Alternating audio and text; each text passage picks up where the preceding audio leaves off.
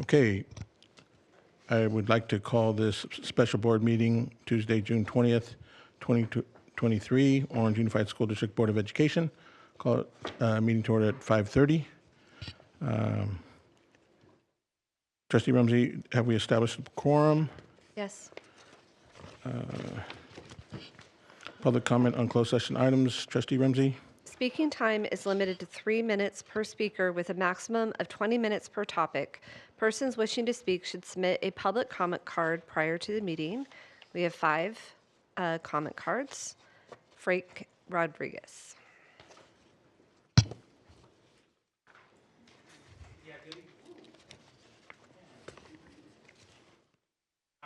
Good evening. So I just want to quickly talk about some of the items that we have on closed session here. One of them is going to be anticipated litigation. So earlier today, we had an announcement made that there's a lawsuit that's been placed on OUSD in regards to students of color being disproportionately disciplined within our district. And this lawsuit has been filed. They did a press conference on this earlier today. Mr. Rodriguez, this is not on the agenda. On a pending litigation, right? No, that's not going to be part of it. Wait, that's not closed session? No. Oh, if it's not closed session, then I can sit down. That's fine. Yeah, okay, thank you, though. Betty Chu.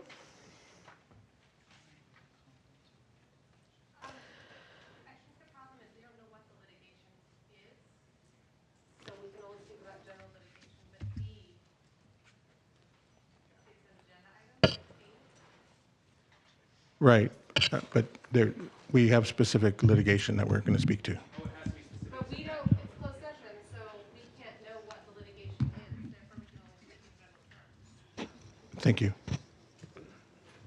Yes. Mr. President, I am also speaking on closed, I thought it was closed item with reference to litigation that was filed yesterday. No, that is much too recent for us to have any background on that to speak to this evening. So could you please then, I was mistaken that it was on agenda item 2B. Could you please just move that on public comment? Excuse me?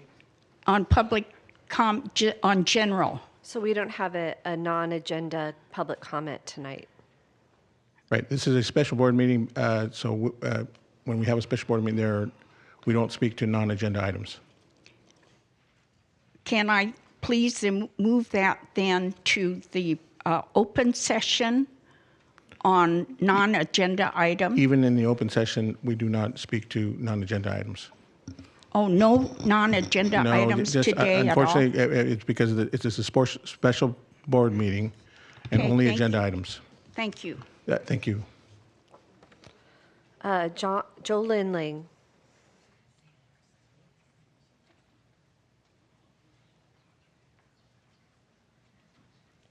Hello, because I don't know the specific litigation that's happening, I'm just going to speak in general about litigation that may or may not happen with the school, because that's the best I can do for closed session. I do know that there are issues in the past with race, and that could open us up to litigation. Excuse me, again, this is not something that we're going to be addressing, Okay. so it's not part of our agenda. So I would just like to say, if we don't want to open up in the future to litigation, this is just talking about litigation in general. Ma'am, but see, that would be non-agenda, and this has not been agendized. But I'm talking about your agenda item litigation. These are not items that are part of that. What you're discussing is not part of this litigation. So is there a way that you can communicate with us what we may or may not talk about? All I can tell you is that we have agenda items under litigation that are within Ed Code as to how we're going to discuss it, and that's why we put it under potential litigation. And what you're going to speak to is not related to that. So it's a non-agenda item. Should I just start guessing, like special ed? Well, we just had two other speakers that, we just had two other speakers. Can I just keep going until I hit what it is that we're talking about? Thank Alex Broussard.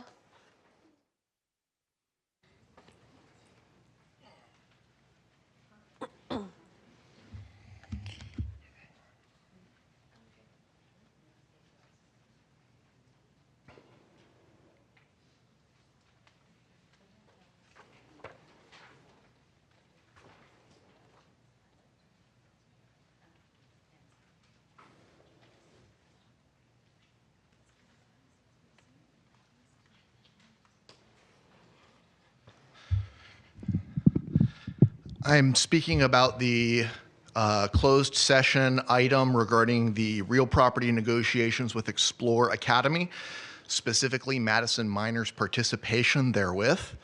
Madison Minor is not here to serve public education interests. She is here to advocate for and implement charter schools that siphon public funds from our classrooms. I've handed each of you a copy of our conflict of interest policy within Orange Unified School District. That conflict of interest policy applies to Madison Minor in terms of the Explore Academy property negotiations. Madison Minor should not be permitted to participate within those negotiations. Charter Public Schools PAC, the last page of the package that I just gave you, donated specifically to Madison Minor.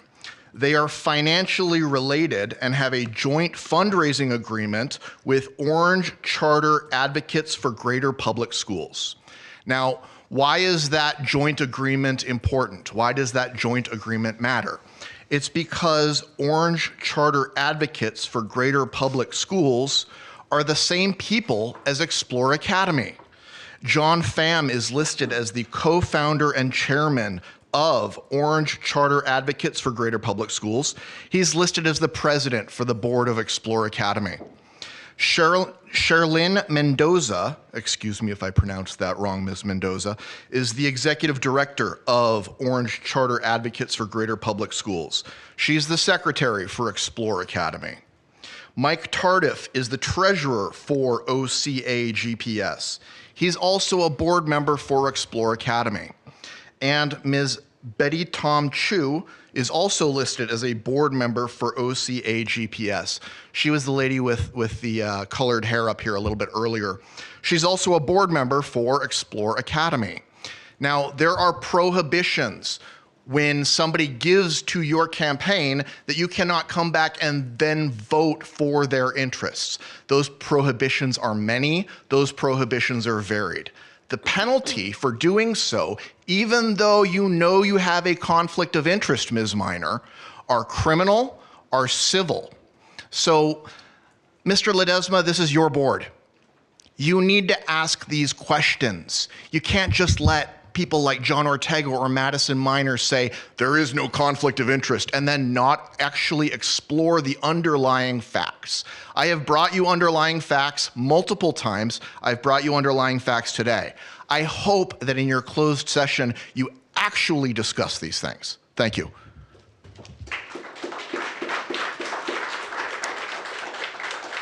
Betty Chu.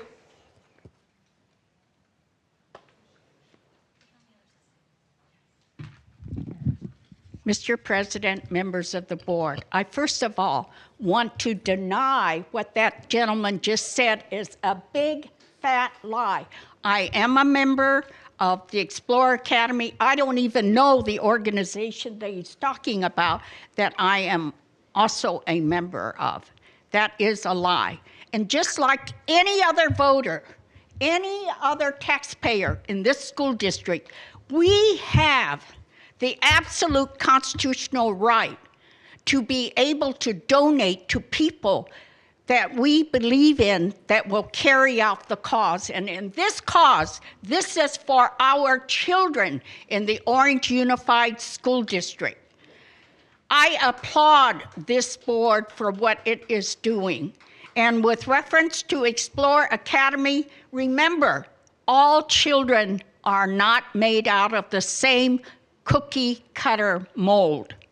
You should be happy with the low statistics that are in some of the Orange County schools, that there will be schools that come up, whether it be named charter school or whatever, that we are able to take students who are marginalized and be able to give them the kind of education to bring them up to the standards that are expected of all students. So I applaud you for putting this on the agenda. I have no conflict of interest in the property that is involved. I have no conflict of interest in any business enterprises or even donation enterprises with either with any member, with no single member of the Board of Education. And yes, I do donate, and I will donate just like some of the others. I am proud to be a supporter of those that will provide education in all different respects for different students that are in this school district. Thank you. That was the last comment card for closed session. Okay, let's adjourn to closed session at 5:41. Thank you.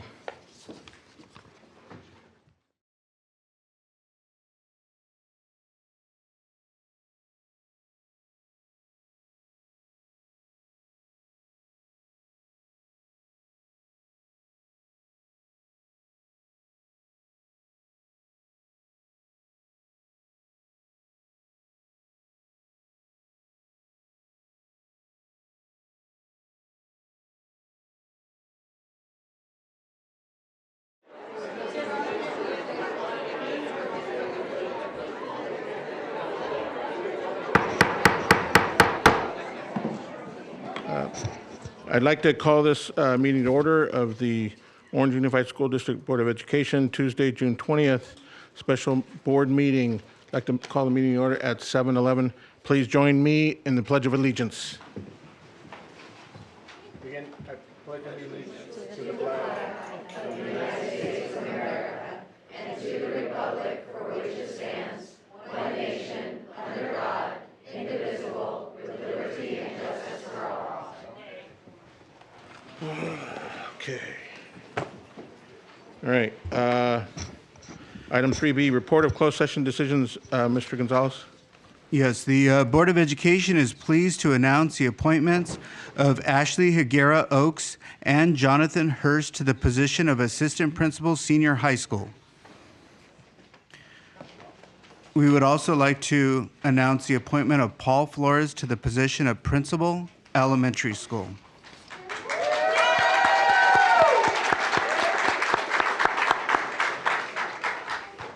In addition, the Board of Education took action in closed session to uphold the recommendation for expulsion on student discipline case 222302. The vote in support of the expulsion was 6-1-0. That concludes the report from closed session. Thank you, Mr. Gonzalez. Okay, item 3C, adoption of the agenda. I'll move it. Hold on, I'd like to pull one agenda item, 10P. That's the LPA contract. I think we're a little bit of a cart before the horse here. I don't think we've established awarding of contracts on this. So I want to take that off the agenda, Mr. Gonzalez. Yeah, staff is fine with that. Okay. Yes. I would like to move a couple items from one section to the other section of the agenda, and can I speak upon that? I think our agenda is pretty tight, and we're doing the board's business in the first section. Well, let me just explain then. Okay. I have concerns about several items on the agenda and the manner that these items have been brought. We have several board policies, and you have bypassed the process in this regard. At a prior meeting, this meeting was scheduled as a special meeting to go over the following agenda items, the budget and the LCAP. We scheduled this meeting because of the reporting requirement deadlines. Now we have a full agenda. It's not, and many items on it are not exigent in nature. So I think we should be more considerate of staff's and parents' time and schedule this meeting far in advance in the future as to not be a burden. We all have to jump through hoops to find a mutually agreeable day, only to find not just the 2 items on the agenda, but 6 action items, and which 4 was not planned, and 4 discussion items. So I would like to speak specifically on item 6D, E, and 7D, board policies, not on the substance, but as to how it was put on the agenda. Our board policy 9310AB sets forth how we adopt new policies. Sorry.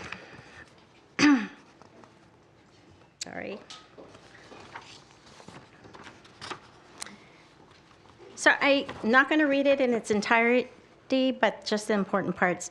The superintendent or designee shall develop and present a draft policy for a first reading at a public board meeting. At a second reading, the board may take action on the proposed policy, and the board may waive the second reading or may require an additional reading if necessary. So in the past, we've always had second readings. Rarely ever do we have only 1 reading unless there was like an emergency. And so I'm not really understanding why we're going out of our usual board policy to do this. My concern here is that you're rushing, that there's no regard to our current existing policy, and it seems to be a pattern of lack of transparency. We did not give ample opportunity for our parents in the community to review these policies, and they have a right to.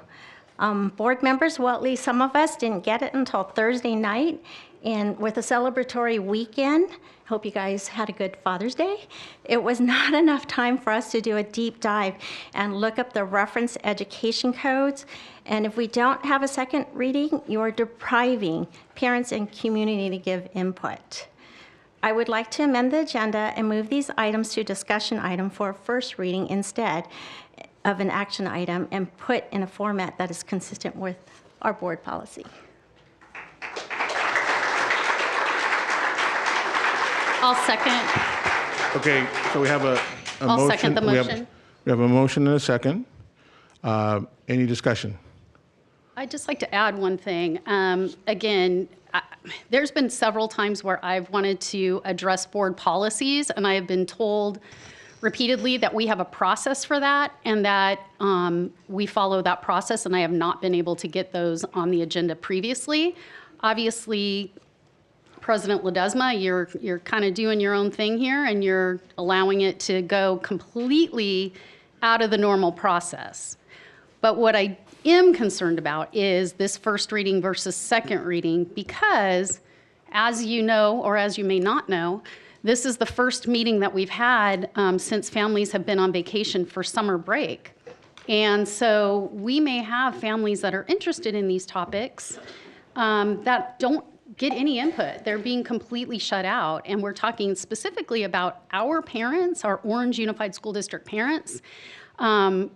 And you're speaking for them when you're passing a Bill of Rights, which I have no problem with, but I do think that people, our parents of Orange Unified, need to have the opportunity to weigh in and see if they want any additional language in there. And I don't think this process provides for that. So I think, as I said, it's the process, it's not the substance, it's just that I think we need to stick with what we do, which is do a first reading and a second reading. And thank you, Trustee Erickson.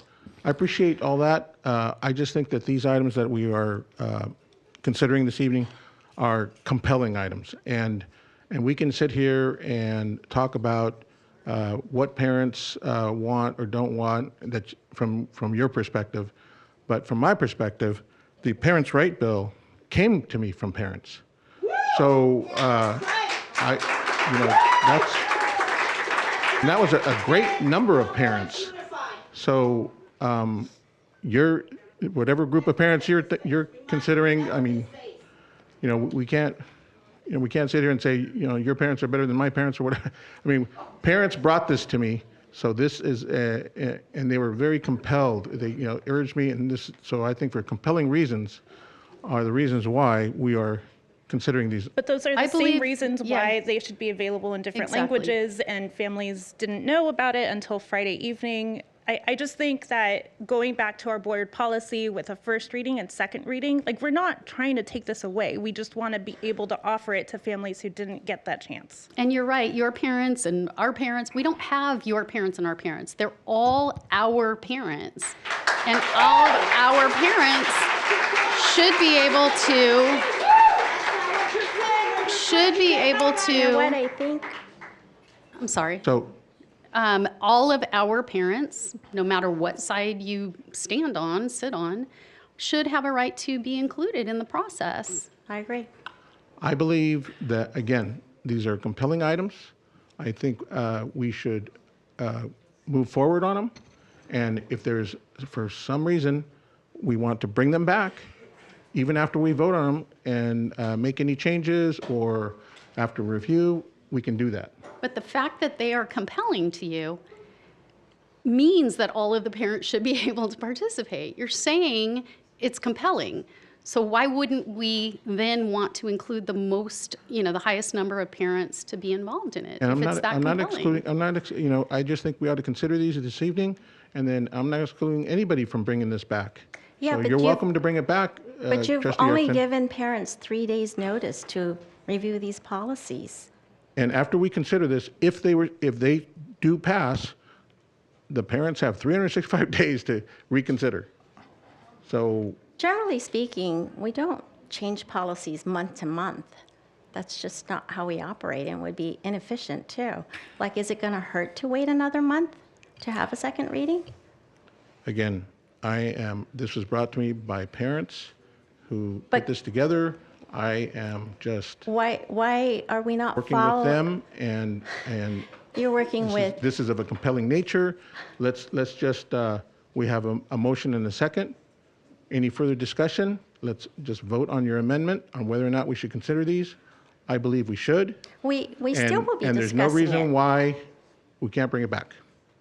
No, we will still be discussing it. Okay? We will just have a second reading. So more parents can weigh in between now and the next meeting. I appreciate that, Trustee Yamasaki. Any further discussion? Okay, we have a motion and a second. We are voting on the amendment. The amendment is to remove these items from the agenda. No. No. To remove the items to discussion item, not an action item tonight. To Okay, move from action to information. okay, to move from action to information, which I believe we should take action. So we have a motion and a second. All those in favor? Aye. Aye. All those opposed? No. Oh, I'm sorry, aye. Sorry. I say no also on the amendment. You said, I Do you want thought to you go said down aye. the, do you want to Let's go- do a roll call. roll call? Karen, can we do a roll call, please?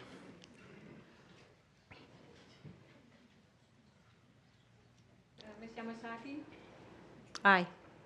Ms. Erickson? Aye. Aye. Mr. Ledesma? No. Mr. Ortega? No. Rumsey? No. Ms. Minor? No.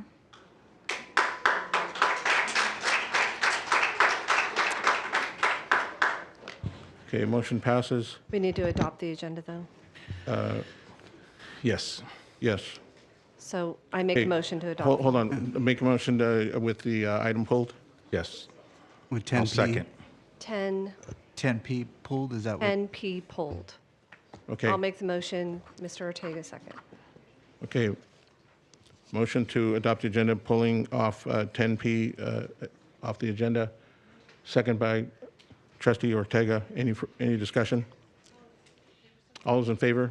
Aye. Aye. No. All those opposed? Got 1, 2. Well, aye with an exception. Obviously, I accept. Okay. I'll vote aye. Is that a yes or no? It's a yes. Okay, motion passes 5-2. Okay, moving forward. Item 4A, Yes. Dr. Miller, Canyon High School Baseball Division IV CAF State Regional Champions.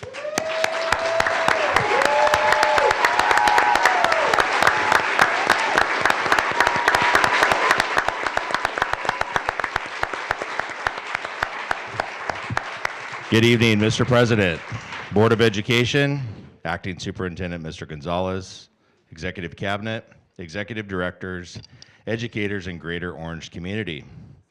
Following the capture of their 4th CIF Southern Section Baseball Championship on May 20, 2023, Canyon High School Baseball earned their first CIF State Regional Baseball Championship on Friday, June 2nd.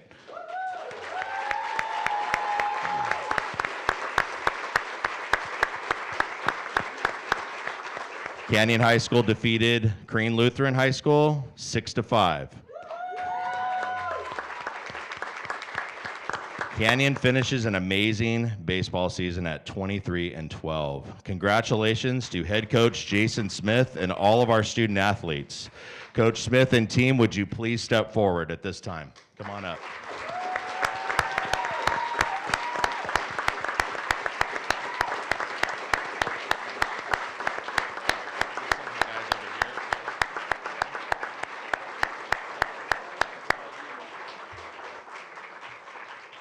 If you guys want to step to the side. So parents, I know exactly. It's okay. I don't mind being in the background. Parents, you're welcome. Please, yes, feel free to step forward and let's take a lot of photos. But congratulations to this great team. What a great achievement.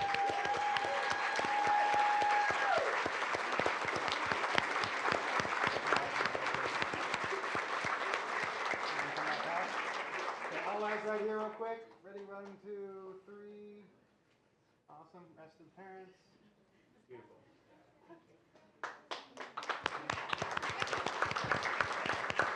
Mr. President, thank you for hosting us. We really appreciate it. Thank you. Thank you very much, gentlemen. Thank you. Great job, guys. Way to represent.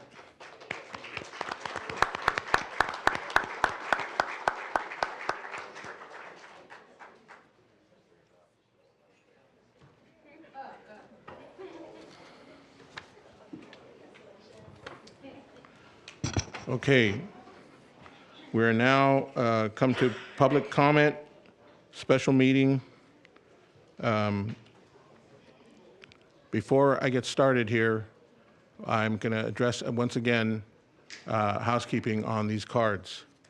We have 2 agenda items, one that has over 30 cards and one that has, I believe, 21 cards. Now, I proposed in the past, so that we're not here till 2 in the morning for the third meeting in a row. I proposed in the past that we were going to stick to our 20-minute only per item, per subject matter. And so for those items that have 30 cards or 20 cards, I'm going to suggest, so that everyone can prepare, I'm going to suggest to my colleagues that we take 1 minute. Each card, the first 20 cards, 1 minute apiece. I think there's one that's 21 cards. We might as well take all 21. If there are cards, if we have 10 cards for an item, those will be 2 minutes per card. So 2-minute speech per card or per speaker to achieve the 20 minutes. If it's anything maybe 9 cards or under, then we can probably do the 3 minutes, even though we'll go over the 20 minutes. But we have to get a handle on this. And so we already have it as a policy of 20 minutes per topic. Now, what I'm proposing, these changes, I have to get consensus from my colleagues. So I want to go board member by board member and see if they agree with this change in terms of per speaker. So 20 cards, 1 minute apiece, 10 cards, 2 minutes apiece, 7 to 9 cards, 3 minutes apiece. Can you Trustee Page? repeat? Yes. Is there one topic that has 30 cards? Is that what you said? One topic has one agenda item has over 30 cards, or at 30 cards, and there's another item that has 21 cards. Then I would just request that we have a 30-minute limit on each item. And that way it just includes everybody. We don't have to worry about it because we're going to be discussing this item later today anyway. But keep it at 1 minute per speaker for 30, have a total 30-minute time period. Okay. Then those 30 cards will take 1 minute And the 20, I think, should still take, I'm not going to 1 try to do minute. this higher math here. It's just going to be, they're all going to be 1 minute. And we'll divvy up anything in between. Does that sound okay? Yes. So the one item that has 30 cards will be 1 minute apiece. And then the item with, and then what item has 30 cards? Let's make sure so folks can adjust their, 6D. there's 6D has 30 D cards. is in dog. So that's going to be 1 minute apiece. And 6E has 21 cards, and so that one will also be That one will be 1 minute. Okay. I believe all the other ones are less than 10. Less than 10, so those will be the 3 the minutes. 3 minutes. Oh, which items? Okay. D, 6D, that's 30 cards, 1 minute apiece. 6E, that's 20 cards, 1 minute apiece. Everything else is going to be probably within the 3 minute. Okay. So, Can I have an Yes. opportunity to just weigh in? sure. Why I don't disagree that we do need to get the business of the board done, because our meetings have been going really late. We appreciate everyone coming to speak. But I just feel that we didn't give public notice that they would only get 1 minute. And I just some people may not be able to adjust on the fly, but I will do whatever the will of the board, but I just want to express my concern and dissatisfaction as to how it was handled. I understand. And two things on this. At some point, we've got to make the change. And first of all, Well- secondly, we are going to be discussing this board bylaw on item, and information item 7D. Right, So yeah. at that point, we'll have to settle on how we're going to move forward. But see, that's what I mean. You have it as an information item, discussion item, and then, but you're already implementing it before we even discussed it. One card. Well, I understand that, but again, this is within the board bylaws, because if we can reach to a consensus, as we just did, that's within our bylaws. Okay. Okay? I just All right. feel bad for the Let's- public. Thank you. Okay, action item 6A, approval, excuse me, I'm sorry. Oh, no, we just went over that, the board comments. Okay, 6A, approval and adoption of the 2021-24 Local Control and Accountability Plan, LCAP, Year 3, and overview of local performance indicators. Mr. Gonzalez. Should I Is there- read the is there a card? guidelines? There is a card, Okay, and I will also read the guidelines. no, because we just went over Okay. we just changed those guidelines. There is a comment card for 6A. Okay, so we'll take the speaker. Catherine Sutherland.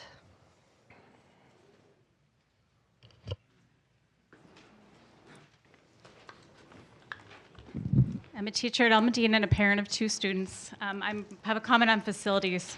I tried to speak at the last meeting too. The 500 building in El Medina was a former science building which had gas lines running through the walls and the floors to the lab tables. I was moved there in March to await a remodel. 5 teachers smelled gas on multiple occasions. The district came out repeatedly to cap off some of the lines.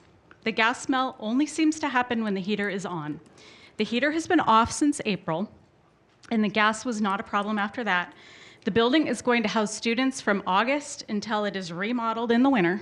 So I'm asking you to turn on the heater this summer when we don't have any students in the building and test the gas. Excuse me, ma'am, how does this relate to the LCAP? Can you? It's a tie it in? facilities issue, and I tried to, I mean, I think this is important. We have a gas leak in I a building agree. with students, and It's it's a just, this is a facilities. special meeting, and we got to stick to the agenda. I'll be short. So please, The last please thing I'll tie it say- into the LCAP. Yeah, it's facilities. right. I understand. I think we should fund the facilities. The 500 building currently houses dance, graphic design, ceramics, ASB, special education, engineering, photography, and art. So students in any of those classes are affected. I just want to let parents know for next year. Again, just to reiterate, it's a facilities thing, so I just was hoping that you would put some money into facilities. That's it. Thank you.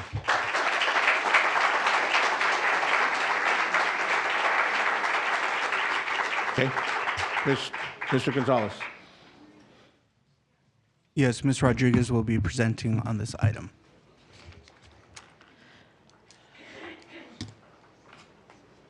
Okay. Good evening, Board President Ledesma, esteemed board members, our executive cabinet, our district staff, and our engaged community members for being here tonight.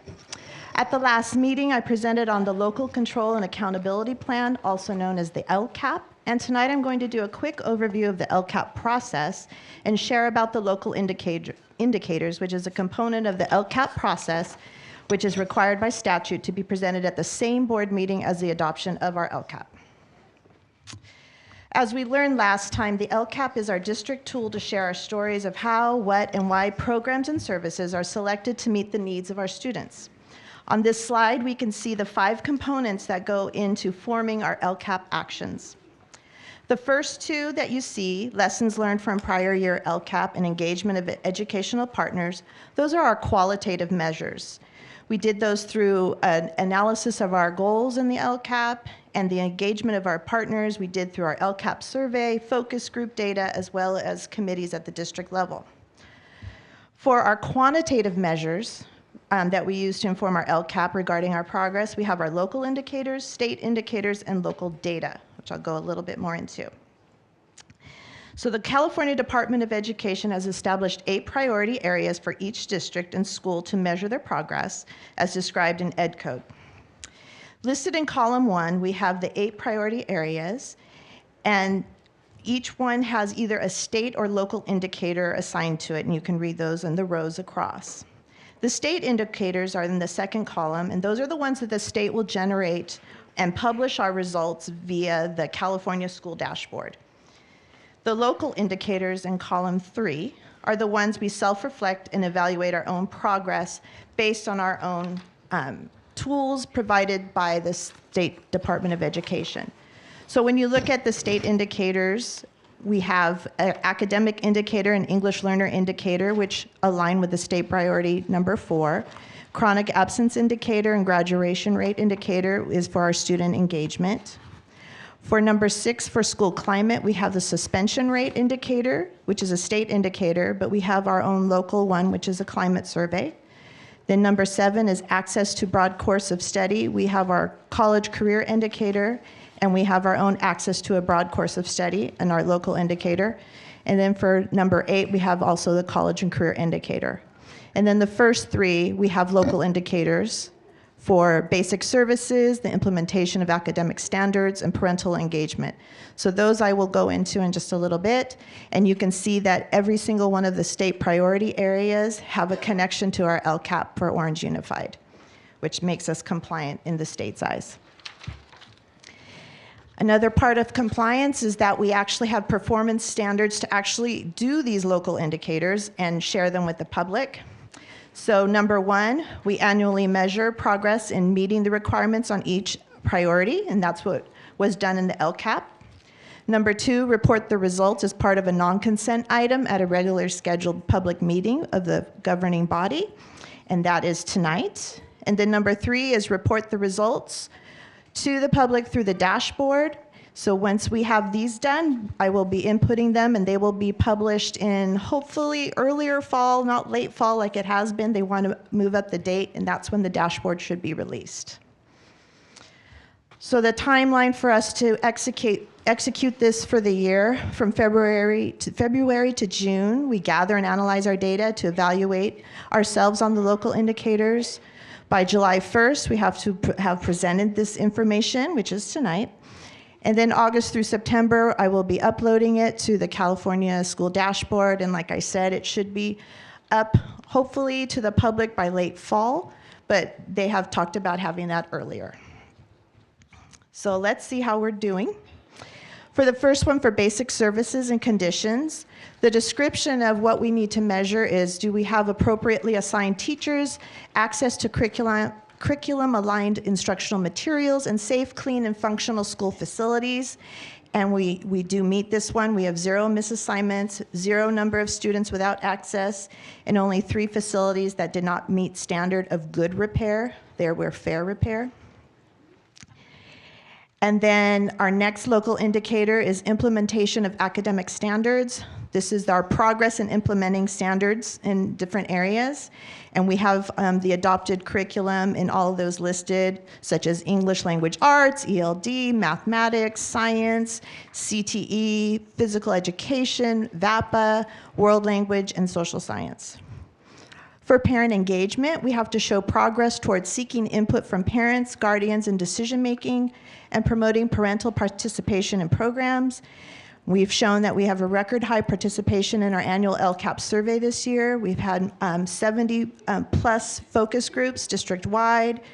Our post-COVID parent participation is up at all sites as measured by attendance at site events, parent education workshops, and meetings. So in our own self-reflection, we have met those 3 areas. For local climate survey, we have the administration of a local climate survey.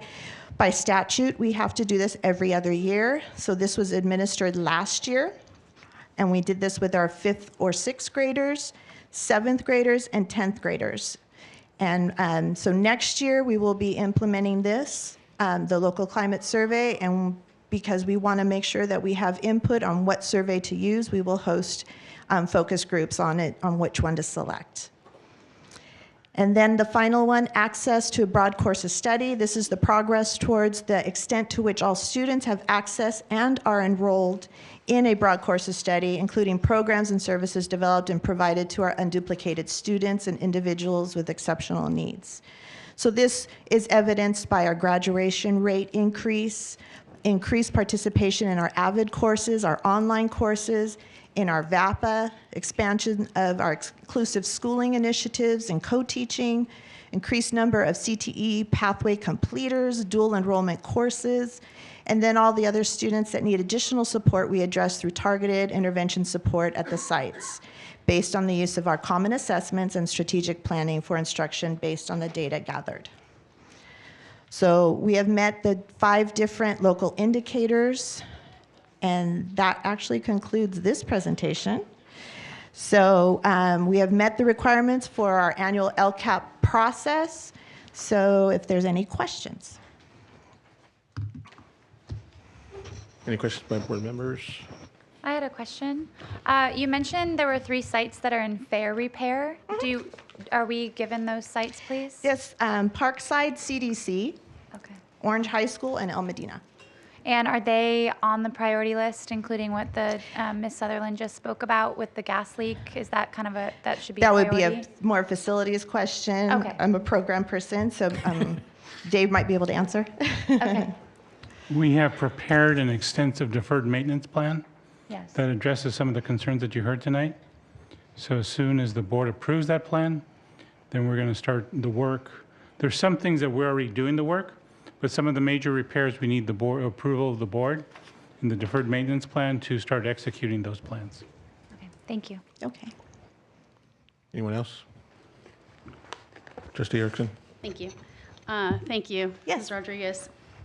Just for members of the public, in case you are not aware of really what the LCAP is and what it entails, it's really our opportunity to create, this is an equity-based document, right, to ensure that our students are receiving everything that they need. But it's also our opportunity to hear directly from parents and students and staff.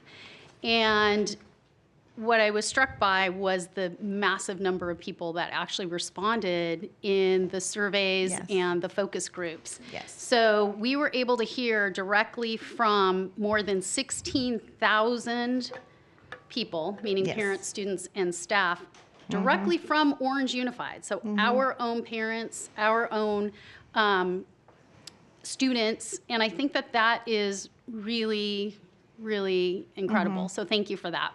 You're That's welcome. actually double what we had last year, right?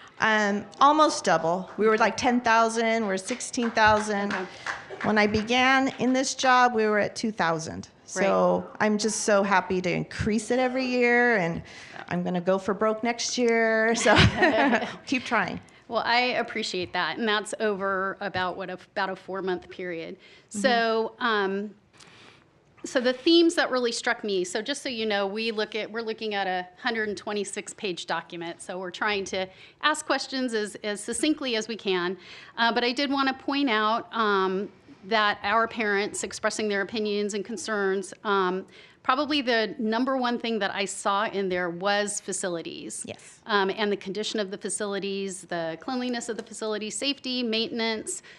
So I do think that that is something in the LCAP that we really need to focus on, because that in every category, that was something that was mentioned.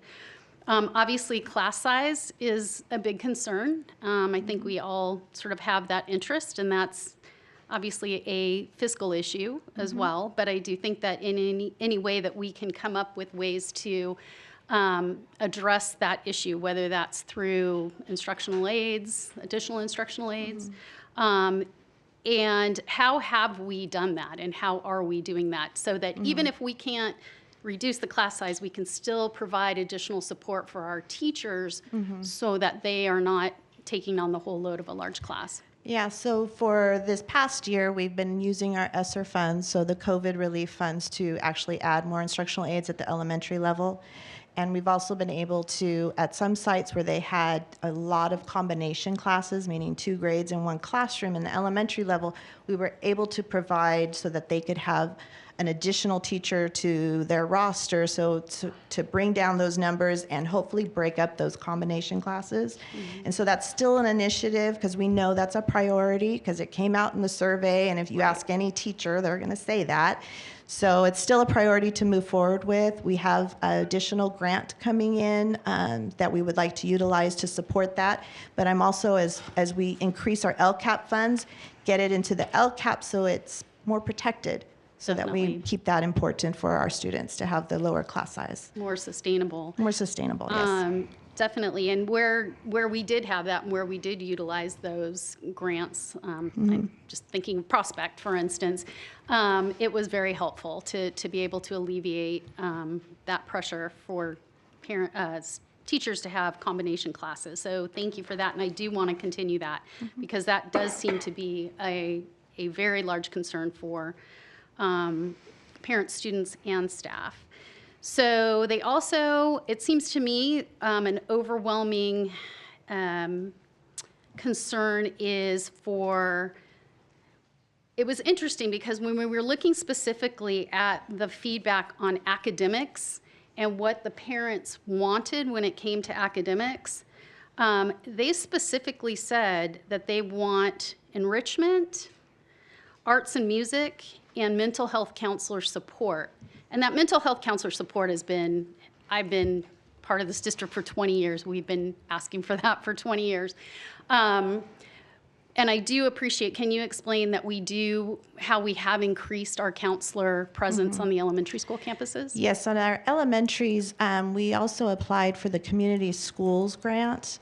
And with that, we were able to get 11 of our schools funded, which included adding a full-time mental health counselor for those schools, which is great because then it alleviated the other sites from sharing. So I think we're down to, if we get 3 more, everyone will have a solid 1 counselor at their site and no counselor has to share sites. So we're really close to our goal. So.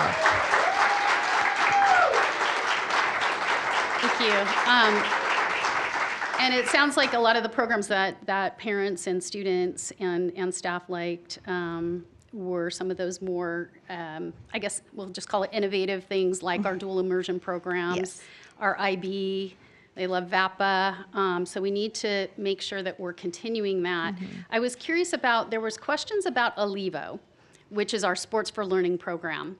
And for the most part, it had really good positive reviews. There was some issue when it came to, I guess, discipline or something within the program. But we're not continuing that program. Do we have plans for a sort of substitute program or something that we're going to do to replace the Alivo? Right now, no, we do not. The idea was to try to imitate the idea of what it does to provide that time for the kids to really focus on physical education. And we would love to give more release time for our teachers, for the collaboration, because we know through collaboration, we get better learning and instruction. So, but right now we are not doing anything with replacing it. So we're gonna have to take a step back and look and see what we can do. Okay, are we planning on doing that, Mr. Abercrombie? I know that you mentioned that we were going to be trying to bring that in-house. Yes, we're exploring options for staffing and costing some of that out, as well as try to do it in some smaller pods of schools if we can't do it district-wide. Okay. Okay, thank you. Obviously, when it comes to a lot of these things that parents like, I mean, I do have some concerns because we have lost a lot of administrators. The most, I guess, significant in terms of these special programs being Joe Irvin. So he was the Director of Innovation and Excellence. But we also lost a couple of our dual immersion principals, our AVID school model school principal, our model continuation high school principal, our Canyon Hills principal. So a lot of those administrators really handled a lot of those specialized programs. So I have a little bit of concern moving forward because we do have this in the LCAP and this is what parents like. How are we ensuring that those programs are going to be sustainable and are going to keep moving forward and that we don't lose them like we've kind of lost Alivo? I want to make sure that we're continuing with those really innovative programs. Well, our director team is small but mighty, so we're really going to focus on this because we know it makes a difference. That's our vision, is just to keep moving forward. No matter who's on board, we're going to keep hiring and trying to bring in those to fill those positions that are a great fit. But then we'll keep moving it forward. We're not going to go backwards. All right, I only have one other thing, and that is in the survey of secondary students, it said that only 58%, so when we were talking about elementary school, elementary kids feel great, they feel fine, they feel secure, like 90%. But at the secondary level, only 58% of the students said they felt safe at school. And that is a big concern for me. And it seems to me that the other piece of that is they're not happy with the inconsistent enforcement of discipline policies and feeling a lack of respect and value at school. And 56% and 51% said that. I really want to make sure that we can drill down on what it is that they're feeling because there's a difference if you're afraid of something from the outside of school, or are you uncomfortable with something that's happening on the inside.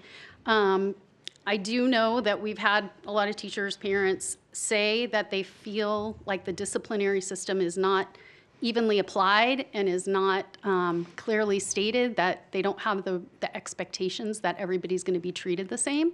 And I do think that that's something we need to be really cognizant of, because that is a huge campus climate issue.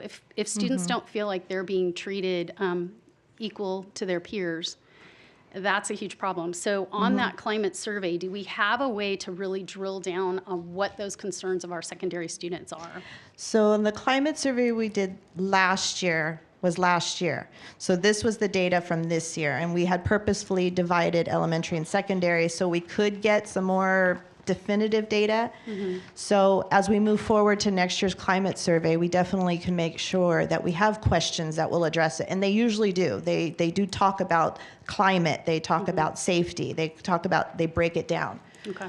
But I gave, all the directors have had access to this, and I know Mr. Angel's already looked at this data, and he's starting to look into what schools and trying to drill down further, because he's been working with the safety task force to make sure that we have some consistent planning across the district to make sure we are addressing these needs. I also really think that we need to create and provide professional development when it comes to current disciplinary standards, and to really make sure that everybody is on the same page, because we should never have something that's unpredictable, ever. And so I do think professional development in that area would be really beneficial and could potentially really help this issue. So, Yes. thank you. That's Thank all I you. have.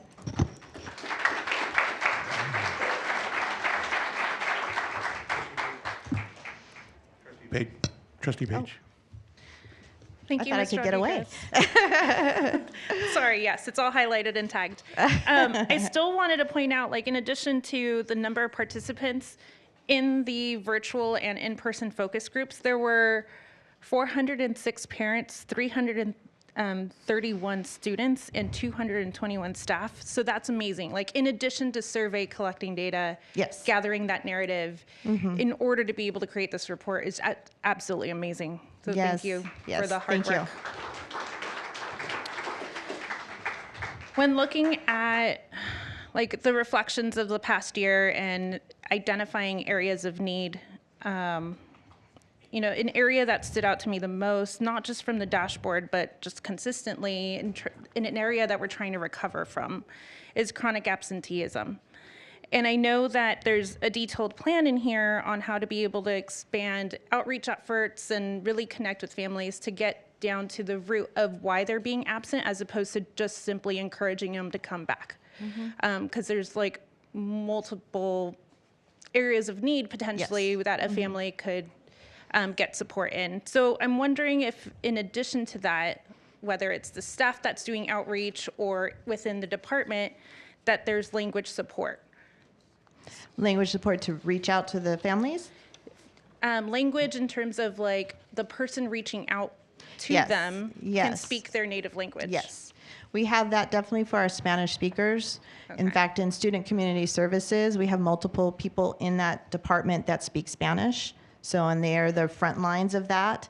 But also at, I would say, a majority of our schools, it's not 100%, but a majority of our schools do have someone in their front office that is available to speak in a language they can understand.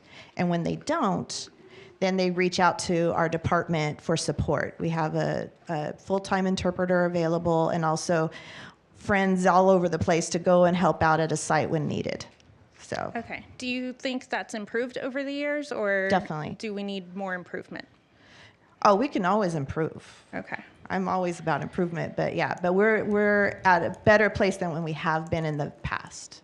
Each year it gets better. Okay, that's good to hear. The other area also talks about collaboration with families and parents in order to provide a quality program for multilingual learners, as well as offering additional like family engagement. So I know I've had some discussion with some of your team or with our leadership staff about the different tiers of family engagement. And so for example, first tier just being one way, the district sends out the weekly messenger and families have access to knowing what's happening on campus, or potentially, because who knows if they have access to email, right? Right. Then the next tier is two-way, and then ultimately the top tier is that the family has a seat at the table making decisions together with their school site or the district or what have you. How can we continue to improve that engagement with families? So I know there's a plan in here, but there's definitely barriers to a lot of families being able to participate, not just language. So if we were to survey our families, I'm pretty sure the number one reason why they can't make it out in an evening or during the day is their like work schedule. And if it's not their work schedule, then it's also having babysitters.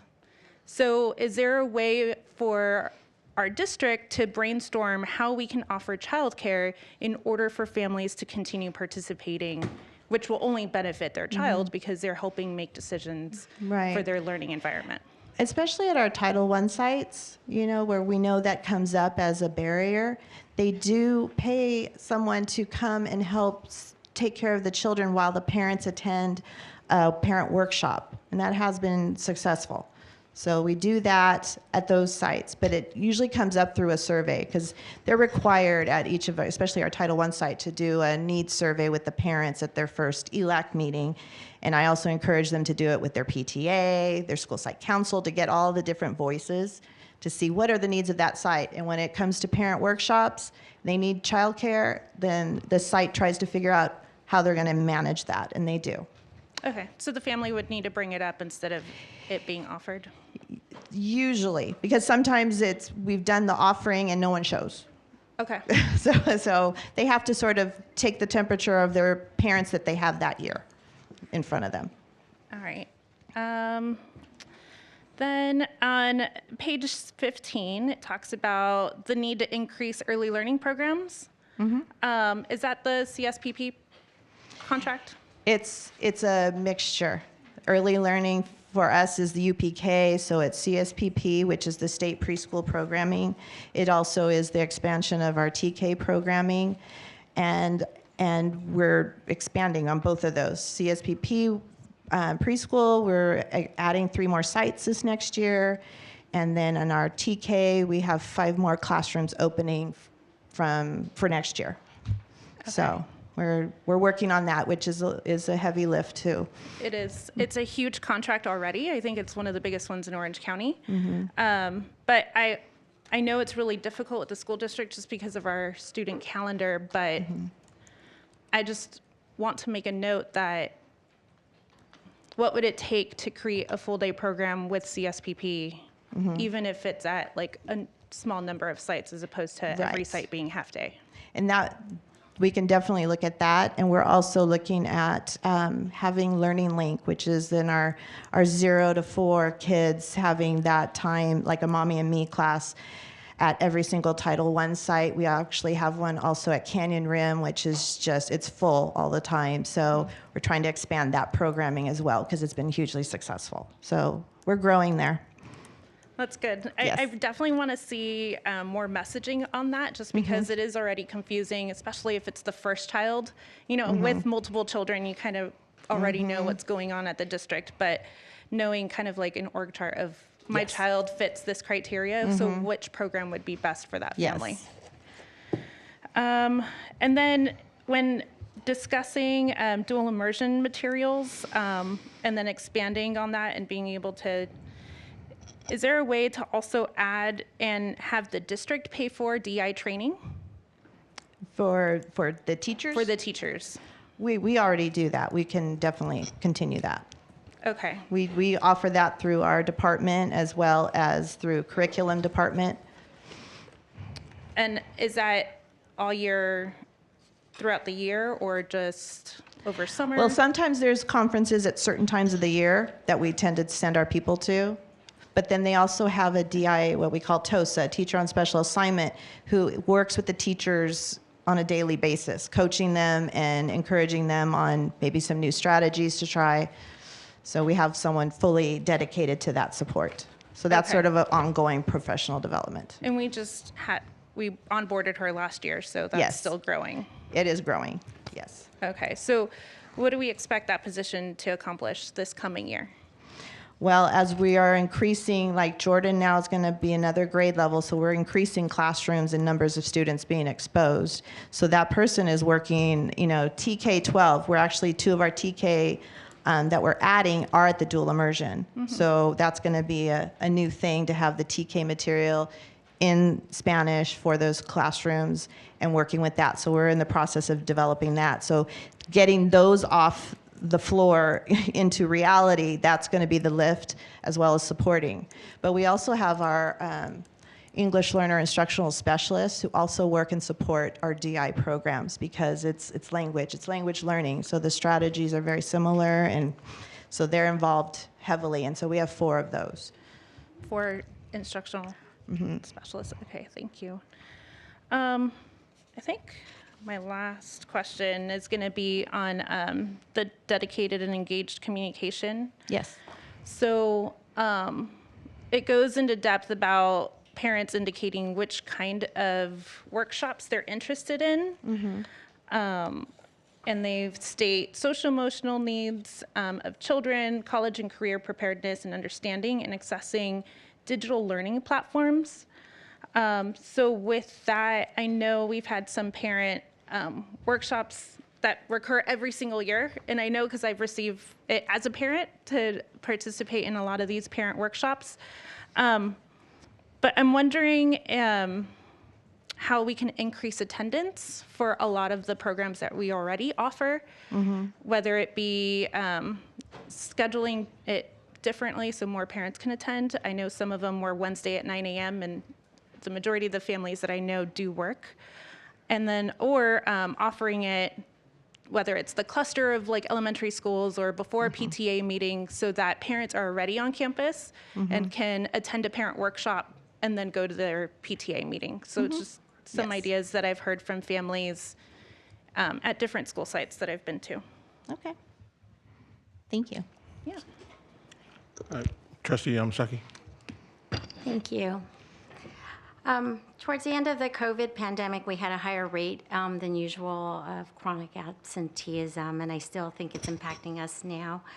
I'm happy to see in the LCAP that absenteeism is being addressed, home visits, plans for success, software. I appreciate Trustee Page's comments about finding the root cause. Recently, I met with Dr. Christina Lynn and Chris Keeler in our Education Technology Department, and I want to thank them for sharing with me one of the concrete examples, and it's very innovative, to mitigate chronic absenteeism. They created a program at the middle schools to attract kids to schools in the morning by giving them an opportunity to participate in an e-sport program. And I thought that was a wonderful idea. They got there early, they stayed, and they, once they're there, they're there. They don't, you know. Exactly, yeah. So I thought that was a great program, and can you tell me like how much participation, do you know offhand? That I don't know. I just know it was very successful, like a full room. There was just a lot of kids. And we're doing similar things at different sites with the ELOP funds, because we can offer programming before school. And so like West Orange, I'm just thinking off the top of my head, was offering chess. So kids were there at 7 in the morning playing chess. Yeah. So we can utilize those funds to pull the kids in. So and the ELOP should also help with that engagement, even if it's something after school. Because they'll want to come to school so that they can participate. Well, I think the key is always to have the kids be engaged and wanting to come. One of the top priorities, as parents indicated, is increased safety protocols. And I think that falls under our genuine wellness and safety. I would like the public to know that we'll be offering lockdown trainings for our school personnel at the beginning of the school year to help address the concerns. Every member of our personnel will be trained. So. Okay, great. I'm glad to hear that. Then the other thing I have to add is I was reading here under excellence in academics and leaderships that 53% of the high school students who took the survey indicated that they plan to go to college. And I was wondering if we can add more supports for students that plan to go to college, because one of the things that I've been hearing is college counseling is lacking.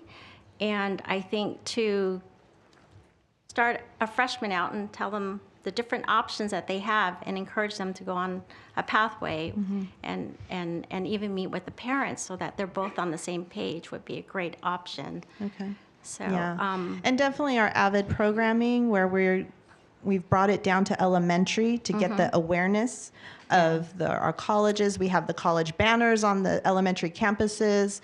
We have the students come from the different colleges, or the students actually go visit colleges in elementary. So we're trying to get that mindset as early as possible. So that the it's mindset attainable. to go to college, but what I would like to see is like better implementation of how kids get information, because I think it's daunting for a lot of kids. I was participating in a scholarship panel, and one of the students had a 4.7, but she thought she could only go to a community college because that's all they could afford. So she didn't really fully understand all of our options. And so I would like to see counselors more engaged with students like that, so that they can give that student who earned a 4.7 opportunity to apply for scholarships and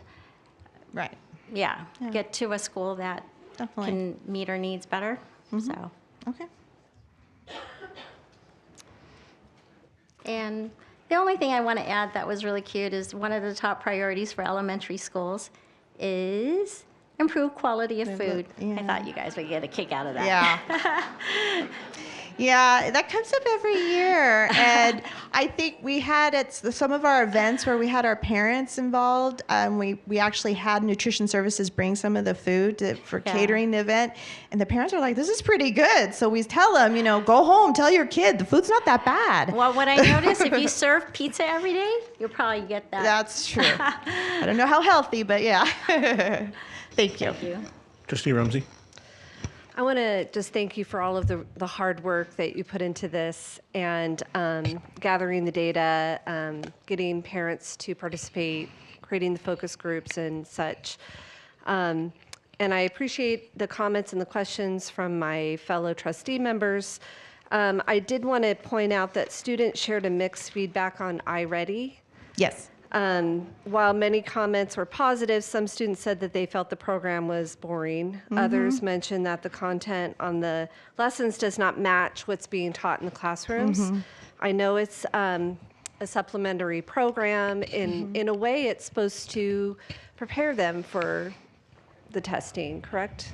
Yeah, there's a strong alignment of how they do on iReady as compared to how they'll project on the state testing. So there's a strong alignment.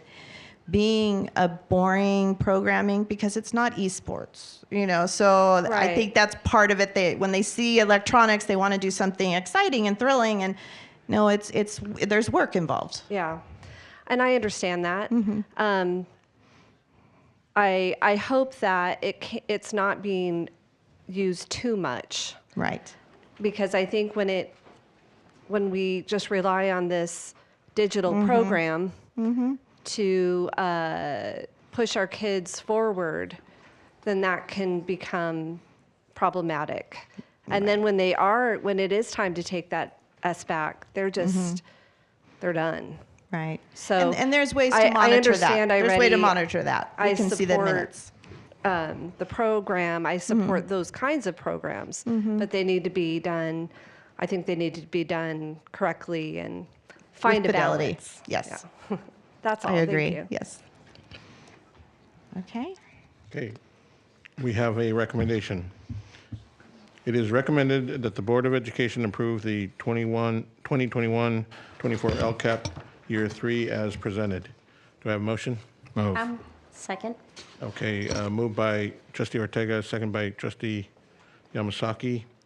Any further discussion? Hearing none. All those in favor? Aye. All those opposed? Motion passes 7-0.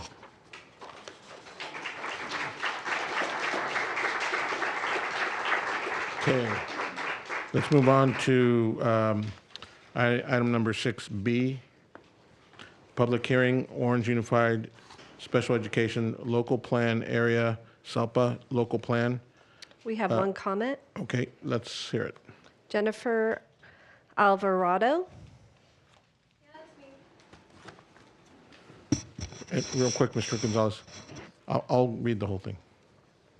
I have 3 minutes. Yes. Hello. I hope you find yourselves well.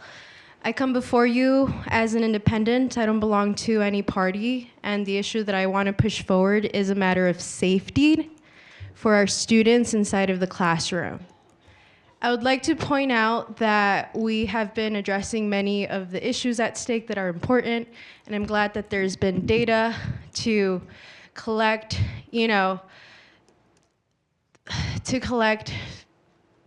tools to implement into solutions. So I'm proposing a change within the structure as far as how students enter classrooms. I believe that there should be metal detectors in place so that we do not find any guns on school grounds. And this is a form of special education, sticking with 6B. And Miss, is this related to special education? in some ways it is. Okay, if you can you So please tie it special in? education with law enforcement, I think we could incorporate local law enforcement within our public schools, and they could also help fill in some of the gaps that we see in addressing chronic absentee on school grounds. how do you expect students to show up if they do not feel safe on school grounds? If they're not safe at home, and if they're not safe on school grounds, where do you think they're going to go? This is not related to special education. I think that we need to prioritize the safety and the well-being of students, and this is a nonpartisan issue, and if we do not act, we are complicit bystanders to mass school shootings, period. And I have a letter that I've written for you all, so thank you for your time. Let me explain something to you. Because this is a special meeting, it's very definitive as to what we can speak to. But I invite you to come to one of our regular meetings and give this speech again. Okay, July 24th. Can I distribute this to you guys? Sure. Thank you. Okay. The California Department of Education requires each special education local plan area, SELPA, to submit their local plan to their Board of Education for approval and adoption. Our district plan supports programs and services for our students with disabilities. We're opening the public hearing on the local plan for the 2023-2024 school year. So, at this time, I will close the regular meeting and open the public hearing at 8:16. Are there any speakers wishing to address the board regarding the Orange Unified Special Education Local Plan Area, SELPA Local Plan? You don't have to have filled out a blue card or anything. Any citizen can come up and speak to it. Okay. I will now close the public hearing and reopen the regular board meeting of education, Board of Education meeting at 8:17. Okay. It is recommended that the Board of Education adopt the 2023-2024 Special Education Local Plan, SELPA Local Plan. Is there a motion? I'll move it. Moved by Trustee Yamasaki, Second? seconded by Trustee Minor. Any discussion? All those in favor? Aye. Aye. Aye. All those opposed? Motion passes 7-0. Okay. Real quick, just quick order, Mr. Ledesma. Yes. For Mr. Gonzalez, would that have been the appropriate time I should have asked sooner for special ed conversations we've been having about kind of a reorganization and looking at different. Yes, those elements would be included in a plan like this, but more specifically to your point, Educational Services has been in discussion about a reorg, and that includes the Special Education Department. So the Special Education Department has some proposals about reorganization within that plan, which we hope to bring forward to the board at a meeting in the Subsequent future. meeting. Okay, thank you.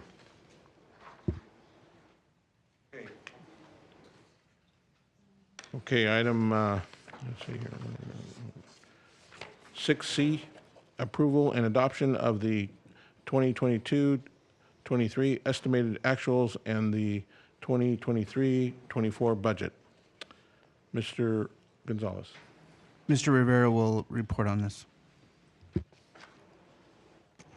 President Ledesma, distinguished board members, and the Orange community. At the last meeting, we presented to you a detailed budget report presentation on our proposed budget for the 23-24 year, along with our projected fund balances for the current year of 22-23. We do not have any updates to that budget. We're waiting for the Budget Act to be adopted by the state, and then we will bring back to you in what's called the 45-day revise any revisions to the budget. One revision that we know about, or that likely will happen, is that we built in an 8.13% cost of living adjustment. And the cost of living adjustment that's being proposed in legislation now is 8.22. So nearly 0.1% difference. So we will bring, that's an example of something we would bring back to you in our 45-day revised report. One question, Mr. Rivera. When do you anticipate, or when have you been told that the state will approve their budget? We're hearing Ballpark. that we're hearing that they're going to approve the budget like the last week of June. So the 45-day revise, that we will be bringing that information back to you at the August board meeting. But I'm hearing that it won't be a solid budget until October? Well, September, October? What you're referring to is that the delinquent tax returns that are going to be filed, because the state has extended them. Well, it's delayed. As a result of all the floods and fires that we've been having in the state, so that it's been extended until October. So the state's not going to have a good picture of their finances until probably November. I'm referring to that as the November revise, because generally we find that information out in May. So there's going to be a budget, which is similar to what we've heard, with some minor revisions. But the true impact of the state and what this financial position of the state, we probably will not know until November and December, when the governor starts talking about the proposals for the new year. Thank you. Any other questions? Yeah, that was going to be my address. So this so-called state budget is going to be on basically assumptions until what you just mentioned, till basically November.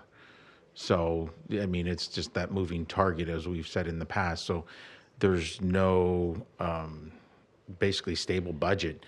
I mean, as of right now, and it's probably increasing, we're $32 billion in the hole. So how is the state going to address that if it's, and I still want to know, how are they going to address the so-called 8+ cost of living? When they're 32 billion in the hole and they're looking at other areas to cut in that sense. So if they're in the cutting, how are they gonna? So it's just that wording and wordsmithing and not feeling comfortable with moving forward with anything at this juncture, because we don't know. We have no idea. Districts have been making cuts even prior to this because they didn't plan for such a future. So fortunately we have, but again, that's the caveat I have is, looking at this moving target. We don't know literally until November because of the delay in filing of taxes. So there's some things, you're absolutely right. There's some things that we don't know, but there's some things that we do know that we have control over. What you heard today about increasing our attendance percentage, because that is a factor in our formulas. Mm-hmm. So everything that we do have control over, and we've been talking about, the business office has been collaborating with Ed Services as to those strategies of what we're going to put in place, so that way we can increase our attendance and get the attendance percentages back to where it was pre-COVID. So much of the things that you're bringing up, you're exactly right. It's a wait and see situation, but we're taking some precautionary steps in looking at our master plan, looking at our multi-year projections as to the best and worst case scenarios. And I think that we're well positioned to what may happen, but I think we don't take things for granted, and we keep looking at the future of some things that we could be implementing, taking advantage of. COVID funds are being expired next year, at the end of next year. So there's things that we have to identify as priorities and how we're going to fund these things. So this coming year is going to be probably one of the most important years that the district has had since the implementation of LCFF. Right. Simply because of what we're dealing with, some that's not within our control. Thank you. Okay, thank you, Mr. Rivera. Okay, we have a recommendation. It is recommended that the Board of Education approve and adopt the 2022-23 estimated actuals and 2023-24 proposed budget as presented. Do you have a motion? I'll move it. I'll second it. Moved by trustee Erickson, seconded by trustee Minor. Any discussion, further discussion? All those in favor? Aye. All those opposed? Motion passes 7-0. Okay, on to 6D. We have cards. This is the one where there's 30 cards, 1 minute speaking time. And what we've done in the past, Trustee Rumsey will read the first speaker, and then she will also read the second card, which is the second speaker, and we would like the second speaker to kind of be on deck just to one side, so that way we cut down on the travel time and waiting. Thank you. First speaker is Frank Rodriguez. On deck is Jolyn Ling.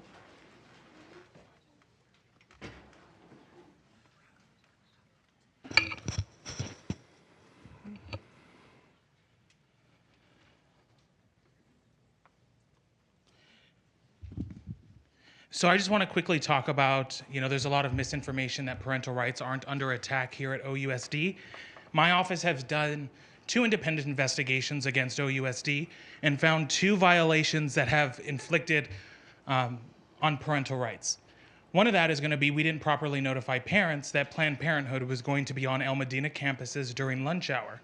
That's violating parental notification rights. As someone who had someone in this district, which none of you knew, for his safety, my brother just graduated from El Medina. That was his campus.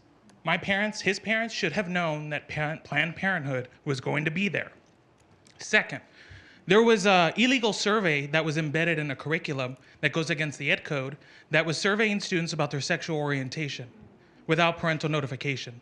I've released these on my page, Info Savage, so all the parents can see, but parental rights are under attack here at OUSD, so thank you for go ahead and putting forward a Bill of Rights.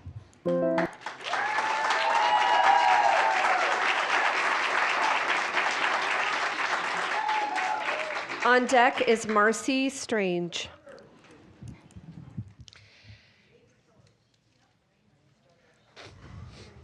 So I find it interesting that the Parents' Bill of Rights is up here because almost everything that's in this is already available or done. So I don't know if this is a stunt that's not even well done because it's not research that you can do all of this. You have access to materials. You have access to everything. If there's something you have a problem with, deal with it, come to the school, complain about it. It's already there. Now, what worries me is what was just said, because that wasn't in the Parents' Bill of Rights to stop things like that necessarily.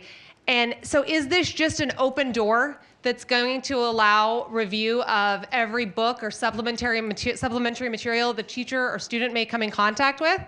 Is this a way to go through the library, to go through the classroom and remove anything that an arbitrary person deems as offensive?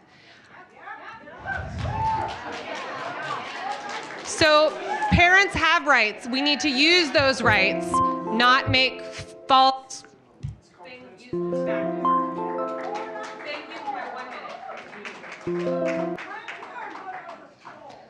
On deck is Joette. Please, folks, right we have now- somebody ready to speak. Please. Please, Calm down. please settle down. He hit somebody. He hit the person. Okay. Okay.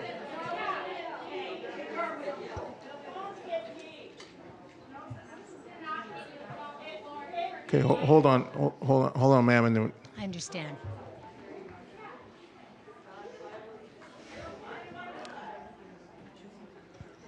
okay, I think we have security taking care of it. You are Marcy Strange. Okay, on deck is Joette. Parents' rights. Have you received Governor Newsom's letter yet? He wants you to take away rights of students, parents, taxpayers, and school board trustees regarding curriculums at the local level. Then hand it over to the State Board of Education to remove or amend classroom curriculums. No, thank you. Instead, vote for Parents' Bill of Rights. Newsom's letter is based upon AB 1078 by Corey Johnson that did not pass. It is not law. Let us remind you that as elected officials, we the people vote for trustees to represent parents and students, no one else. 9 months ago, parents began creating an administrative nightmare by transferring their children out of activist teachers and their curriculums to more traditional teachers within the district. We can do this again and again. It's building traction. Thank you.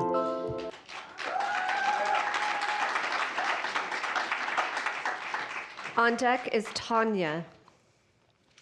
The best advocate for a child are his parents, and any attempt to silence or separate parent and child communication is an attempt to break up the family and is nothing less than child abuse.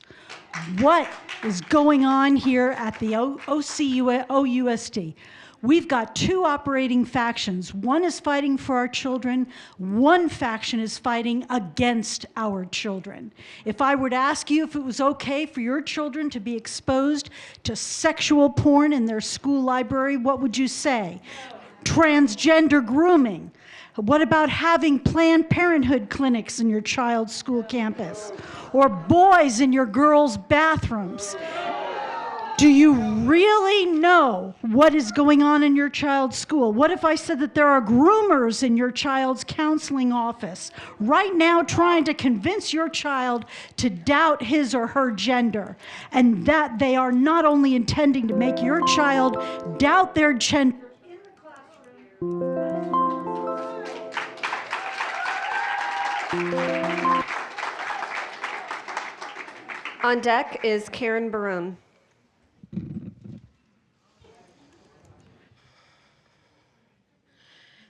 In support of the Parent Rights Bill, I wanted to bring to the board's attention yet another sexually violent book available in our schools' libraries that details the explicit rape of an 11-year-old child by her father in the book titled The Bluest Eye, which is currently checked out at Elmo. I've heard parents say they have a parental right to have their child to expose to this material, that they don't want to shelter them. Do you know who else wanted to read this material to me as a child? My uncle, just before he would molest me. Parents, let this be a warning. You cannot unsee, unhear, unsmell, and unfeel or untaste what happens to you when you're sexually violated. Normalizing sexual violence is not a parental right. To those who continue to pervert the truth by calling this book banning, I want to remind them of California Penal Codes 311, 311.1, 311.3, and California Education Code 48907, which says that having obscene sexual content is the sexual exploitation of a child. This is not about book banning. This is not about against any kind of community. I asked the board to pass the Parental Bill of Rights bill and then put forth a resolution on the agenda. Thank you.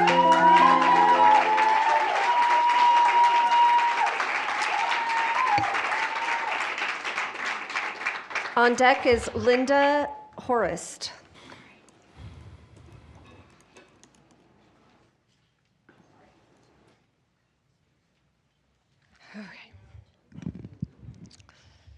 Good evening, my name is Karen Barone. I'm a parent of 2 OUSD students, have been a teacher in OUSD for the past 23 years, and I'm the proud vice president of OUEA. Almost all the items listed on the proposed Parents' Bill of Rights are part of EDCO, State Department of Education requirements, and just good policy that OUSD has been doing all along. I don't understand the creation of this document unless it's for political theater, which is what I suspect it is. There is one particular item that I would like to address because of its complex nature. All schools will make all supplementary materials used in the classroom available for public review. There are times when adopted textbooks don't adequately address the standards we are to teach, and what do good, well-trained, and highly educated teachers do when this happens? We pull from our repertoire of resources to help our students learn and understand content. Good teaching is pivoting at the drop of a hat to meet students where they are and often requires the use of supplementary resources.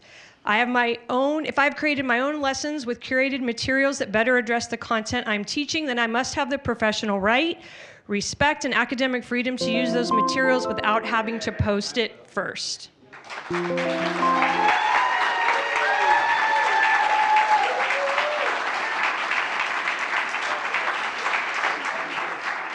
On deck is Rosa Otero. I'm extremely disappointed regarding the lack of notice to cut my time down, so I'm going to save my full comments for another time. My name is Linda Horst. I live in Orange Unified. My 3 kids are grads, and I retired 2 years ago after teaching in the district for 23 years. Among those years, I represented the district as California Teacher of the Year. Regarding the Parents' Bill of Rights, I stand absolutely firm behind each and every piece of curriculum. I taught the hundreds of students that I still consider part of my classroom family. I urge you to sign a petition to vote for this recall, and if you need one, I've got them right here.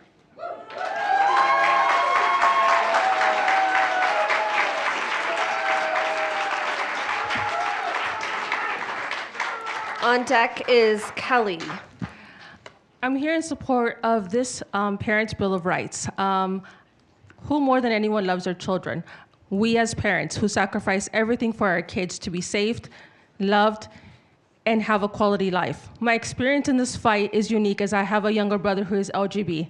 Growing up and he being gay, trans, and bisexual, we as a very conservative Christian household always supported him. We as a family always supported him even though we believed against what he believed. We as a family, we as parents need to be part of this conversation. Nobody else is going to love your children more than us parents. We carried these children for 9 months. We've sacrificed everything for them. So we do believe, whether it's you think it's theater, we need to have some Bill of Rights for parents, because as the state continues to erode our rights, we need to have somebody to stand up for us as parents and us to stand up for the children. So we believe that this Bill of Rights is going to give us the opportunity for us to move forward in our fight to protect our children.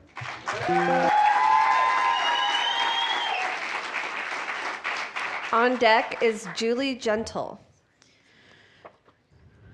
Hi, I'm here to support the Parent Bill of Rights proposed by the board.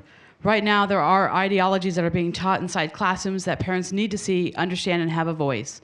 When it comes to public education, parents have certain rights and expectations to ensure that the well-being and the success of their children.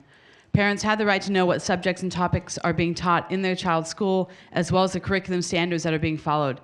This includes information about textbooks, teaching methods, and any major changes in the curriculum. Parents should be informed about their academic progress, including regular updates on grades, test scores, and assessments. They should have access to this at all times. This helps parents understand their child's strengths and weaknesses and enables them to support appropriate support. Parents have the right to know how their child's personal information is collected, stored, and used by the schools. This is one of the most important parts of this policy. Schools should have the policy in place to protect child's privacy and should communicate with these parents as well. I think it's the utmost importance that we all understand the rights of their public education. Thank you for your hard work on this bill.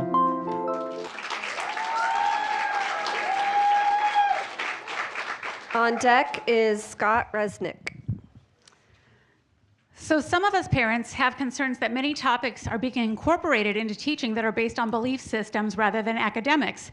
This serves to alienate a huge group of us parents. To that end, I am requesting a Parents' Bill of Rights, which is easily accessible and thorough.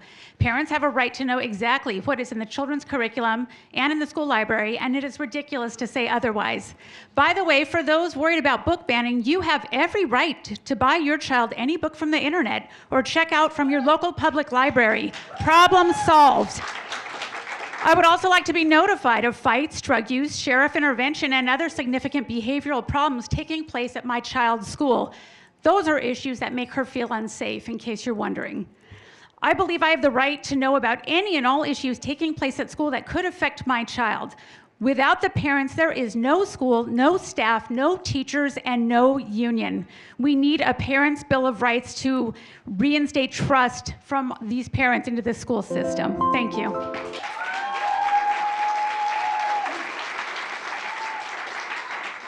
On deck is Kim Vanderhoek. I'm Scott. I'm a proud OUSD parent, OUSD resident, co-chair of the recall, and I support a Parent Bill of Rights. However, I don't support the version presented. It's ironic that a Parents' Bill of Rights had no parental input, or if it did, there was nothing transparent about the process. It's ironic that the Bill of Rights is being pushed by 2 trustees who didn't even send their own kids to OUSD schools. Most, if not all, of the stated rights are already district policy or part of the Ed Code. But instead of stating each piece of existing code as it's written, it's being rewritten in a way that makes the rules vague at best, or but mostly dangerously confusing. I know you plan to pay council $750,000 this year, but this draft will lead to more legal liability. Why is this being rushed without parent or guardian input, without legal counsel's input? This is performative. It's being done in defense of a recall by two people who claim to be apolitical. And this is a campaign. It's being done with district resources, and I'm sure there's regulation.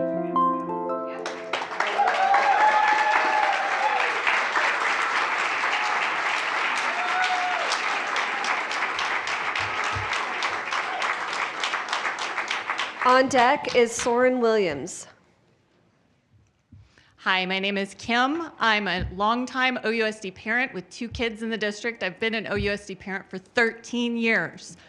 And this Parents' Bill of Rights, it's nice and all, but it's very performative. I've never lost a right in the 13 years that I've had kids enrolled here. I've had the right to ask my teachers, my students' teachers, what they're learning in the classroom. This is performative. It's ridiculous because all of our curriculum is listed on the district website for everyone to see. If you have a question, call a teacher, call the district. I second what Scott just said. Thank you.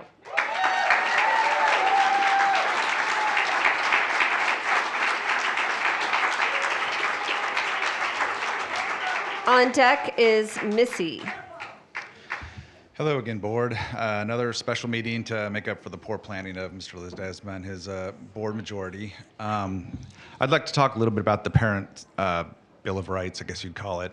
I'm not against one per se, but this is just a copy-paste job from some Cal Policy Center playbook. So the vagueness worries me, the lack of input from the community worries me, and just the fact that you had to write these down, but it's already codified in a lot of places, shows me that you don't know what is going on in this district. I'm a parent. I know all these things already exist. I can talk to my teachers as much as I want. Apparently, it was news to some of the board majority.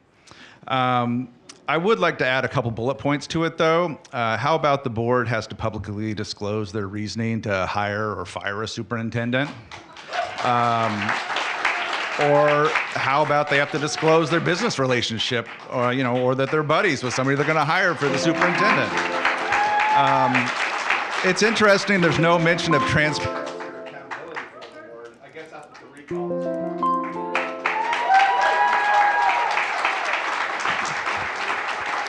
On deck is Betty Chu.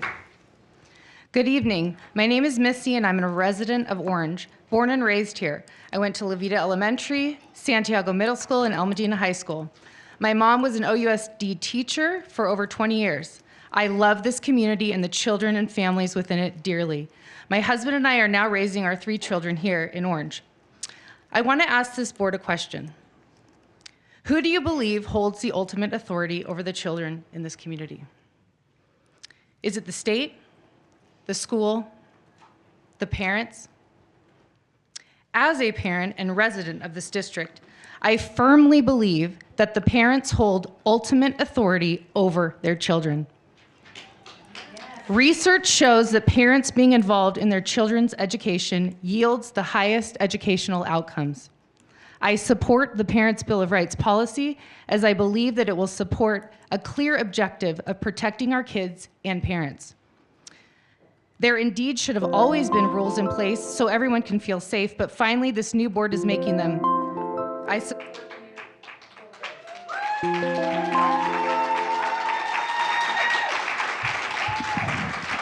On deck is Daniel. Parental rights are in protection of our school district and in protection of public education. You see all these shirts here for protection of public education. This should be a bipartisan issue or a nonpartisan issue.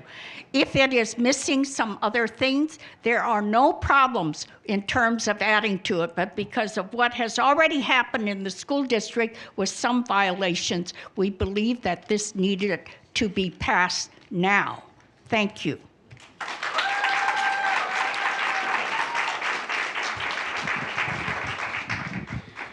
On Hi, deck yes, I want- is Lori Kaler. Yes, I want to thank the school board for implementing and presenting this Parents' Bill of Rights. As was mentioned here earlier, parents do have rights according to our state constitution and as well as our federal constitution, the Constitution of the United States. But unfortunately, this is necessary in this district as well because those rights have been trampled upon and completely and blatantly ignored. So I commend the board for doing this. I would also suggest that at the next meeting, they present a student's Bill of Rights so that students are not forced to watch indoctrinational material as they were in a math class in Edison High School just recently, which fortunately a student was able to video, and that video went viral. Students should be able to be allowed to get up and walk out on that sort of stuff without suffering reprimands from their teachers. So please consider that. Thank you. On deck is, I'm sorry. On deck is Lynn Muslin.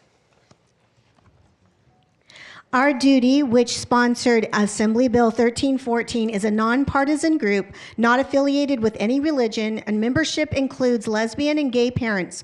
Some members are parents of detransitioners, those who believe they were a different gender than their sex and who went on puberty blockers and sex hormones, cross-sex hormones, or surgeries to pass as their desired gender, but later returned to identifying as their sex.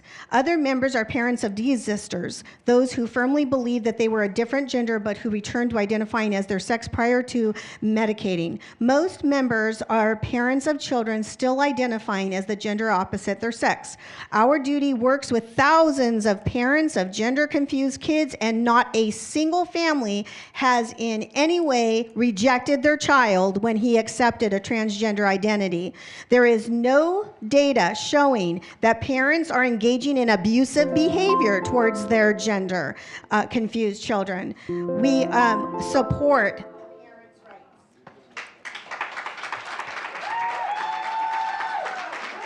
On deck is Mary.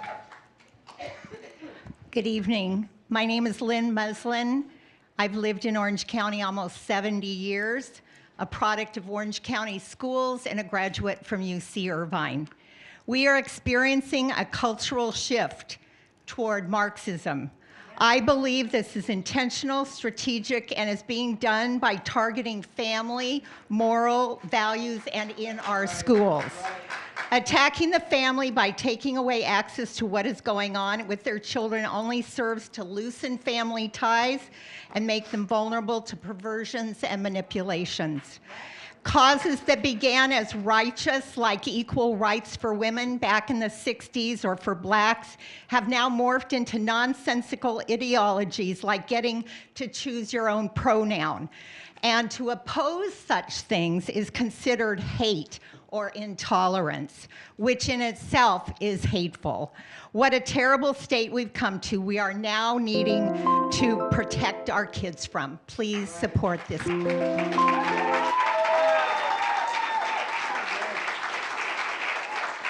On deck is Michelle Morgan. Thank you. As a 30-year teacher in Orange County and a national board certified teacher, I totally support the parents' rights, because nowadays we have to deal with the sexual curriculum. I was the BITSA coordinator in OCDE, and my teachers did not have to deal with what these new BITSA teachers are complaining to me about, that they have to deal with sexual curriculum that has nothing to do with the BITSA program, absolutely nothing. And making proud choices informs the students that the birth control is confidential once you're 12. No one can find out, not your parents or your teachers. Even your parents can't call the clinic. They cannot tell anything. It's against the law if your doctors or hospitals or clinics. That is secretive. That is wrong to be telling children that and having that type of an arrangement. Kim, who worked with the Sex Healthy Ed, says that you don't know if you're homosexual unless you try it, so don't be closed off. This is the kind of stuff our children are learning, and I am absolutely abhorred that this is going on in California schools thanks to Newsom and all the other people, all the Marxists. On deck is Heidi Clare. Good evening. It saddens me that I must come before this board to speak about parental rights. Parental rights are given by God first, and secondly by our United States Bill of Rights, which stretches back centuries before America's founding. Previous declarations of rights influenced the Bill of Rights. These documents were twofold: to protect the rights of individuals and to limit government power. Parental rights are being undermined throughout our country, one school board at a time, including here in Orange. So how is it done? Destroy the family, marginalize parents, create victimology of women and races, perpetrate anarchy, suppress faith, redistribute wealth, curb individual rights, shame those contrary opinions and different values, all in the name of equity, inclusion, and justice, and a gradual transformation of our culture. The goal is to get access to kids without parents' involvement so the cultural shifts can be more easily pursued, then assume authority over those very children. It is not lost on me and many others that other governments in history have made similar declarations, assumed additional powers, and ultimately transitioned to totalitarian governments when they failed to return these powers to the rightful owners. I commend the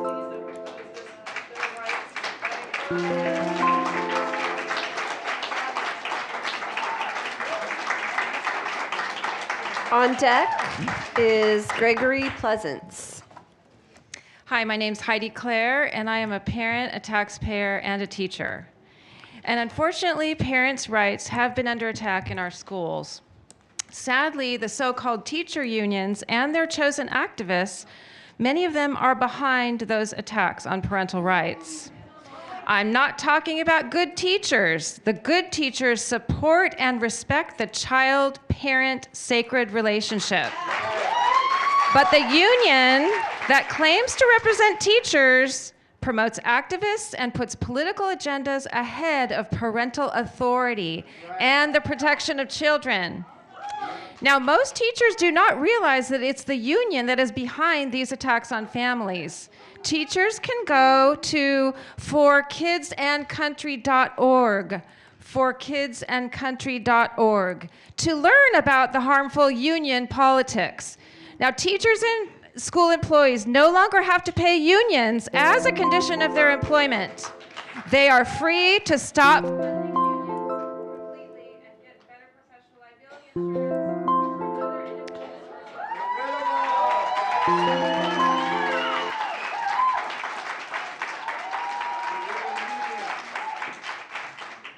On deck is Heather Punek. I'm Gregory Pleasance. I am the proud father of two students in Orange Public Schools, two elementary school students. I live here. I'm a homeowner. I've had a great experience here. I love our teachers. You're doing a great job, teachers. You take a lot of heat here. You're doing a great job. I'm not opposed to a parent bill of rights. I'm super involved with my kids. I'm a great dad. I'm a member of the PTA. I spend every weekend with my kids. I do homework every night. And I've had a great education in Orange Public Schools. I want all kids to have that. But this is not the way to do it. You know, first, it doesn't really involve many parents. You know, Ledesma and Minor, you're proposing these rights. You don't even have kids in public schools. What do you know about public schools? You know, it's second, you know, this is not parent rights for all parents. It's parent rights for your small group of very loud supporters, many of whom don't live here, don't have kids here, and unfortunately, but very obviously, come tinged with a lot of hate and a lot of homophobia. Those aren't the people you want to write parents' rights for. I think what you should do, I think what you should do is have an LCAP-like process. Please step away from the mic, sir. Step away from the mic, sir. Please respect. Thank you.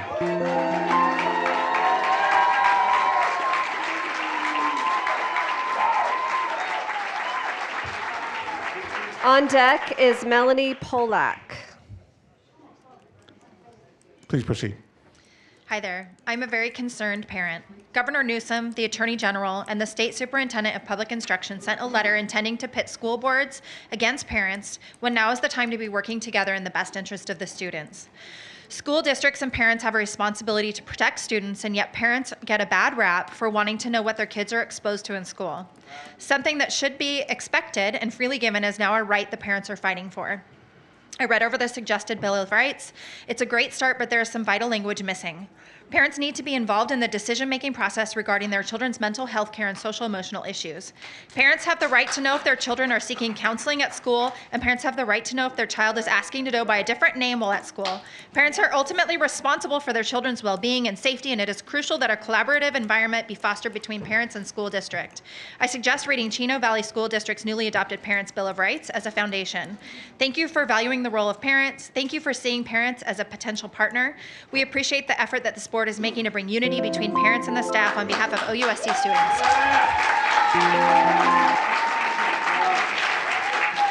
On deck is Ava Harrison. Hello, my name is Melanie Pollock, and I guess I'm one of the rare actual OUSD parents here. My daughters have gone to, my older daughter graduated with honors from Canyon. My younger daughter is currently at El Rancho, and I've helped raise thousands of dollars for the Canyon Foundation. So I went through your Parents' Bill of Rights, and in red, I went through every point, and congratulations, we already do this. We already do every last thing. Every last thing, not kidding you. So a lot of this is unnecessary. There's nothing new in here. And basically, if you want to spend your time doing something, we need to improve our elementary schools. Figure out how we're going to fix our elementary schools. Take the money, follow the master plan, fix our elementary schools.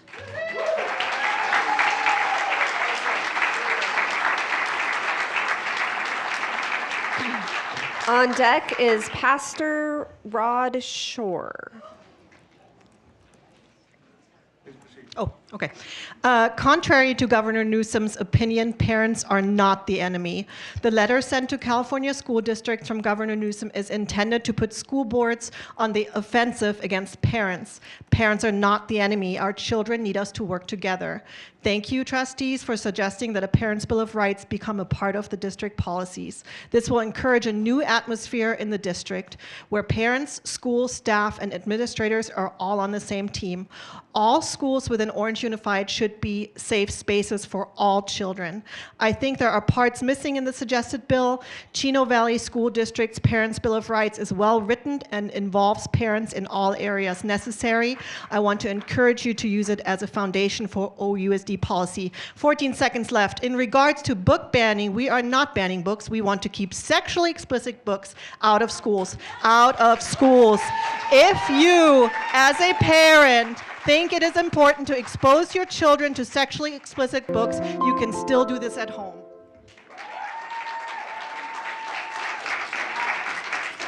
On deck is Chris Merritt. I'm just thrilled to death to hear all the parents speaking today. God bless you all for that, for taking this stand. Absolutely, we need the parents' rights in the schools. And thank you for the board members who were courageous enough to bring this up and introduce it. Don't worry about the recallers. I notice on their t-shirts they say protect public education. They don't say a word about protect our children.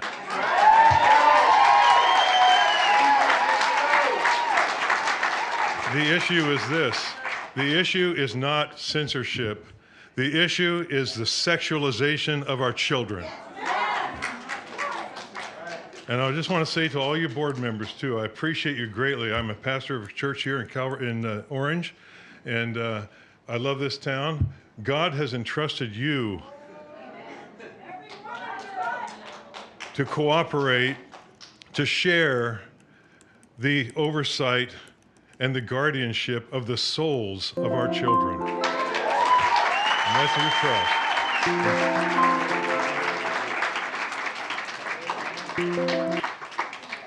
Hello, my name. On deck is Sapna Chopra. Hello, my name is Chris Merritt. I've been a homeowner in Orange for 22 years. I'm concerned about the fear I feel in this room. What are you all afraid of? As a gay man, I want to first congratulate and laud the young woman here who spoke about her support in her Christian family for her younger gay brother. I didn't have that support. As somebody who's very involved with the Orange County Gay and Lesbian Center and as a member of the Orange County Gay Men's Chorus, a lot of kids don't have that support and they don't make it. If you want to take books out of a library that a child might see and identify him or herself in and save their life, you don't have that right.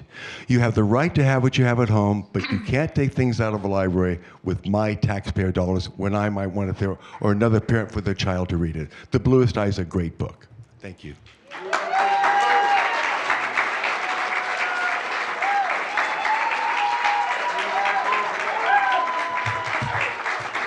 On deck is Sonia Anderson.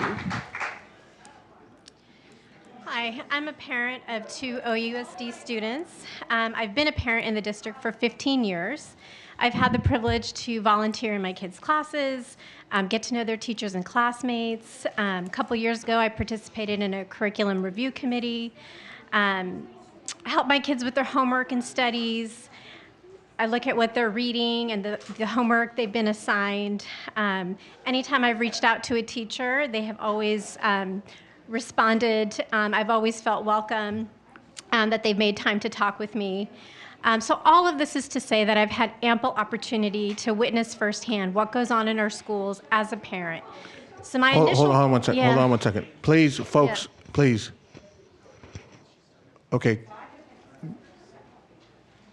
Okay, go ahead. Okay, so my initial reaction to the Bill of Rights was that it's largely redundant. These are rights we already have, rights that I've experienced for 15 years as a parent in the district. So my 3 main concerns, one, the folks advocating for the parents' rights are spreading misinformation. Rights are not being taken away. There are lies being spreaded to generate anxiety and fear and mistrust, and I'll have to speak more another time.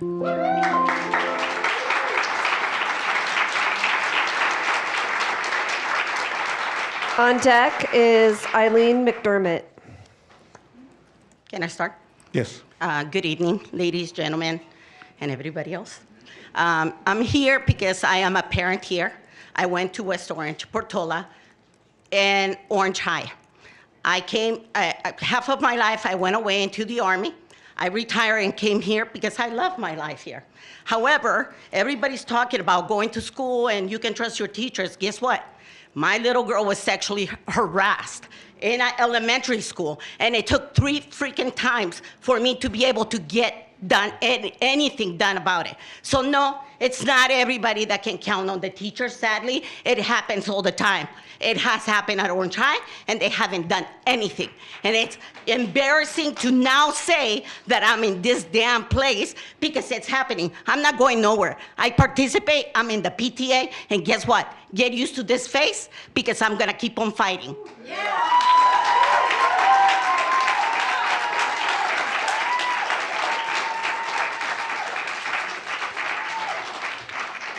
Good evening.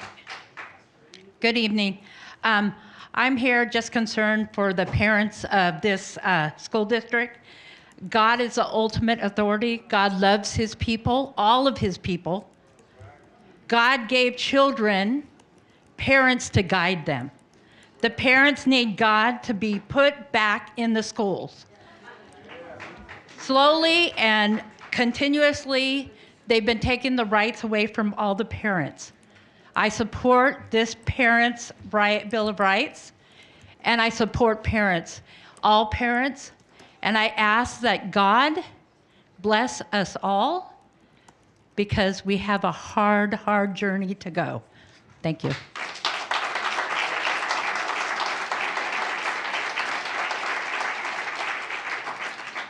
No more comments. Okay, thank you, Trustee Rumsey. All right.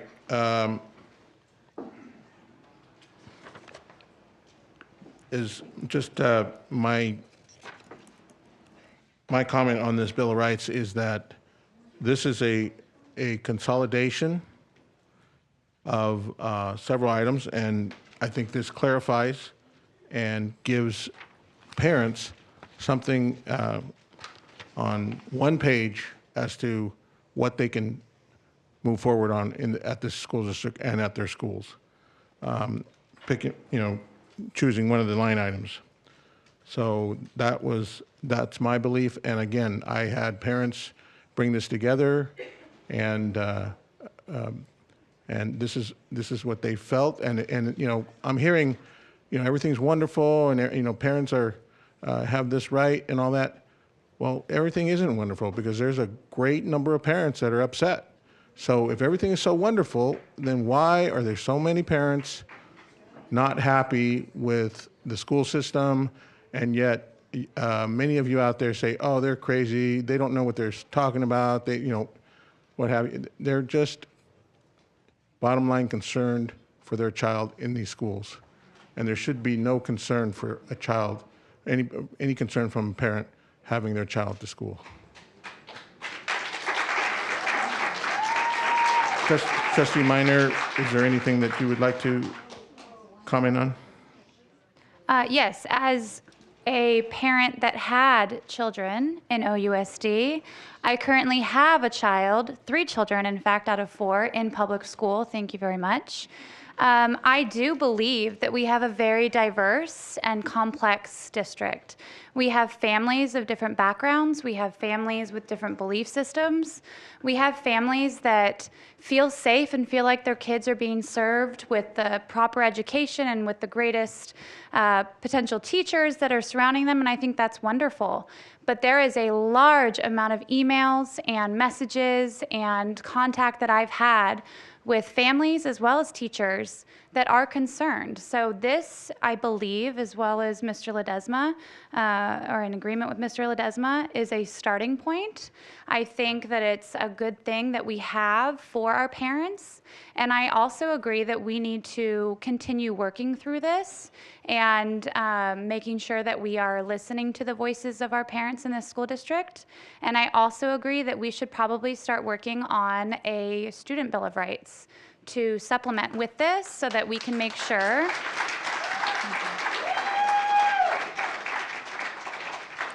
that our students in this district understand expectations. There's so many teachers that I've heard from that are very concerned with disciplinary action, and a lot of students that I've heard that are concerned with disciplinary action. So there's a lot of misconceptions, and there's a lot of gray area, and I think it would be very helpful, as well as using this Bill of Rights for parents, to make sure that our students and our parents are being heard, as well as our teachers, because this is to help teachers as well. That's all.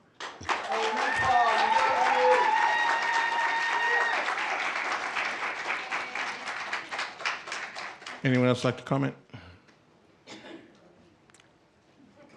Trustee Erickson. All right, so I'd like to go through the Bill of Rights and just determine how many of these things, these rights already exist with staff, if that's okay. For the last 15 of 20 years, I've been a parent in this district. I've been an active parent in this district. I have been a coach. I have been a mentor. I served as the charter board president at Santiago. I've worked on major campaigns. I've spoken to so many parents, so many of my friends that I worked on Measure S and Measure K with were so entrenched in our schools and absolutely active in our schools. And never once did I feel like the enemy. So the idea that you feel like an enemy is just, I don't see that. I can't understand that. And again, the 2 trustees that are putting this before the board, I'm sorry, but this is political theater because these rights are here. These rights belong to the parents. We respect the parents. We have been the parents. Ms. Minor, you are not a parent in Orange Unified School District. Mr. Ledesma, you are not a parent in Orange Unified School District, nor have you ever been. I'm an alumni of the district. But you do not have the experience of a parent. About the so schools. please don't sit up here taxpayer. and pretend like you do because it's not right. What? So this is what I'd like to know. I'd like to know whether or not the district. Please keep it down. Keep it down. I would like. Please keep it down, folks. This is our time to speak, please. Okay. I am in touch with, in contact with, in communication with many, many, many parents of actual students in this district. Is the district perfect? Absolutely not. Do parents have rights? They absolutely do. For instance, they have a right to public access of the curriculum. Do parents have a right to come in and view the curriculum, Mr. Gonzalez? Yes. Okay. Do parents have access to the latest version of the state's academic standards and learning benchmarks? Yes. Does the district provide timely notice, or would the district provide timely notice of any school's plan to eliminate gifted and talented programs? Yes. So just so we're clear, okay, so this Bill of Rights will be up on our website, I'm assuming. I want to make sure that we can have it up there and that everybody knows these rights are currently available or can easily be made available. And nobody has any objection to it. The district will provide public access to a list of books and reading material available in the school library and online at the elementary, middle, and high school grade levels. Is that possible? I think with all of these, they either already exist or they would be able to be accomplished with. So effort if from somebody the staff. came to you, if they don't exist yet, if somebody came to you and said, I want to see the supplemental materials that were used in a teacher's classroom, or they went to their teacher, would they be able to see that? Yes, they should be able to. Okay. I think there's a all depends there. So having this on our website and having a Parents' Bill of Rights, this doesn't change anything that we would be willing to do as a district, correct? Correct. Okay. And you've gone through, you basically said that everything here we can do, have done, and have never refused to do any of these things. Is that fair? Correct. We reviewed it with staff and we believe that to be true. Okay. So what I would like to do then is to ask for a couple of additional rights for parents. And again, unfortunately, we were only given a few days, and our parents, not all of our parents in the district got a chance because many are on vacation, many are gone. They're starting their vacations. So our district parents didn't all get to pipe in on this.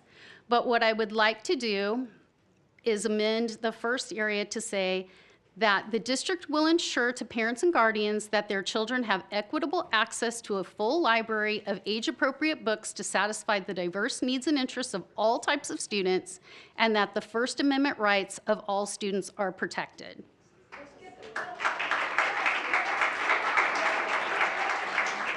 I have a couple of amendments. Do you want me to do them one at a time?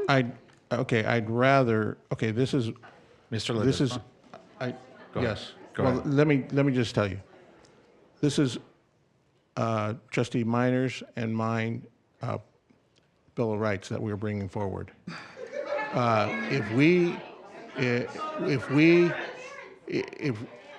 are bringing it forward for the parents, if you want some clarification, we are, what we will do is we will take your amendments and bring this back. But I think we should vote on this item the way as it stands. That's because not the way otherwise, action items work, Mr. Ledesma, well, and you know that. Okay, well then, we can vote on your amendment, which I would vote against your amendment because I think you ought to bring it back because this is a document that still can be Then, as we changed. said, this should be brought back for a second reading so that we can vote on the entire document. Nope. There's nope, no problem nope. with it. This is Every this single is thing the on here is this is the foundational document. Just vote against it, Trustee I'm Erickson. not voting against it. I support it. Okay, well then. But I well, think that it's ridiculous to say that these things don't exist. Well, and I would like to add some things I think to it's it. ridiculous to say that some of this exists when it actually doesn't exist from a customer service standpoint. There has been curriculum out there, some of the sex ed, when parents had just a limited amount of time to review it. Parents could only come at a certain amount of times of the day when most parents are working. So there's a lot of instances where curriculum is not allowed to be fully vetted, fully reviewed. And of course, but you don't want to hear that. You And just of want to course- sit here and simplify the fact that, Curriculum oh, review it's, committee that everything's we open to the appointed, parents. a curriculum review committee that we appointed that had voices from all different walks of And life too many times that's a curriculum. unanimously recommended it to us. Too many times that's and a we curriculum provided committee that is handpicked multiple and a political, opportunities for parents political to puppet to This is the a majority of the problem. board. Do I get to have the floor or not? Well- this is the problem. Well, You're creating. You have some amendments. You have some Hold amendments. on. Let's bring out your amendments on. and let's vote on these amendments. What you're doing is you're painting a picture of a problem that doesn't exist and then coming up and saying you're solving the problem.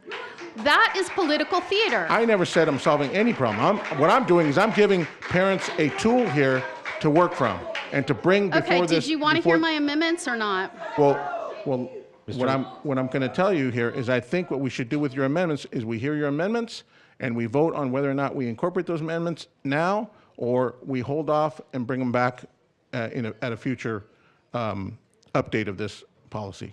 Mr. Ledesma, may I? Yes.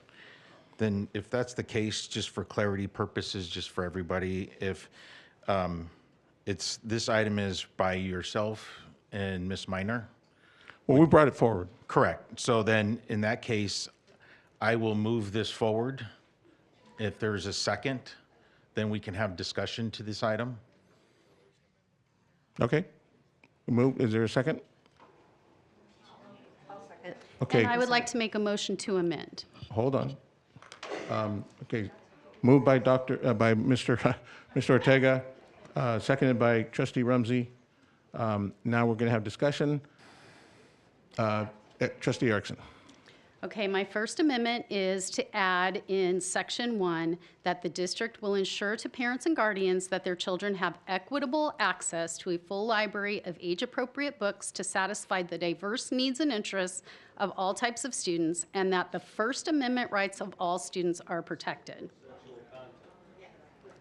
My issue with that is that there's other students that probably should not have access to that, but you're still allowing it to.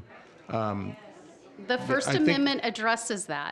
The First Amendment has a definition of what every parent can take a book out of their child's hands. How does that work with minors? I mean, there's got to be some kind of Again, a this is an amendment parent permission to ensure involved there. age appropriateness.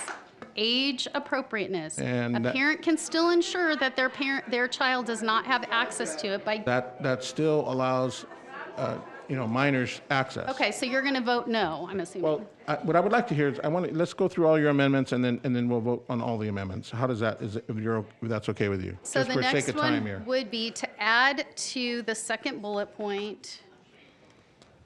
Let's see.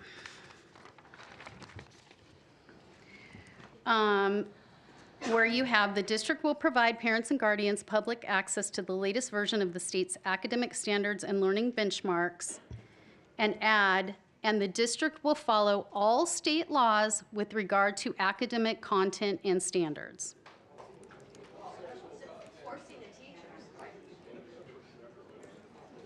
So it's just saying we will follow state law.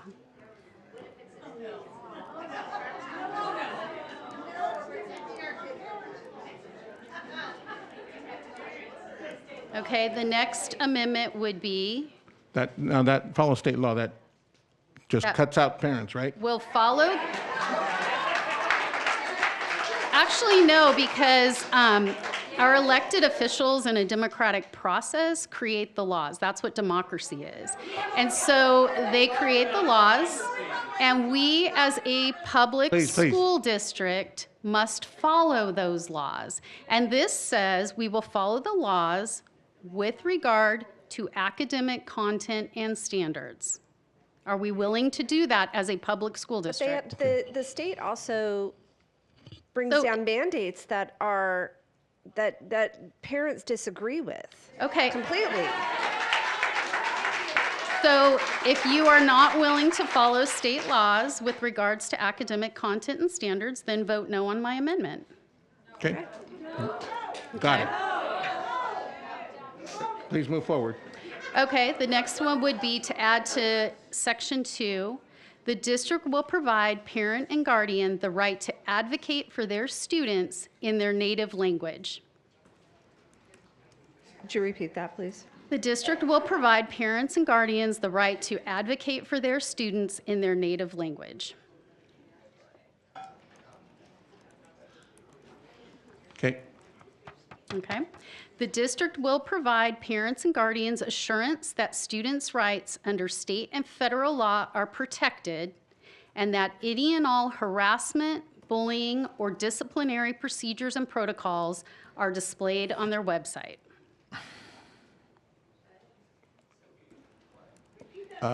Repeat that first part again, because I think Repeat there's... the whole thing, please. The district will ensure the district will provide parent and guardian assurance that students' rights under the state and federal law are protected and that any and all harassment, bullying, or disciplinary procedures and protocols are displayed on their website. So that includes where 12-year-olds can go to Planned Parenthood without, because that's protecting the student's right. So 12-year-old can go to Planned Parenthood and get all kinds of, Procedures. Procedures or what have you Now without. that's what you are pretending that it says. That isn't what it says at all. You're just saying it's going to protect That the isn't what student's it right. says. I just said that But we could it as leave it a open to public that, school though? district are going to protect students' rights under state and federal law. Are we going to do that or not? It's a state- You it's a don't state have law. to do that, I guess. Okay. You can say okay, you're not willing okay, to. Okay, next one.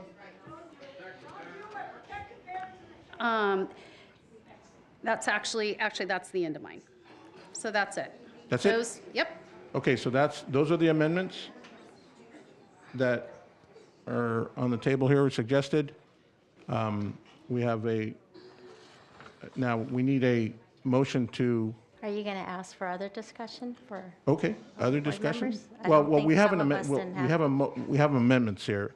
I think we should probably take a vote on the amendment that Ms. Erickson is, Trustee Erickson is proposing. And then we can further discuss, because we have a motion and a second on this item. Okay? On the amendment, we have a first and second?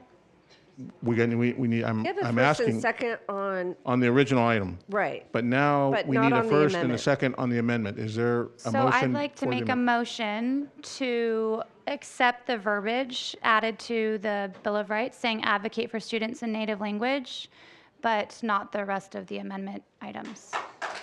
Okay. Well, you actually have to vote on the amendment, and I don't think you get to just amend the amendment. I think you Well, have to vote she on just the made amendment. a motion, and that's the motion to your amendment. No, I made a motion to amend. Okay, you made okay, I I'm made a sorry. motion to amend, I did right. not hear you. Yes. So now we need a second, we need to first vote on her amendment. I'll second. Okay. The motion on Trustee Erickson's amendments, motion by Trustee Erickson, seconded by Trustee Page. Any discussion?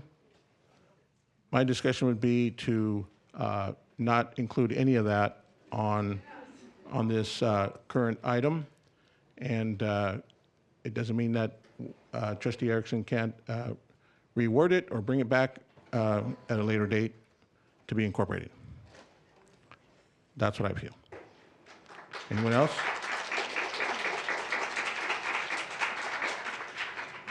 That's what we're trying to advocate for, is for parents and student rights. So we're finally going to codify. Anyway, this is on the amendments, and I'll speak to the other parts. Okay, so I have a motion and a second. Karen, can we take a roll call vote, please? So this is on whether or not to accept Trustee Erickson's amendments. Yes. Yes. Yes. No? No. No. No. Okay. Motion to amend does not pass. I'll provide a copy of these amendments to include in the minutes, please, so that we can see what you are not willing to do. If that be, okay. Thank you. I think We have a motion and a second on the original item. Further discussion, Trustee Yamasaki? I want to correct the record for a statement that you made earlier. You said that parents did not have an opportunity to review the California Healthy Youth Act the curriculum. I was here, you were here. I believe our staff made it available during break, even on their free time, and they said that they would allow parents to come and speak to them. And they said they can call anytime. Lisa Green was willing to come to the district office and meet any parent at any time, and even in the middle of the night, she said. So you're... What was said and what the actions were very different. No, she... Okay, Wow. She did that. She did that. thank you. Okay. Anything else? I want to just correct the record because you made a misstatement. Okay. And I believe I did not. So anything else? All right. At the next meeting, I would like to ask Ms. Green or the curriculum department to come up and tell us who came and met with them and at what times, and if they were available for all parents. Okay. Because I really am disappointed that you would be willing to disparage our hardworking staff. I'm not disparaging anyone. You just... This was what was...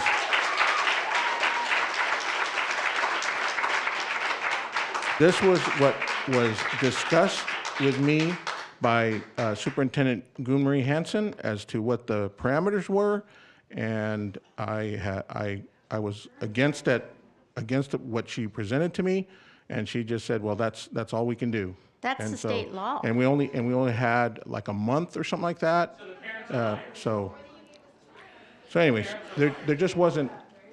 There wasn't a large number of, I mean, I think when we just ask Ms. Green how many parents actually took advantage of this, it's going to be a very low number. And there was a very big number. There was a very big number that told me they wish they could have been able to look at it. The point being is that she was but available. The parameters did not allow she was them. available for any parent to come and meet with her to review the curriculum. Okay, thank you. Okay, that's and your understanding. I have a different understanding. Okay, is there something else?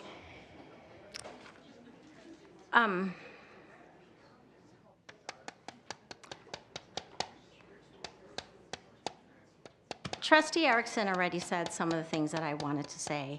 Many of these items are currently in our board policy and in our education code, and I wholeheartely respect parents' rights.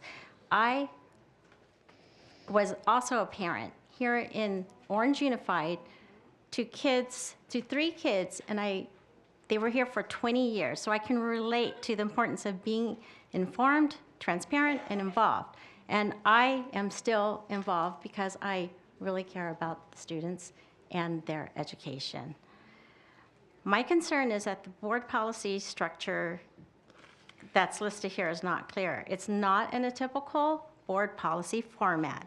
Usually we have a copy of an existing policy. I realize this is new, but the new policies need to have education codes cited corresponding to each item so that we know that some of these are legal. I would like to know that, but we have 3 days, right, to review this.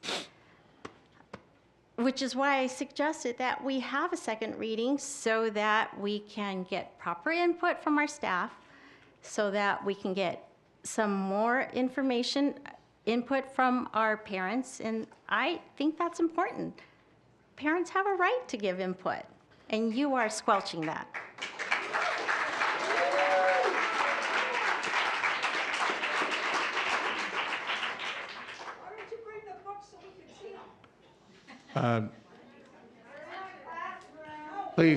Please. Trustee Yamasaki, anything else? I still would like to do a second reading. Okay. Well, we may have a chance to. Okay. Yes. Anyone else? Trustee Page? Thank you. I also kind of want to reiterate some of that just because there were a lot of parents that had like a PTA meeting happening at the same time as our board meeting, and they shared concern, not because there was anything wrong with what was written, but because they couldn't be here to hear our discussion or say public comment. Because leading up to this meeting, we knew that it was going to be on LCAP and budget. So that was reiterated to me to share with the rest of the board. While I was studying and reading a lot of the different statements on here, they all sounded really familiar because I just enrolled my youngest, and all those forms are in there as you enroll your child into school. So it was already listed. I saved a lot of these documents as PDF when I was enrolling my child. So if your goal is to consolidate all the information that the district has regarding parents to have it in one location, like I'm 100% behind that, because sometimes it can be really difficult to navigate the website and know specifically what to look for, or the verbiage is in, legalese or education, and not all families understand or know the verbiage to use. So if that was the goal here, then I'm all for it. But I would like an additional, like a second reading would have been great, because then we could have just spent more time to read it, or an invitation to add things specifically. Like, I'm still a parent of young children in this district, and I know that this will directly affect me, and we would have had more time to get more input.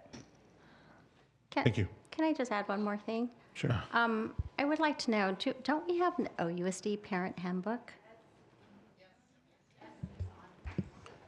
Yes, we do.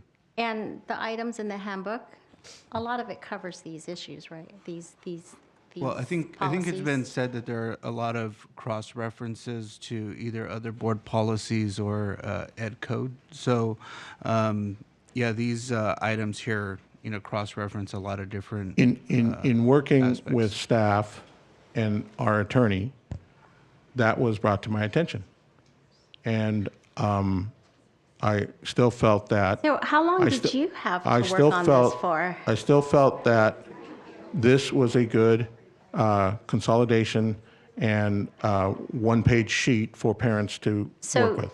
So you and Trustee Minor had an opportunity to work on this for a long time? Enough to prepare for this agenda item.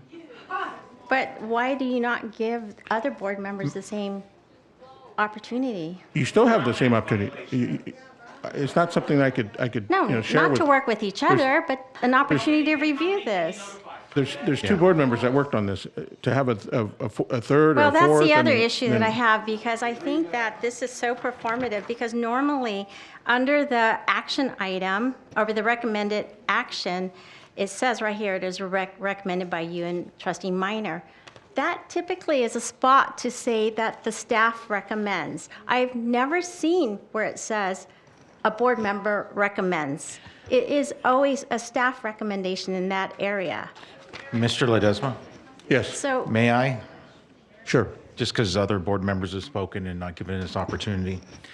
So, this is good. And so when you look at this in the context, it's being said that there are access to different areas within our websites, within the schools, what have you. But at the end of the day, there hasn't really been that access. And that availability, or that ease of availability, is what it should be. And so I do have kids in this district who one has graduated even from college, and currently two in high school. So I have been part of this district for a very long time, and I have seen the things that have been occurring in this district over that amount of time as well. But you were in So charge that- for 20 years. Excuse me.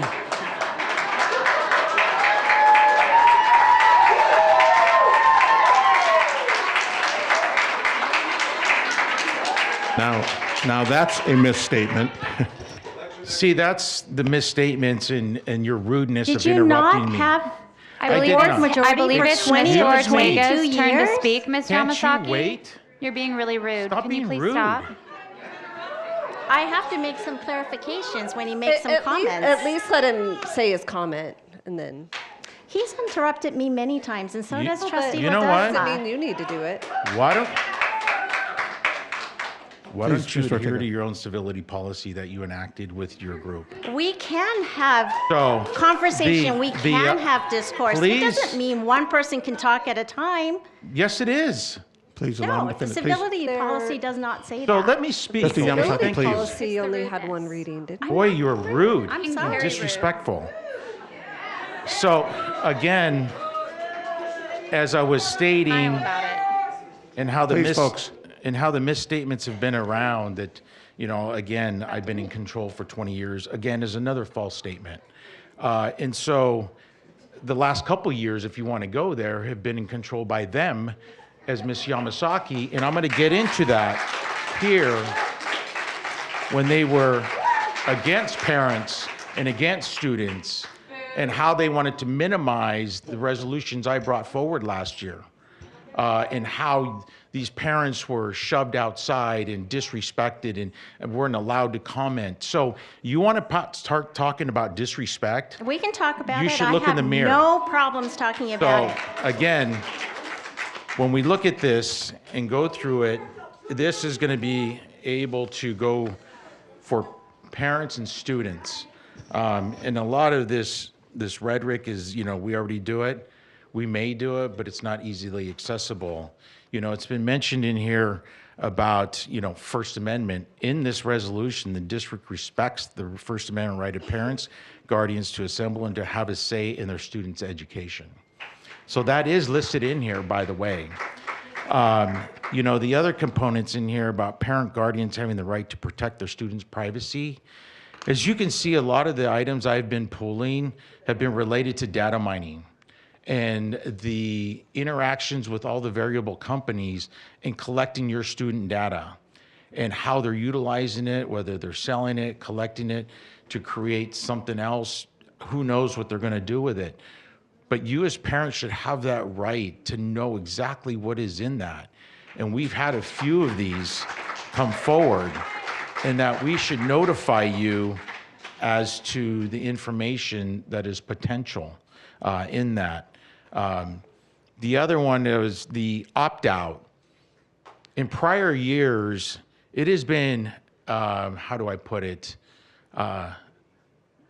loosely or even non-existent opt-out, a soft opt-out. Would you please let me speak? No, it's not.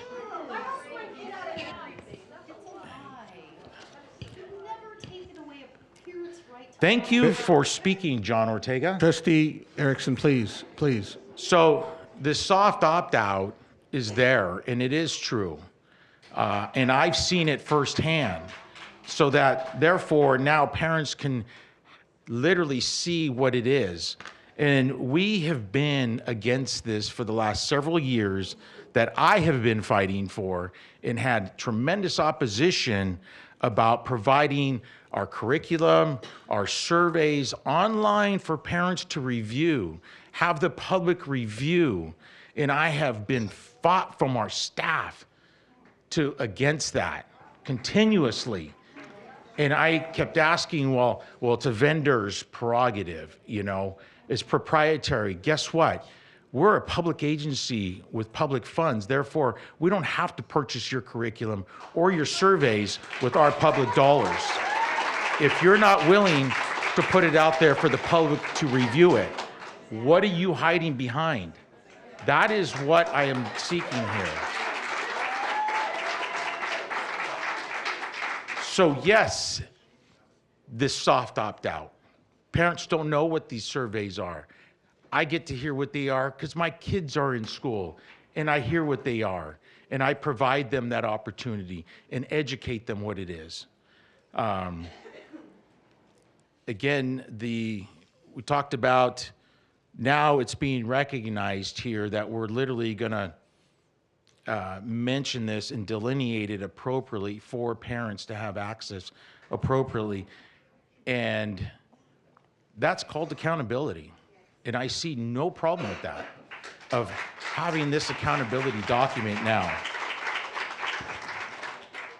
And as I mentioned before, as we were getting into this and I was being rudely interrupted, is that, you know, when in the past, I would bring these up, especially with the COVID Parents' Bill of Rights, and it was severely minimized, taken off, it was tabled, excuse, the parents were shoved outside, you can't speak. Again, but now, to the contrary, you're here saying you support all these things, which that is a lie. So therefore, we need to move forward with this. And I agree with someone mentioned is the Students' Bill of Rights, also the students having their rights. And as Pastor Rod stated, it's protecting our students is what it is. So why are we against protecting our students? We are not.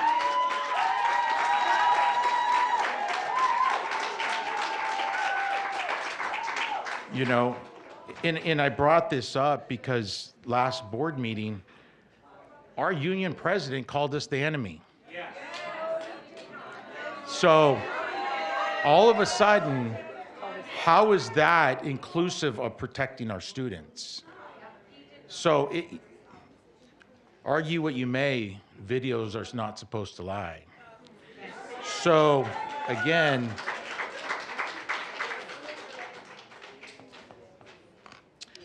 I just support this, and as I stated here, you know, we have this availability now for instruction material. What do we have to hide from parents? We'll show it online.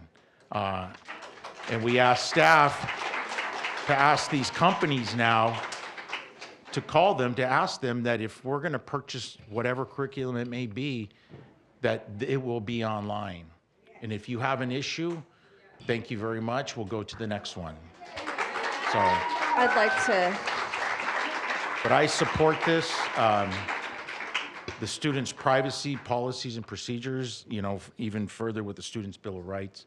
So again, I just wanted to outlay a lot of this is being mentioned, but now it's streamlined for easy accessibility for parents and also for students and guardians in that manner. So again, thank you for bringing this forward, and I support this 100%.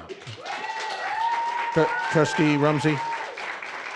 I just want to point out, you know, something that maybe has been lost, and that is we're all in agreement here. We're actually all in agreement that we all support parent rights, and I'm pretty sure we're all going to vote yes on it.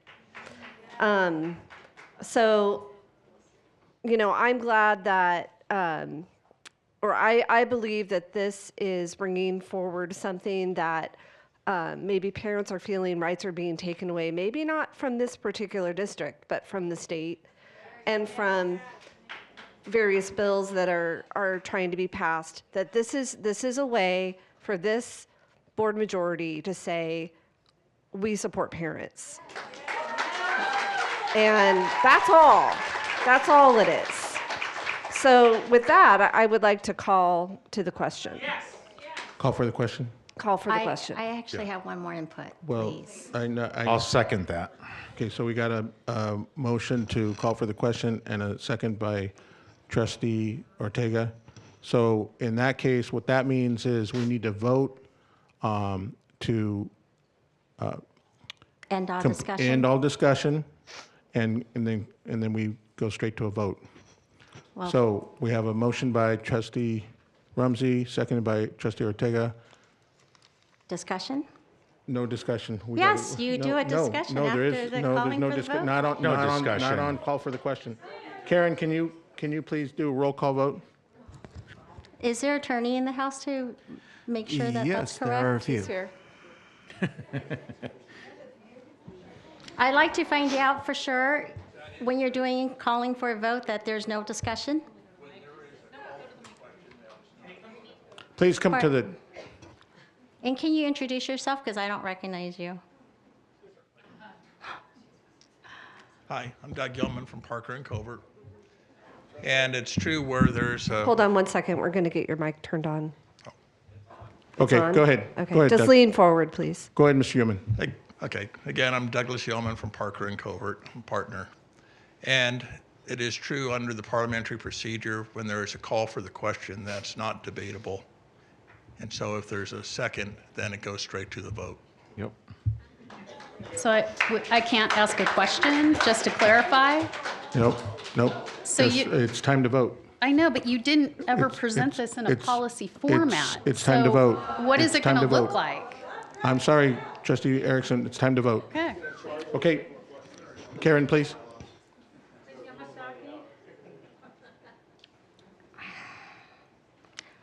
I will vote yes on the Parents' Bill of Rights, but I'm not happy with the format and the fact that you won't let me speak on some items. Okay, we are not voting on the Parents' Bill of Rights. We are voting to end discussion. So, Oh. Then I'm voting no on ending discussion. okay. All right, next. I'll vote no on ending discussion. No. Yes. Yes. Yes. Yes. Okay. Now we have a motion and a second. We've had plenty of discussion. Can we have a roll call on this one? Now this is to vote yes or no on the recommendation of this board policy.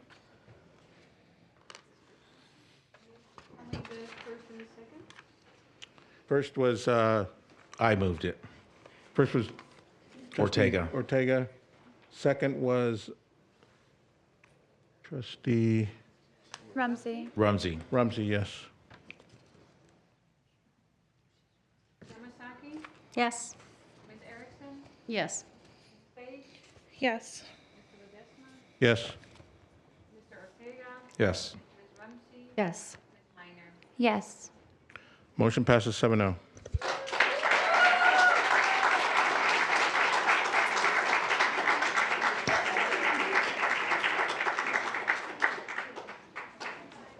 Okay. Next item on the agenda. So we have 21 comments, so it's 1 minute per comment. First comment is Frank Rodriguez. Correct. Correct.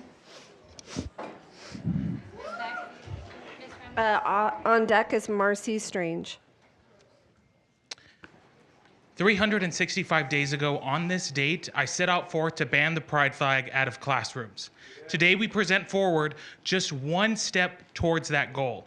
The predominant flag that needs to be displayed in our schools, regardless of what the private interest is, whether it is the homosexual flag or even the blue stripe flag, it has no place on the polls of our district.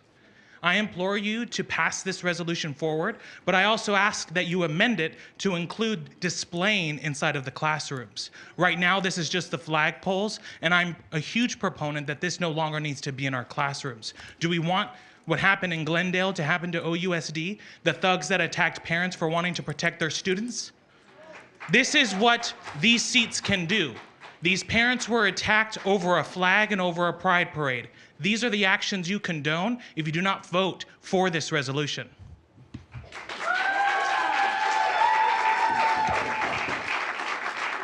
On deck is Joette.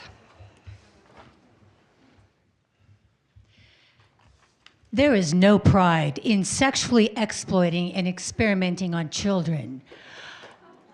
It can leave them confused, drug addicted, and even suicidal. I'm a member of Gays Against Groomers, a taxpayer, and a mom.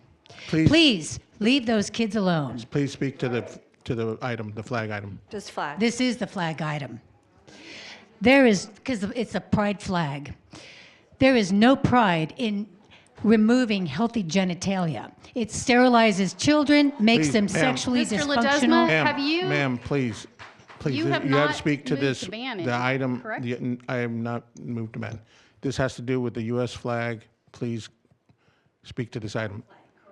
No, that's No, not on the. No. It's specifically saying the California flag and the U.S. flag. So we're not mentioning any other flags. American flag up there. Okay.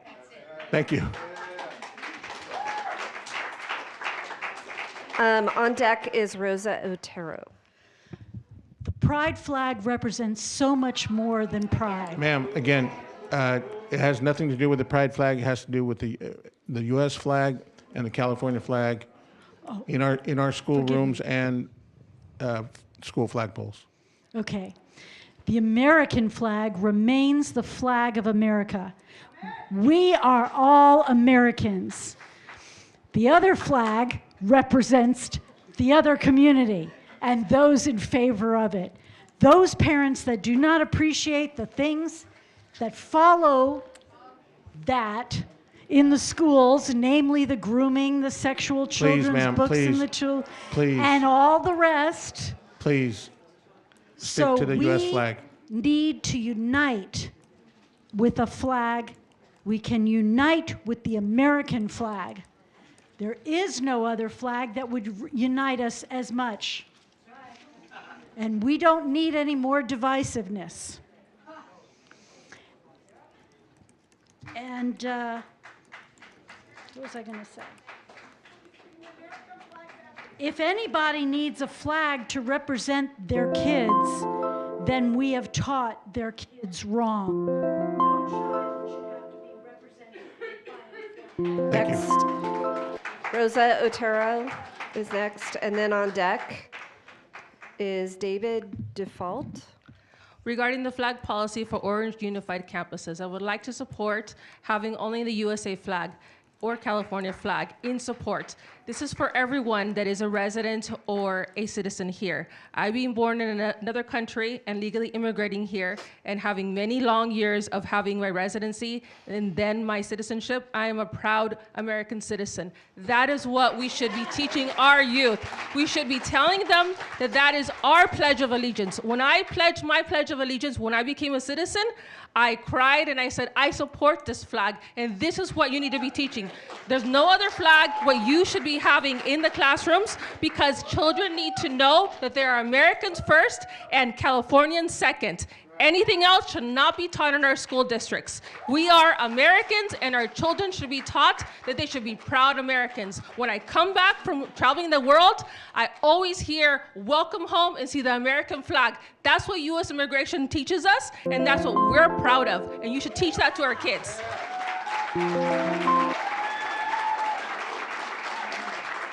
On deck is Betty Chu.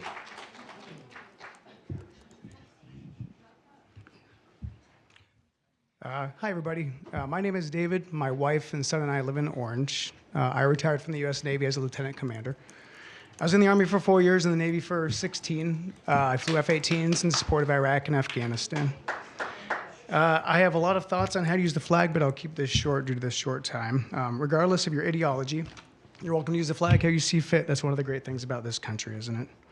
But there is one way of using the flag that I'm strongly against, and that is it's cynical and it's self-serving, and it's the use of flag by people in power to remain in power or to distract the public from more important issues. I hope that everyone in this room sees this motion about the flag for what it is. It's self-preservation thinly veiled as patriotism. It's a well-worn chapter in a politician's playbook. It's offensive, and I don't appreciate it. Members of the board, I respectfully urge you to reconsider this motion. We have real issues that need to be handled. We've lost great administrators and great teachers. Now is not the time for distracting and divisive debates that do nothing but shore up political support.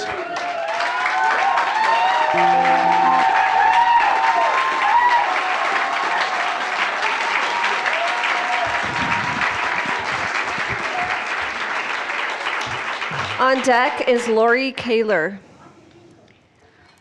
You heard with reference to a previous item that there's a concern about safety in the schools, starting with an aspect of lack of respect. For I am support your flag resolution because it shows respect for our flag, for our country, and for our state. And it doesn't matter that we disagree on certain other issues. When we all stand up, or those that all stand up, not all of them agree on the same principles, but we are united in our respect for our flag, for our country, and for our state. And for that, we hope we will bring us together to seek the right solutions in a unified state. Thank you. On deck is Lynn Muslin. I support the American flag being the flag that we fly in the classrooms. And the reason why is because it unites us. We are all Americans. It does not divide. No matter what side of the aisle politically you are on, no matter what your persuasion, male, female, religion, we are all Americans. Men and women have died for that flag, not for the fabric, but for the republic that it stands for. We are a constitutional republic, not a democracy. And we need our kids to understand that and be taught that. They don't even know that because they're not being taught that in the schools. So please support our flag for the sake of the unifying of all Americans.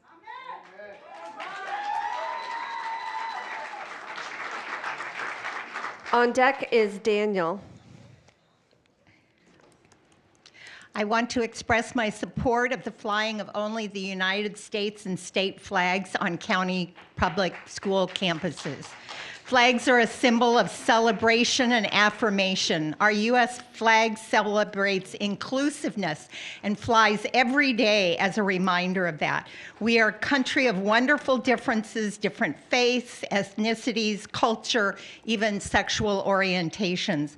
We should not be celebrating one faith, one ethnicity, one culture over another. Flying other flags only serves to divide and reflect preferences. Please limit flag flying to those of the United States and the state of California. Thank you.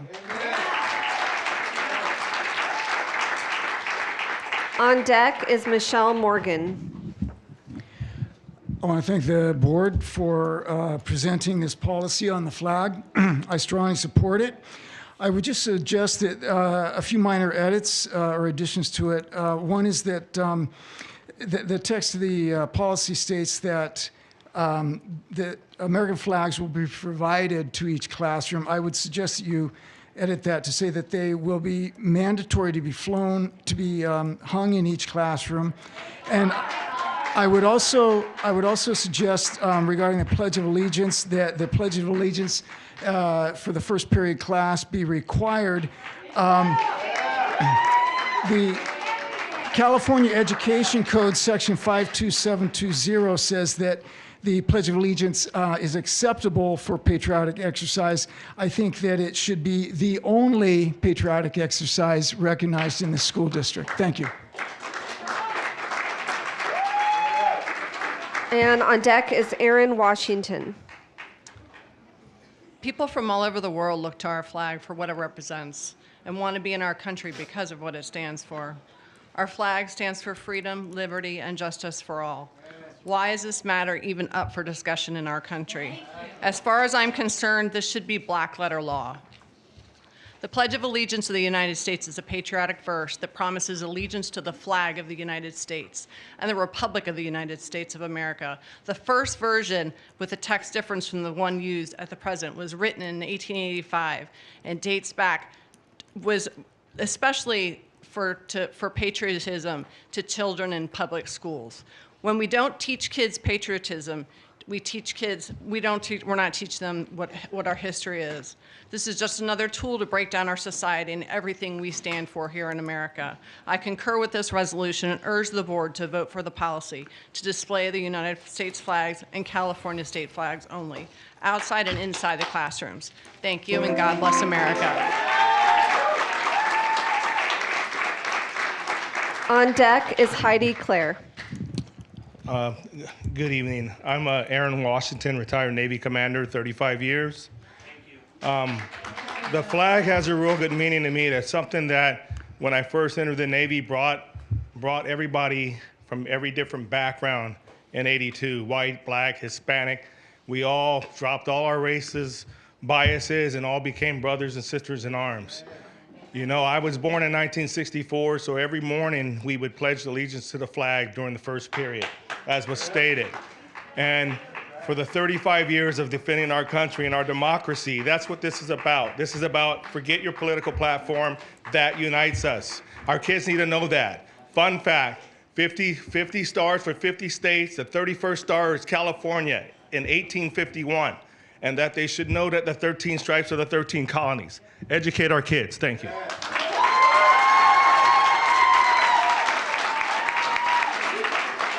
On deck is J.J. Mice. I just want to remind you that our public school system and compulsory education here in America, one of the reasons it was started in the 1800s is to teach our young people to be good Americans and to be patriotic and to learn about America, be good citizens. And so I thank you so much for bringing this resolution to the board, to the up, and I really do support it to only fly the American flag and the California flag. Thank you.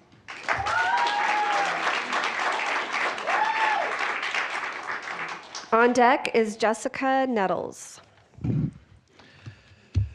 Good evening. My name is J.J. Mice, and I'm a proud part of the VP Spartan family. Go Spartans. Just need to point something out about 6E. In the almost 9 years that I've been regularly coming to these board meetings, I have never seen an item placed on the agenda identifying the specific board members who endorsed the item. Even attention hound Brenda Lebsack and clown car Steve Rocco never placed their names directly into the agenda as a direct endorsement of an agenda item or proposal, especially during an ongoing campaign. It's typically the board president and at his direction, the superintendent, who determine each month's agenda. So I think it's safe to assume that this is your work product, Mr. Ledesma. My conclusion is that since you yourself, Mr. Ledesma, have never done this before, you apparently must have taken the suggestion to conduct this little act of theater from someone who clearly has no awareness that the two of you may be opening yourselves up to potential FPPC violations, because if anything is a misuse of district resources for the purpose of campaigning, putting your names right in the agenda itself to somehow reach for the spotlight has got to be it.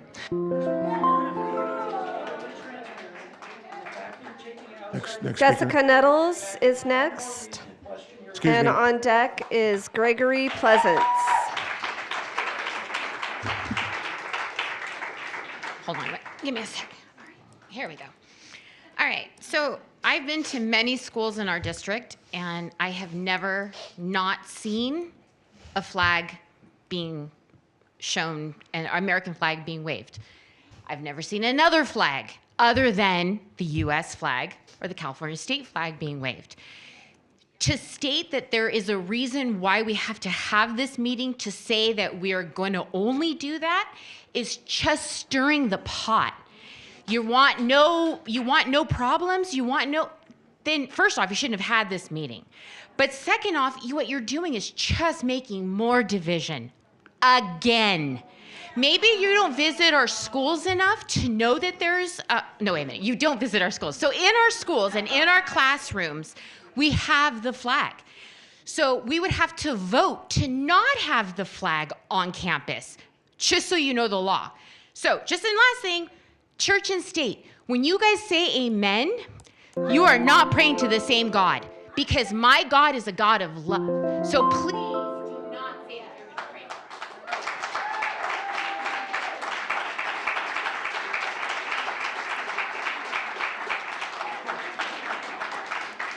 On deck is Linda Pillsbury. I don't know. I'm Gregory Pleasance. I have 2 kids here at Jordan. I live here. I'm a homeowner here. Look, I love the American flag. I'm a lawyer. I've spent a lifetime defending it. I love what it stands for. The notion of due process, the notion of life and liberty, and especially the notion of equal protection under the law. That notion means and necessarily rejects the kind of hatred and discrimination that is the subtext here. And I'm sorry, but the first few speakers gave the secret away. I love the American flag. Let's center it. Let's display it. I'm on board with that. What I object to is what's really happening here. This is a covert effort to exclude the pride flag and to hate on our gay and lesbian and trans students and children. And equal protection under the law, which that flag stands for, is inconsistent with that level of hatred, any hatred like that. That's hypocrisy of the highest order.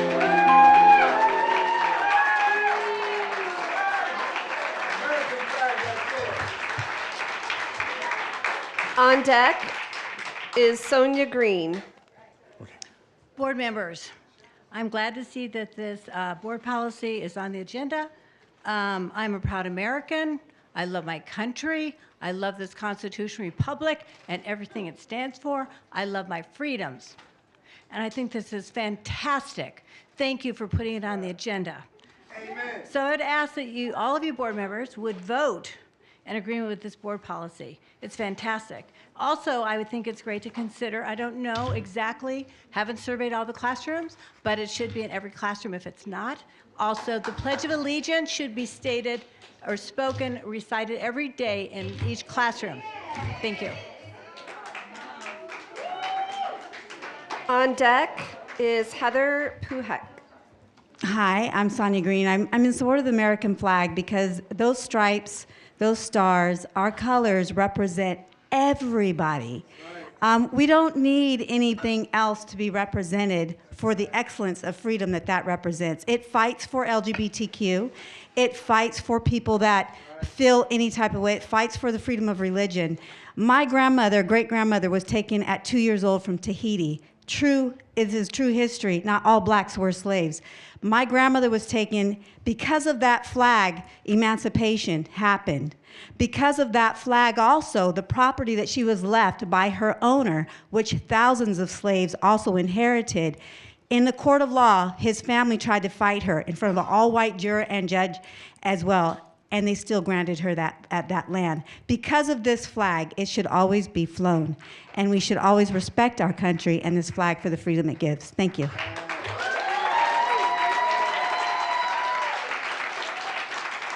On deck is Alejandra. Please. Again, I am embarrassed by the hate behavior of many here tonight. We are here for our children. We want them to be in enriching environments. We can all agree on that. Thank you for suggesting that the board adopt a policy regarding only displaying the United States and California flags in district and school flagpoles. Neither of these flags are divisive. They represent respect, patriotism, responsible citizenship, and our history as a nation. The flags that represent our state and country serve to unite us all as Americans.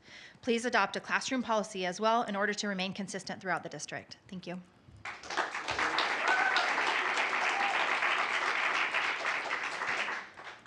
Alejandra. Ava Harrison. And then the last one is Eileen McDermott.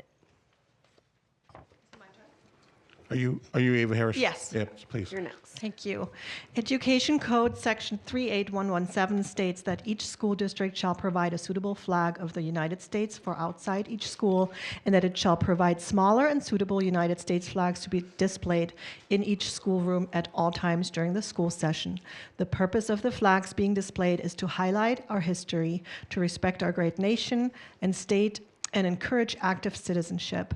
Thank you, trustees, for recommending that the U.S. and state flags be the only flags displayed on the district and school flagpoles. I would like to ask that you adopt a classroom policy as well, and with that, please amend the resolution to include displaying in classrooms. Thank you.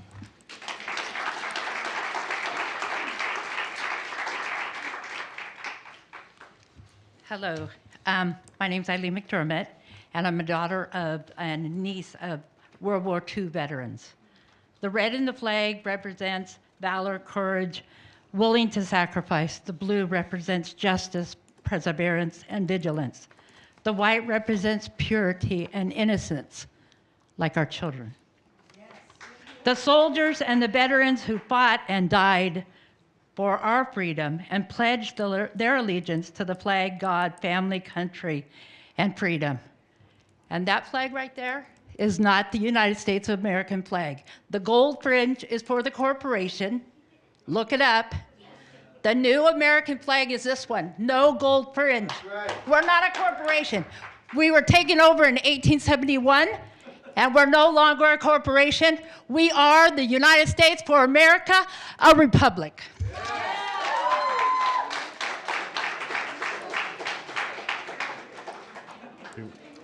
Yeah. We need to take a vote on going past 10 o'clock.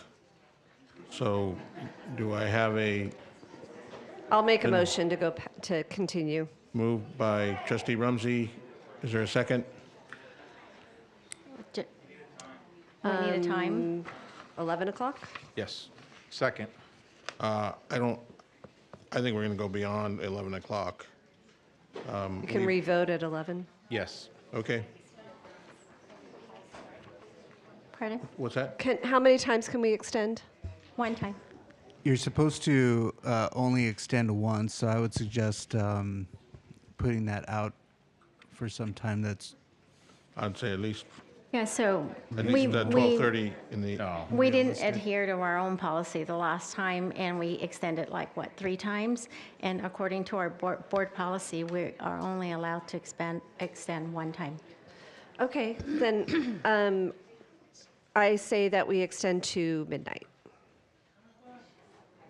Okay. Second. Okay, all those in favor? Aye. Aye. All those opposed? Motion passes till midnight.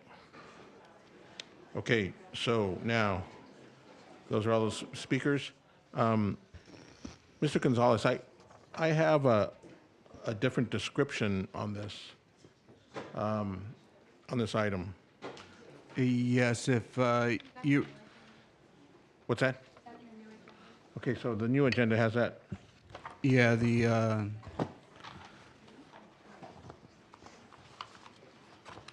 New agenda item should be paragraph 2. Trustees Minor and Ledesma recommend the following to be added to Board Policy 6115. Okay, yep, okay, I got it. Thank you. Okay, can I have a motion on this item? I'll move it. Moved by trustee Yamsaki, I'll second. second by trustee Rumsey. Now we can, let's discuss. Any discussion? I'd like to say something. Sure. Thank Trustee you. Yamasaki. So this policy is already codified in the Ed Code, and I'm proud to say that this practice is already being done in our schools and district. My husband served for over 20 years in the U.S. Army, and he's a retired lieutenant colonel. We are a proud military family that has fought for our freedoms and democracy that we enjoy. He was deployed post 9/11 and sacrificed a year and a half away from the family. I still remember the day my son was crying when he left. I'm proud to say he was welcomed back at the school. He participated in a flag ceremony along with students, Girl Scouts, and Boy Scouts. I'm sure No Kenyan remembers they do this flag ceremony on 9/11 every year. So I proudly support the American flag being in our schools. And that being said, I believe this action item is performative and unnecessary as it is already in the Ed Code. And having this here with your names on it proves to me that this is purely done for political reasons.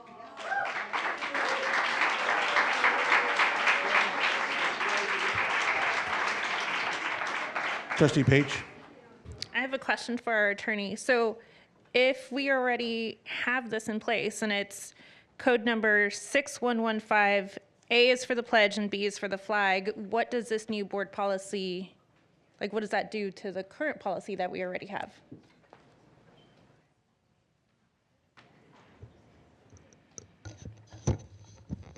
I know there's some word change in this. That's basically all it is. It's just changing the verbiage, but the intent is still the same. Is it an addendum? Is it adding to it? It would be an amendment to the existing board policy. But see, that's what I mean. We don't have a clear policy. In the past, we usually have a policy with it redlined to show the changes. We don't have that. So we're voting on something that we're not really clear on. I'm pretty clear on it. I think it spells out a standard for moving forward with the flag. So is it an amendment? Is it an addition? Or is it in place of? I believe it. I mean, it's an amendment to the existing board policy. So that means we don't have to say the pledge anymore? Isn't that what it says there? It doesn't say anything about the pledge. No. No, It's just in strictly about the flag. 6115. I think 6115 of the board policy, this action would add that piece to That's what I wanted to board policy clarify. 6115. I think what you're asking about is that going to be the only thing that's Right, in the board because he policy said this and would everything replace else board would. policy 6115, and 6115 says that we say the pledge. So I think what you're asking is if everything else gets striked on the board policy except for That's a good. those words. That's. And Yeah, so, so I wanted to clarify. I don't want to take out the pledge. and I think So- it goes to your point, Ms. Yamasaki, that you normally see it in a black line master with bolds Thank indicating new language, strikeouts indicating reductions. But as I read the item, it looks to be that we would add this piece into board policy 6115, not delete anything else that's currently in the policy. But I think you bring up a good point to make that clarification so that way staff can appropriately amend the board policy if that's how how it's voted. So should it say 6115B because that's where it's being added? When I look at 6115, there's probably room on the page to add that without having to go to a second page. So it would probably still end up on 6115, but potentially if we did go to a second page on that board policy, then it would require us to indicate A being the first page, B the second. Right here. Oh, what you're pointing out to me is the administrative regulation 6115. So on not the board policy, but the administrative regulation, it currently has patriotic exercises and display of flag. So we would basically be moving some of that from the AR into the BP. And Is it only displaying? There's this word only in here. there's 2.5 paragraphs dedicated to the display of flags in AR 6115B. However, it only discusses the displaying of the American flag and California flag on the flag poles in the front of the school. It does not have any information about flying the flag in the classroom, and that although that's our But that's practice, this it's not in as the well, administrative though. regulation. So we would basically just be adding the piece that's being recommended into the board policy 6115. And I think the distinction is the word only regarding, and we're not talking about classroom. We're talking, or this is not talking about classroom. It's talking about district school flag poles. Let me read it. Regarding And then only also displaying. smaller and suitable United Or States suitable flags shall be flags. provided to be prominently displayed in each schoolroom. Right. All of that would basically be bold But that and doesn't brand say new. only. No. That one doesn't say only. That was, yeah. But the first sentence does say only, and that For the flag poles. For the flag poles. is not indicated in any way as only in currently in the administrative regulation. Okay. Okay. Okay. So that's the distinction. Yes, and also the addition of the classroom flags. Okay. So there's an only, and then there's also the distinction of the classroom, and then prominently displayed. Correct. Okay, any further discussion? I've got a question. I seem to remember, I wasn't on the board in 2012, but Mr. Ortega and Mr. Ledesma were. Didn't Mr. Whalen have an entire assessment done of all the flags inside the classrooms? And didn't we purchase these flags to be displayed prominently inside each classroom back then, about 10 years ago? I vaguely remember that, and I don't know if it was prominently displayed. I think he just saw that they weren't. He was walking through classrooms, and a lot of the times there was no a U.S. flag being flown. So we did purchase them for each of the classrooms, though. I wasn't, again, I I wasn't believe on he the did. board. I believe he I'm did. just remembering. I believe we did, but that was 2012, right? It's our current practice to display the flags in the classroom, and we can do an additional assessment just of all the facilities, just to make sure. I know that we have a lot of new facilities, including the new STEM centers, and I was in one of the STEM centers recently, and I saw the flag in there. So, but we can just do a full assessment, double check to make sure that we do have them, and we can also make sure that we're purchasing them for replacement as they have a shelf life.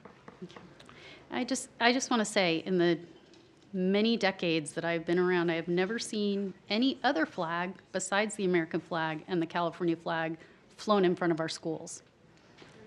Has there ever been a different flag flown in front of our schools? And has anybody asked to fly another flag in front of our schools?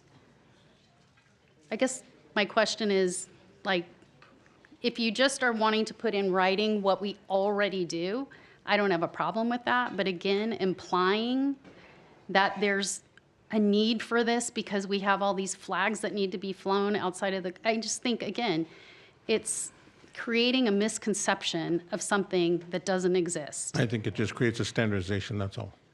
Okay. It's also being proactive as opposed to being reactive.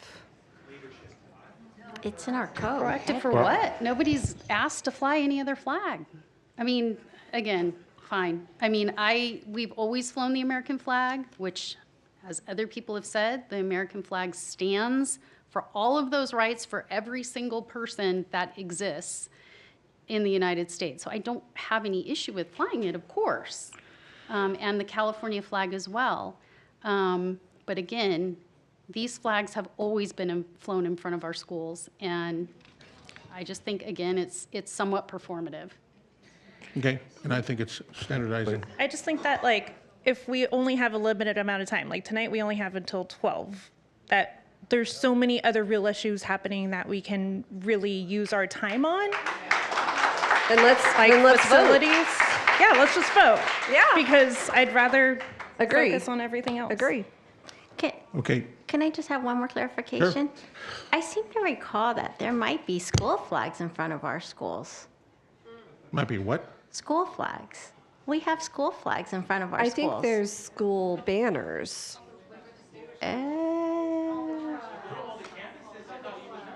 No, I'm talking about in front, like in On the front of the the school. on the school flagpoles in the front, we've only known to have the U.S. flag and the California flag flown. However, this action today would prohibit anybody from flying a school flag or any other flag on that flagpole.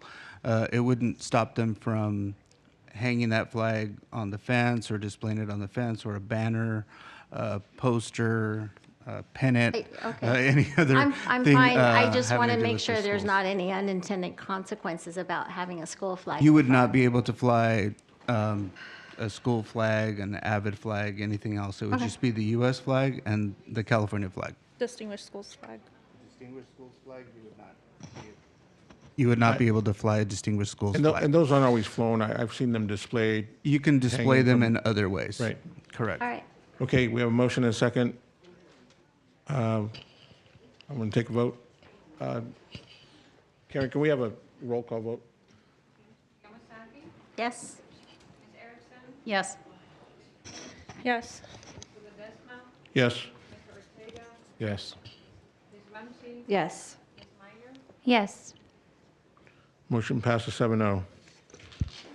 Okay, move on to 7A, Wheeler Park Pool update. Mr. Gonzalez. Mr. Rivera will be presenting on this item. At the last board meeting, Mr. sorry. Ledesma Oh, excuse do me, have I'm a sorry. com- we have a couple comments. We have cards. We have And 3 comment cards. 3 comment cards, so 3 minutes. Hold on there, Mr. Yeoman. We got some comment cards. Okay. Catherine Sutherland. And then Karen Barone, and then Alex Broussard. I hadn't planned to speak a second time. Just really quickly, since we saw the presentation from Ms. Rodriguez earlier, I would just suggest any extra funds in the district be spent on our 3 schools that have facility issues: Parkside, Orange, and El Medina.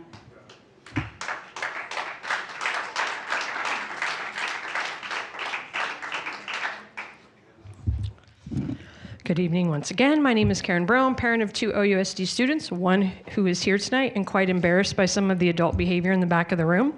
I've been a teacher in OUSD for the past 23 years, and I'm the proud vice president of OUEA.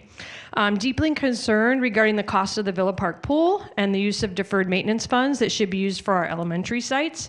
Back during Measure S campaign, my 2 daughters were in elementary school. I campaigned for Measure S with phone banking, talking with colleagues and community members about its importance. I did this knowing that my daughters would one day reap the benefits of updated high school classrooms, in particular science buildings.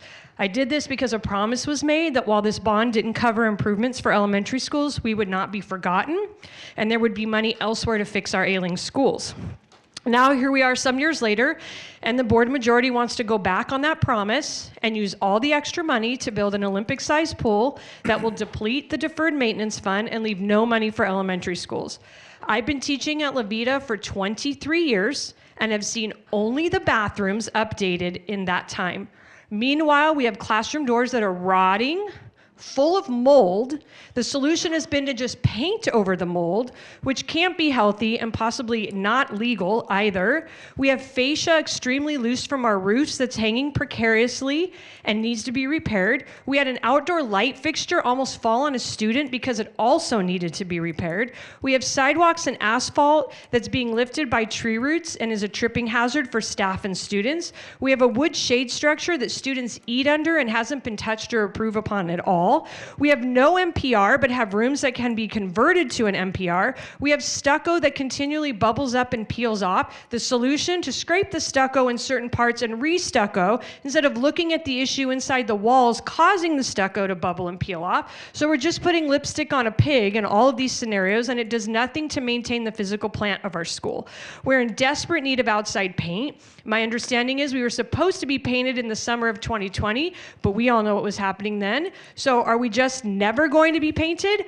I'm just one elementary site, and it is because of this that I am against the 50-meter pool at Villa Park. I believe this board owes it to the community, past, present, and future, to use the extra funds to fix our dilapidated elementary schools, give VP the same size pool Elmo received, or repair their existing pool so there's money to deal with the other high school pools in need of repair and the elementary schools in dire need of repair. Thank you.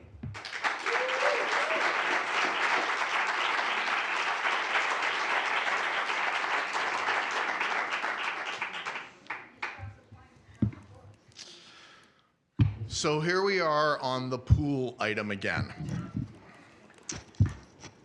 You pulled the consent item that had us spending $2.2 million on a no-bid contract to LPA Incorporated. Why aren't you going through the competitive bidding process for that? Is there a reason that LPA needs to be used so very much? Maybe we should check Mr. Ortega's campaign donation history and see if there's any connection there. Because we know Mr. Ortega engages in conflicts of interest.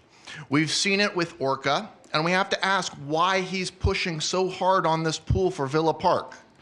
Is it because of his history with Orca? Is it because of his conflict of interest? Is it because he has a child who swims for Orca or a family member who works for Orca?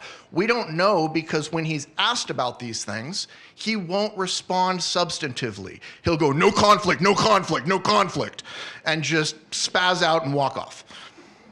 I don't know. The questions need to be asked. We have an information session here, so maybe we can get some information session about why this is so important to Mr. Ortega. I gave you earlier tonight before closed session the conflict of interest policy for Orange Unified School District. It reads that no board member, district employee, or other person in a designated position shall participate in the making of any decision for the district when the decision will or may be affected by his or her financial, family, or other personal interest or consideration. In accordance with law, board members and designated employees shall disclose any conflict of interest and, as necessary, shall abstain from participating in the decision. So, Mr. Ortega, maybe tonight you will actually give us some information. Maybe tonight you will actually answer substantive questions put to you about whether or not you have a conflict of interest with Orca, with the pool matter, and with Villa Park. Thank you.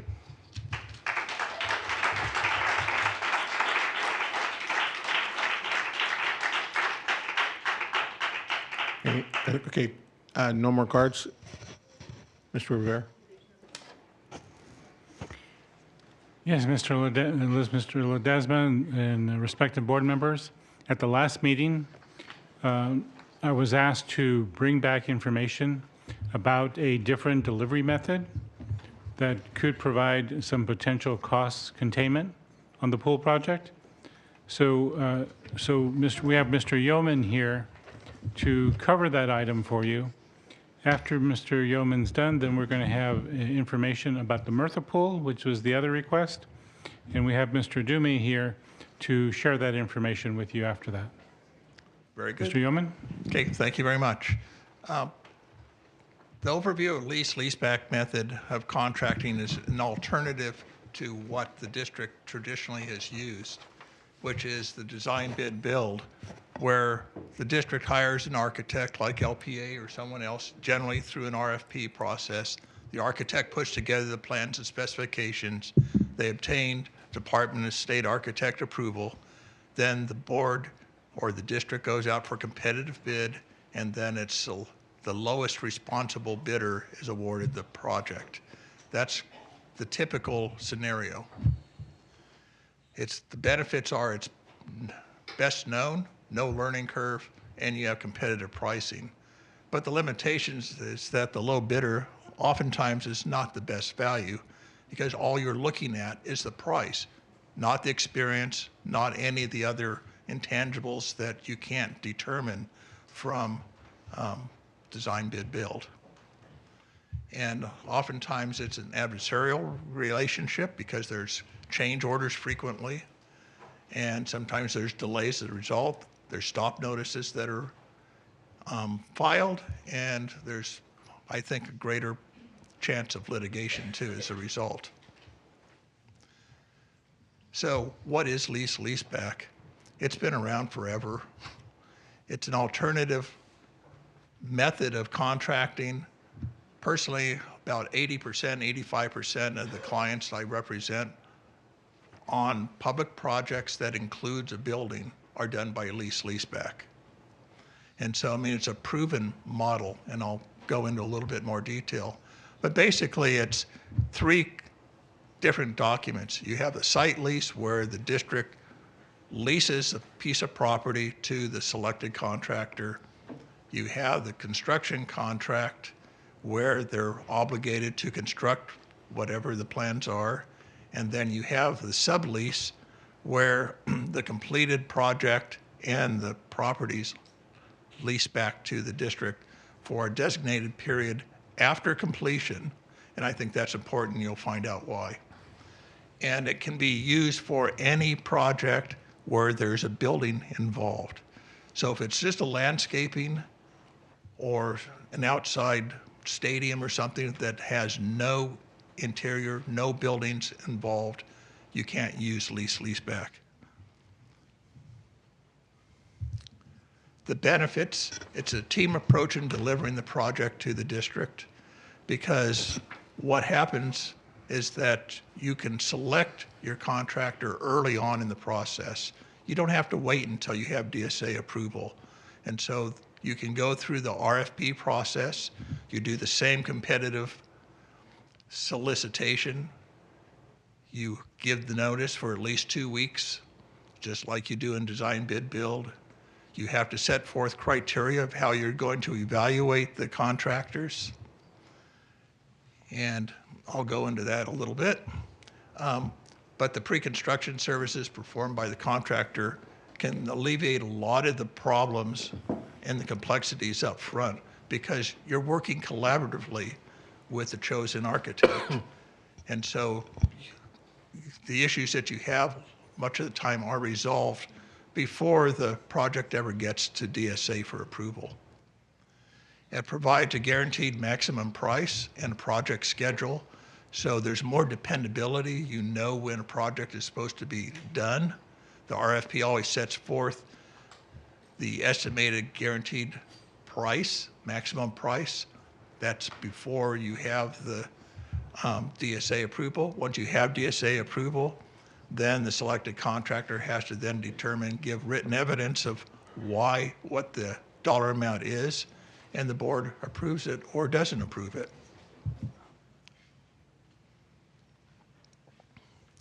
Now, there have been legal challenges, and from about 2012, 2013, there were a number of legal challenges, either challenging because it wasn't a competitive bid, that there was a potential conflict of interest, and all those arguments were pretty much defeated through the addition of Ed Code Section 17406, and that kind of alleviated almost all of them, except for the Davis versus Fresno Unified School District, and that was filed back in 2012. And it went back and forth, up and down the courts. The California Supreme Court finally made a decision. It said, no, it doesn't count as a contract because the district funded it solely with bond proceeds. There was no contractor bonding, no contractor enforcement or loan as a result of it. And there was no period after completion where the district still had to make any payments. So there were a number of reasons, but that was the only issue the California Supreme Court decided on. But other than that, what all the attorneys and all the other firms have done is that they revised their leaseback documents to take into account all the different challenges that have occurred over the last 10 or 11 years. And so there haven't been those kinds of issues. So the leaseback delivery method does remain a viable, cost-effective alternative. And it is a best value, as I said, so it's not just on the basis of your low bid. But in order to implement it, the board would have to adopt a board policy because you have to have a standardized evaluation criteria so everyone knows, and it's included in the RFP too, of how are bidders going to be selected? What is the point value you're going to be given to the different asks? Like firm and personnel experience and qualifications, capacity and methodology. Have you had any litigation and disputes? What is your experience and past performance? Have you done pre-construction services before, which is basically any services that do not require DSA approval? What is your safety record? What is your financial status? What's your labor compliance, skilled and trained workforce? Do you have any exceptions to any of the documents? All these are given point totals. And so all those factors are taken into account, not just the price. And so it's a very fair way to try to determine who is going to give the best value to the district.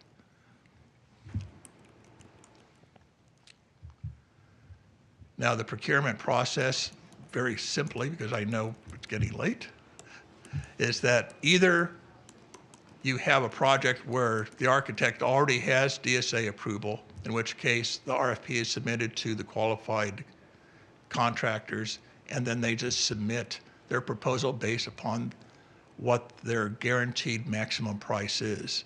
But you still use the same rating criteria as I just kind of outlined. More importantly, and what is most beneficial to the school districts, is when the RFP is issued early on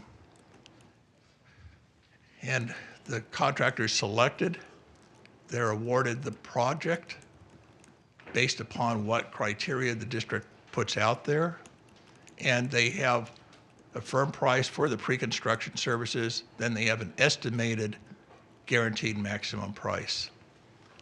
And so they're working collaboratively with the architect at that point in time to try to minimize any disruptions, any change orders, any inconsistencies in the specifications that might otherwise exist that otherwise contractors take advantage of under the design bid build.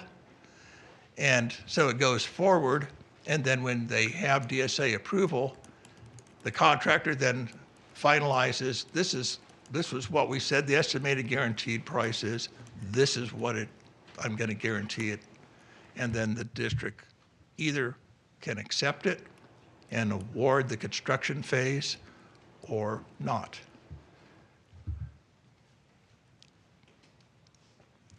And so you can't read all this, but it's just an event timeline. So it goes through all the essential aspects. This is from an RFP.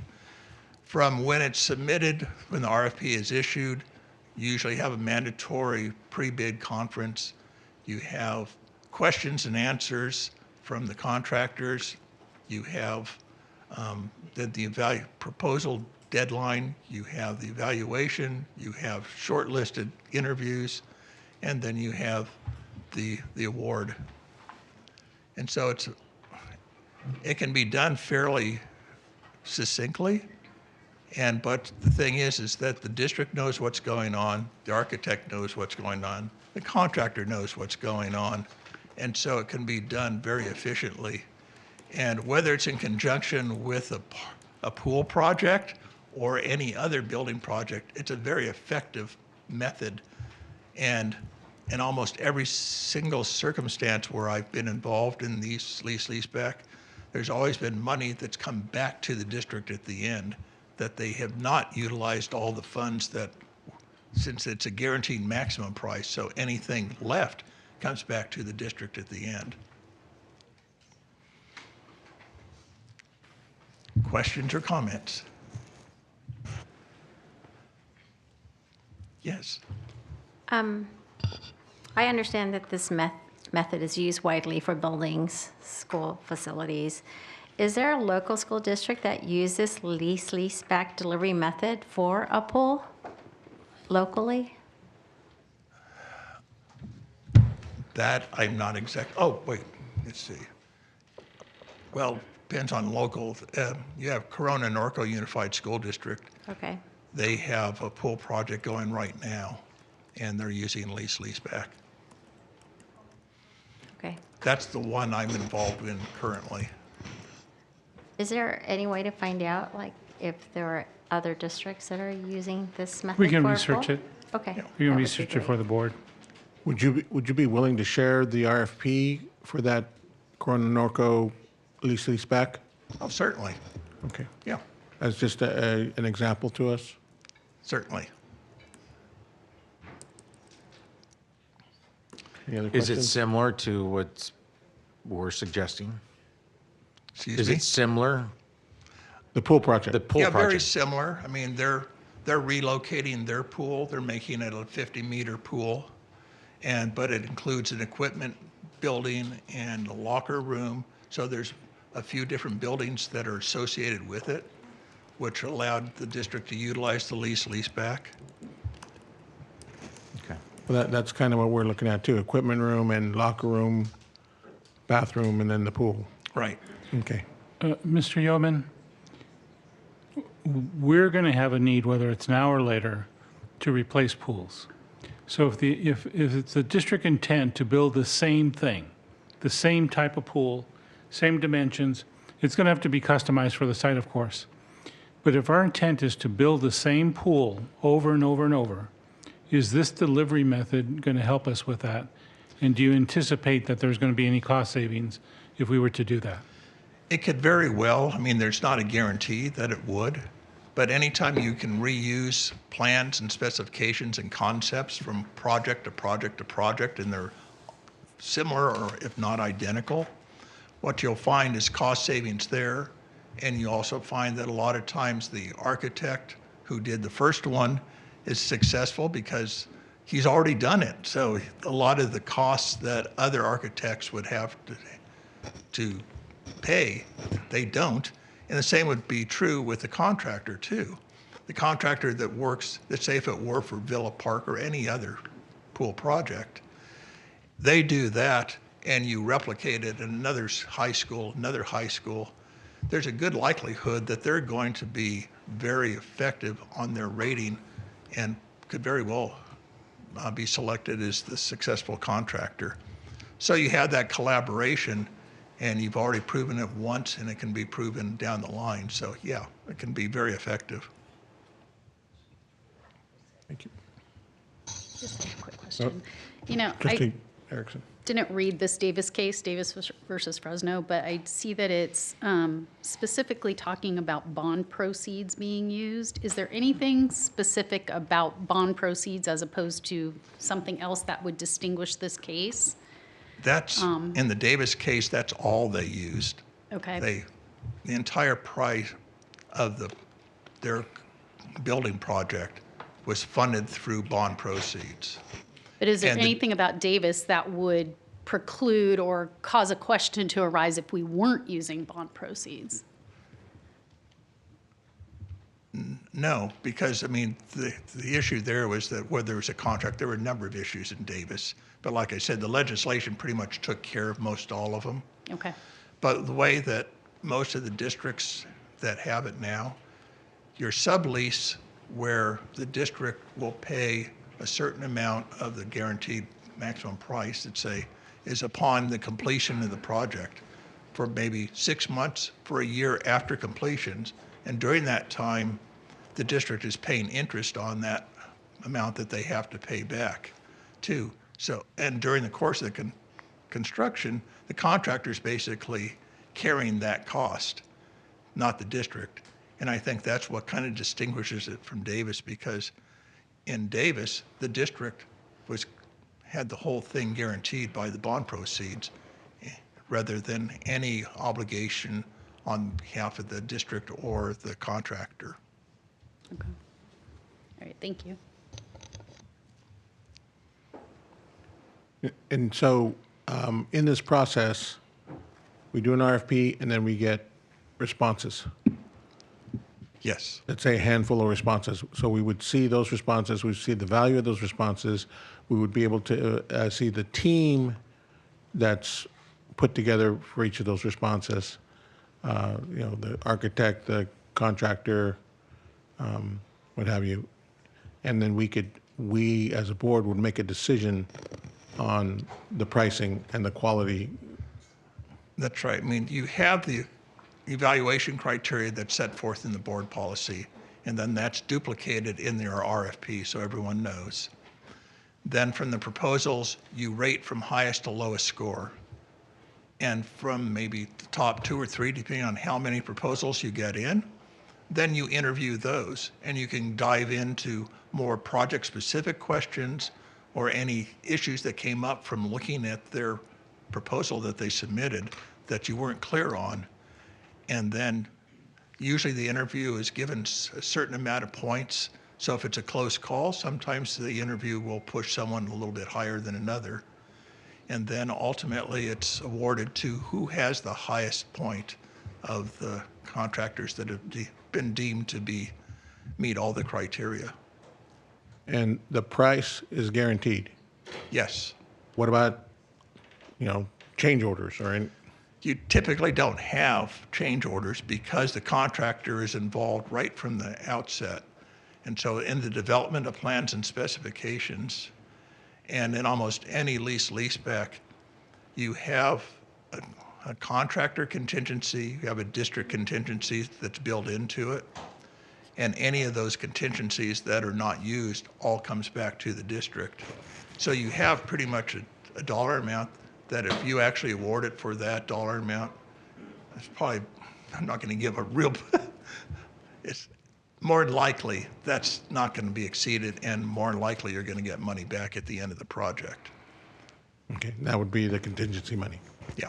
Okay. Mr. Ledesma, let me give you an example to elaborate on Mr. Yeoman's talking about. if you have a traditional method, you may have a contractor come in and question the plans because they may have an alternative method of how to do that procedure, that application. So a request for information and maybe a change order.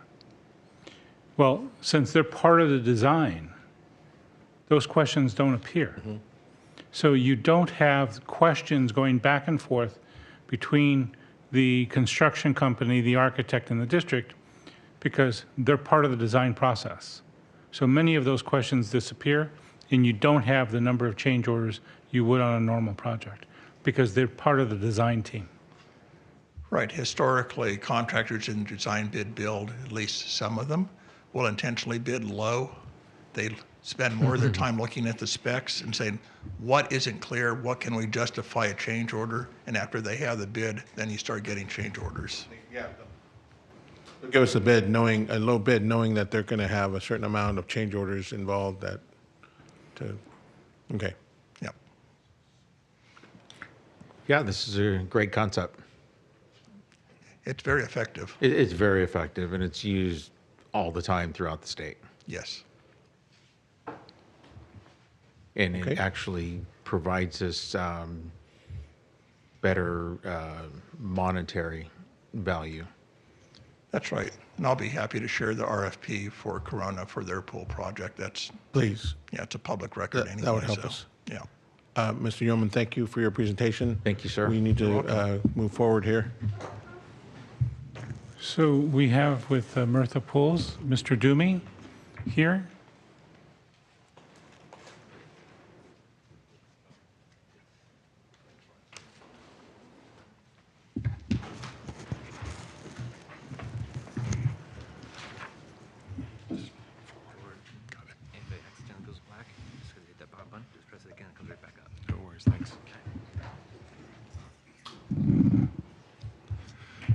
Good evening, President Ledesma, trustees, Superintendent Gonzalez, and staff. My name's Dave Doomy, and I am privileged to be here this evening to give you information about Mirtha Pools. It's important to give you that perspective, and before I do so, I'd like to give you a little bit of my background so you know who I am. I started in the private sector in my work environment, and then ended up becoming a classroom teacher in the Capistrano Unified School District, where I served for 27 years. Received a master's in educational administration and moved on in my career path in education, ultimately retiring as the Deputy Superintendent of Administration. I had the privilege, while I was working in Capistrano Unified, to serve as the chair of the Coalition for Adequate School Housing, which is referred to as CASH, and that is a facility-specific organization that works with school districts across the state. Also in that capacity, I had the opportunity to serve for 8 years, working with the State Allocation Board Implementation Committee, where we generated regulations that applied to the laws that were passed related to school facilities in California. I retired in 2006, started my own company, and still represent school districts across the state. In my capacity in my company, I represented and still represent Mirtha Pools USA, and started with them in 2009.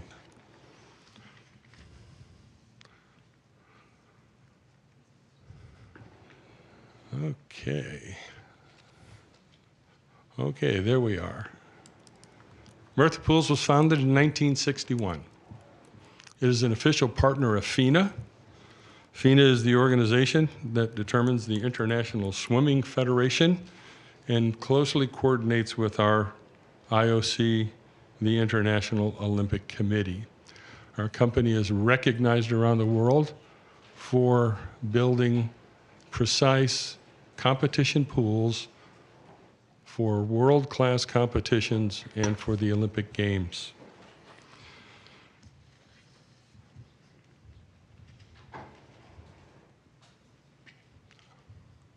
This is a slide that represents several opportunities where Mirtha has been involved, and I'll explain those in a little bit. These are the organizations with which MRSA Pools is related to. We work with USA Swimming, Swimming Canada, and as I said, FINA, and in the Olympic Games. What makes MRSA different? We're a stainless steel modular engineering company that builds precise aquatic facilities around the world. If you've watched any of the Olympic activities that take place or U.S. Olympic trials, you will see our pools in use. MRSA has had a presence in California for over 20 years. We've been in business for over 60. We specialize, again, in competition, leisure, and commercial aquatic facilities. What's really key is this technology meets and exceeds the Division of the State Architect's requirements for seismic and structural and all the issues that relate to school facilities in California. We are also a piggybackable, purchasable material. So we entered into a piggyback agreement with Weisburn Unified School District back in 2014. And we utilized that opportunity for school districts and other public agencies in our state to purchase our materials direct, thereby saving costs for those agencies that purchase through the piggyback, any contractor markups that might be applied to their product, or subcontractors who apply markup to the product. You buy it direct from MRSA, and our price is provided to you in a not to exceed number. And for example, we just finished up a project up in another district here in Central California. They waited 1.5 years to get that project bid. They're in fact going out for a rebid in 2 weeks. And we held the price on our commodity for 1.5 years, no price increase. MRSA technology has been independently reviewed and again meets all the standards for DSA. But what also makes us unique, we're very cost effective. We have maintenance-free materials. We're stainless steel PVC constructed bolt together. Again, DSA certified product. We have shorter time frames for installation, which is important for your contractors. We have also the ability to be extremely flexible in construction environments, such as working with your soils. If you have difficult soils, it's just imperative to know that our product adapts extremely well to what your soils engineer would require or any division of the state architect. We have a very precise constructed pool. We meet the standards for the Olympics and for world competition. The dimensional tolerance for our pool is 1/16 of an inch from one end to the other. That is very difficult to get when you're doing hand troweling on a pool, but when it comes to the competitions that we support around the world, they have to be precise. So the dimensional construction is extremely critical. What's also important is we build to the specification of the agency that we're working with. We do not do anything until we have specific plans, designs, that have been reviewed and approved by the district and by the aquatic consultant or architect and imperatively district staff to ensure that before we begin manufacturing your pool, when it is delivered on site, it will be built to the specifications the district and your consultants prepare. And those examples relate to the kinds of programmings and programming opportunities you would have in your pool. To give you an example, we have been working with the Olympics since the early 2000s, and in 2024 in Paris, there'll be 25 aquatic facilities constructed for that Olympic Games. We're building 24. So this is an example of what our pool looks like when it's under construction. And it's like a traditional pool. You're going to dig a hole, you're going to pour a slab, and then things change a little bit. What will take place, this slide shows the base frame that really nails down the specific tolerances and dimensions for the pool. that is bolted into the foundation, and we build the pool from the inside out. So you have a much smaller construction zone than you might have in a typical construction project. Once that happens, the Murtha walls, the buttresses that you see, and the gutter system is then installed on a 50-meter pool, and it was completed for us in Harvard Westlake High School, which I'll show a little later. Once the slab is poured and we begin to work with the base frame, in 8 days, the 50-meter pool is built. So that construction you're seeing there, about an 8 to 10 day period, which means we do build faster than traditional construction. Once that happens, then the pool is backfilled with pea gravel. This is a photo of a 50-meter pool that was built in West Covina at Edgewood High School. And that's got a toe ledge in it, and that's just the interior of the pool. That is the PVC heat welded to the stainless steel panel that you're looking at, that white material. This is the floor that's now being rolled out and secured to the walls of the pool. Our pools can be repaired with water in them or without. We have tremendous flexibility when it comes to our pool technology system. Our firm's experience in California, as I said, I started in 2009. The goal was to really educate school districts and other public entities about what we do and how we do it. The success of that has been a number of schools that you see listed there that have purchased through the piggyback bid. That piggyback bid was just renewed by Wiseburn School District this month. So it's extended to July of 2024. We've had that piggyback bid as started in 2014. It expired in 2019 because piggybacks are good for 5 years. The piggyback allows a school district to build any size pool, any depth, any configuration, because it's priced by per square foot. So there is no limitation other than the imagination and the desires of the district to move forward with how they want to construct and design their pool. There is no labor in our piggyback contract. That would be something that would be illegal. I know Mr. Yeoman, and we have known each other for many years. We worked very closely with legal counsel when we prepared the piggyback bid, and so we wanted to be sure that there would be no hurdles for school districts as we go forward with this process. In addition to that, in all the pools that you see listed here, not one change order related to the Murtha pool. Not one change order. It's built to the specifications of the district, and you work with one entity, Murtha Pools, and whatever contractor is that is assembling the pool for you. Here's other completed facilities. This is the project up in the San Jacinto School District. It's the Sepova Aquatic Center. It's the only pool to serve that school district. It's a 38-meter pool and provides for water polo and all deep water polo and for competition swimming. This is the Wiseburn complex. I wanted to share that with you because, again, as I said, there's a uniqueness and an opportunity to really do things that are important for your school district. There was a question about if you do multiple facilities, I believe that came up from Mr. Rivera, and they're identical. Let me give you an example. We're working right now today in Long Beach Unified School District. We're building 5 51.5-meter pools. They have purchased 2 already.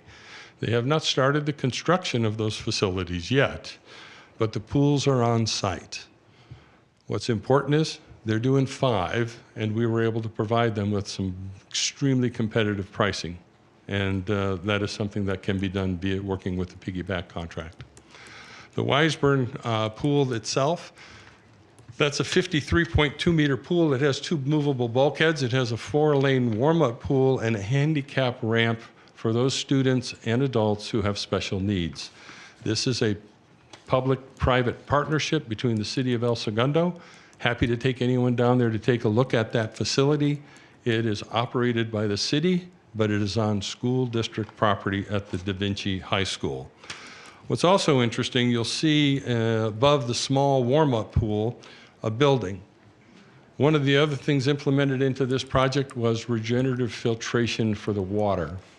The reason for that is this is a very large pool with a small adjacent pool, and you were required by law to have 2 independent filtration systems. There's only 2 filters on this site. One filter for the 53.2 meter pool, one filter for the small warm-up pool. Why is that? It's because there's significant savings in water loss and water usage when you use regenerative filter versus traditional filtration, which we would commonly refer to as sand. In that case, it allowed for the construction of the equipment room to be significantly smaller, and the cost per square foot of a construction and an equipment room could be sizable. So if you can save 300 or 400 square feet of space in an equipment room, that equates to a lot of dollars.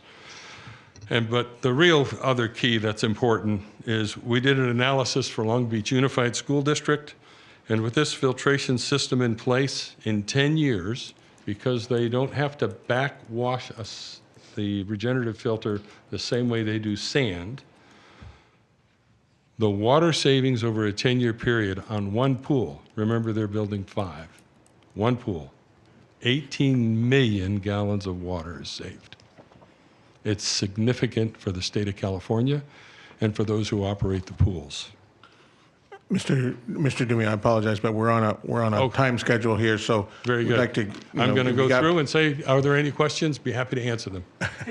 Yeah, just go through and if there's any other pictures you want us to see or you want to comment on. I think I've covered all of those, but leave it in your hands other than to say that our chief engineer, John Ireland, is always available to assist and work collaboratively with the design team. And I'm here to answer any questions you may have. Thank you. Thank you. May I ask a couple questions, please? Sure, please. So I don't know if this is too soon to ask, but what is the typical cost of a 50-meter Mirtha pool package? It is a difficult question to ask, and that's because we're not sure what the specifications will be. Yeah. And many times when we're dealing with numbers, Like a ballpark range, maybe. generally for a 50-meter pool, somewhere around $1 million. Okay. Right. And then the longevity of a Mirtha pool versus a typical plaster pool? In the 60 years the company's been in business, we've never had a pool fail. I visited pools in Italy where we have them installed in the ground for over 40 years, and they've never had to be remembraned. So we provide, and that's a great question, a 25-year warranty on water tightness and 10-year warranty on all the membrane. So the longevity, at least, if not longer than a traditional pool. The other point to that, and I think it's a great question, is our pool, because it's non-porous, never needs to be replastered. There is no plaster in the pool. So that saves on chemical costs because nothing's leaching into the walls of the pool. It also saves a significant amount of money when a district has to go through and replaster existing pools. I had a conversation with Mr. Berkshire just today on another district that's going through some evaluation, and I said, by chance, Dennis, what does it cost to replaster a 50-meter pool, and what is the downtime on that pool to have that work completed? The general number that he provided to me today, around $750,000 to $900,000 to replaster a traditional pool. And it could take anywhere from 6 to 12 weeks to do that work. That never happens in a Mirtha. We don't have plaster. I have some samples that I'd be happy to leave with staff that would provide to you what the walls of the pool look like and some other materials, if that would be helpful.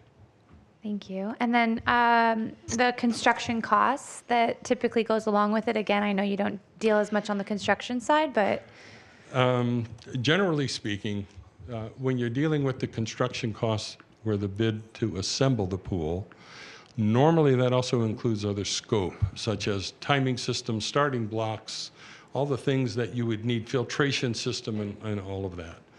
Probably that number is going to be somewhere around $3.5 million. Okay. And then what is the, I'm sorry, it was called a regenerative filtration Regenerative system? filtration, yes. Is that significantly more expensive than a typical sand filtration system? It is more expensive. But it saves you in the But the long run. payback on that is roughly 2 years. So what you save in building costs would buy your equipment for regenerative filtration.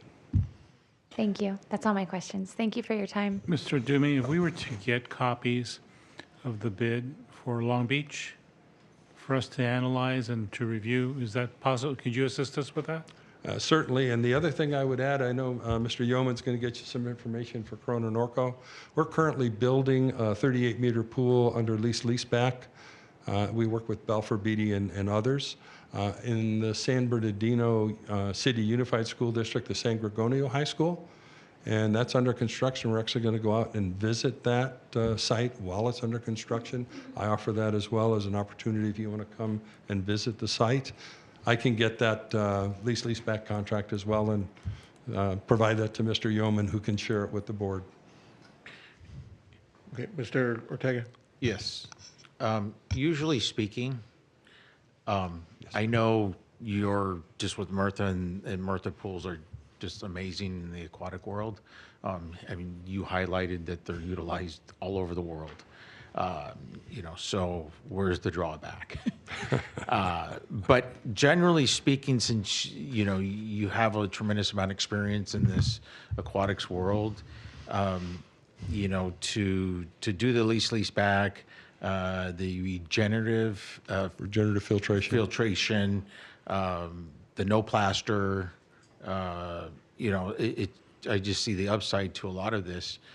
And everyone asks the magic question, what are the ballpark ranges for, a 50-meter pool with stands and a student bathroom, adult bathrooms, a locker room, a coach's room, as an example?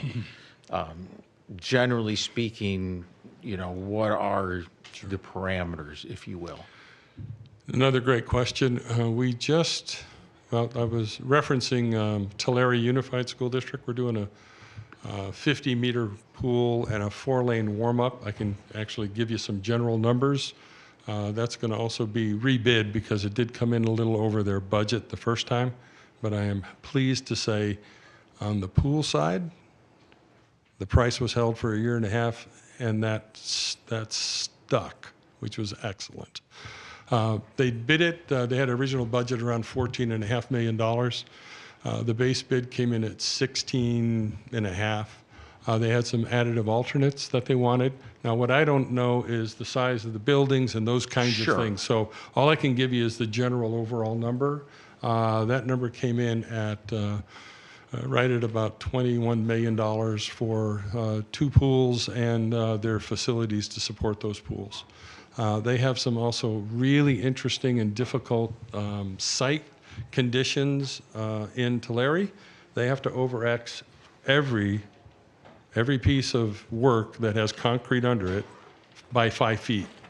So there's another benefit that we provided because they've got to over-X anyway to get down to the 7.5 feet or 8 feet, whatever the depth is, so they don't have to worry about the concrete piece. But all their sidewalks and all that stuff had a lot of extra soils work that could be really problematic. They adjusted all of that. They're going out to rebid, and their goal is hopefully to get somewhere under $20 million for the complete project. For 2 pools? For 2 pools, yeah, and the support facilities.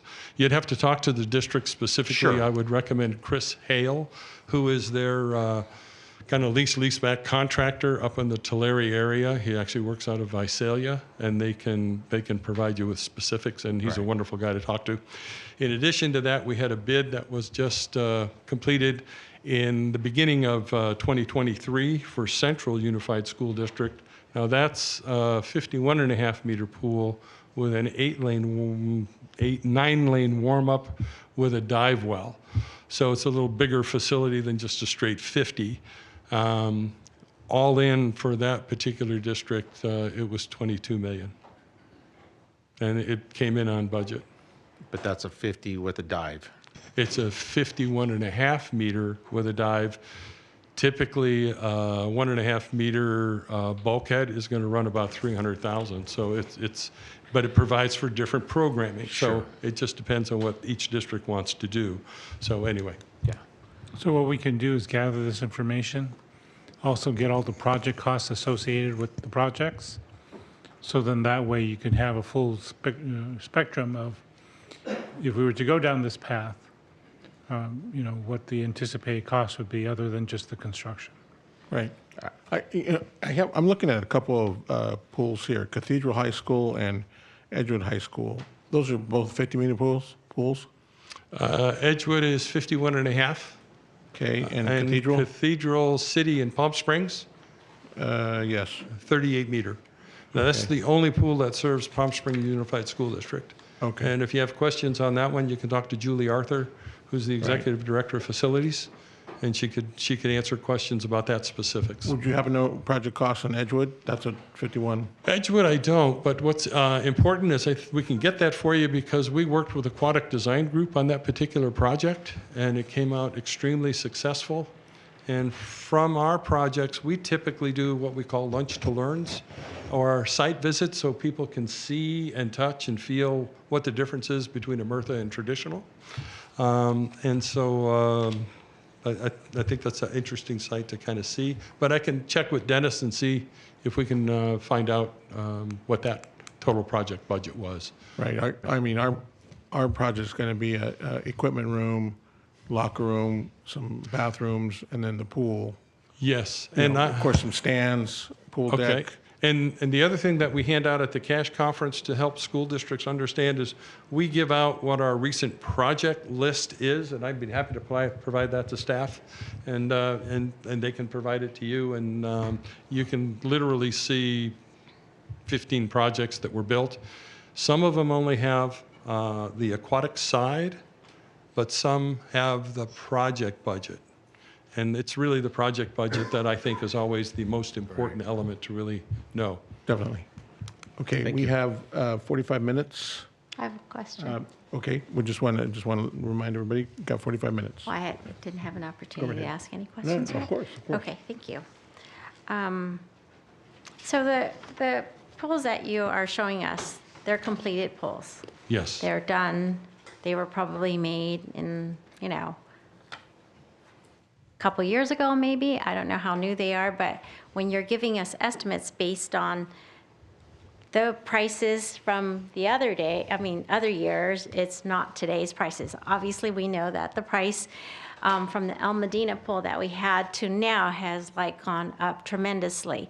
So you giving us prices of pools that were made back then is not really going to be a fair representation of what we're going to be doing today. So I would rather, if you can, show us what the actual price is today, or give us an example of a bid that was just done.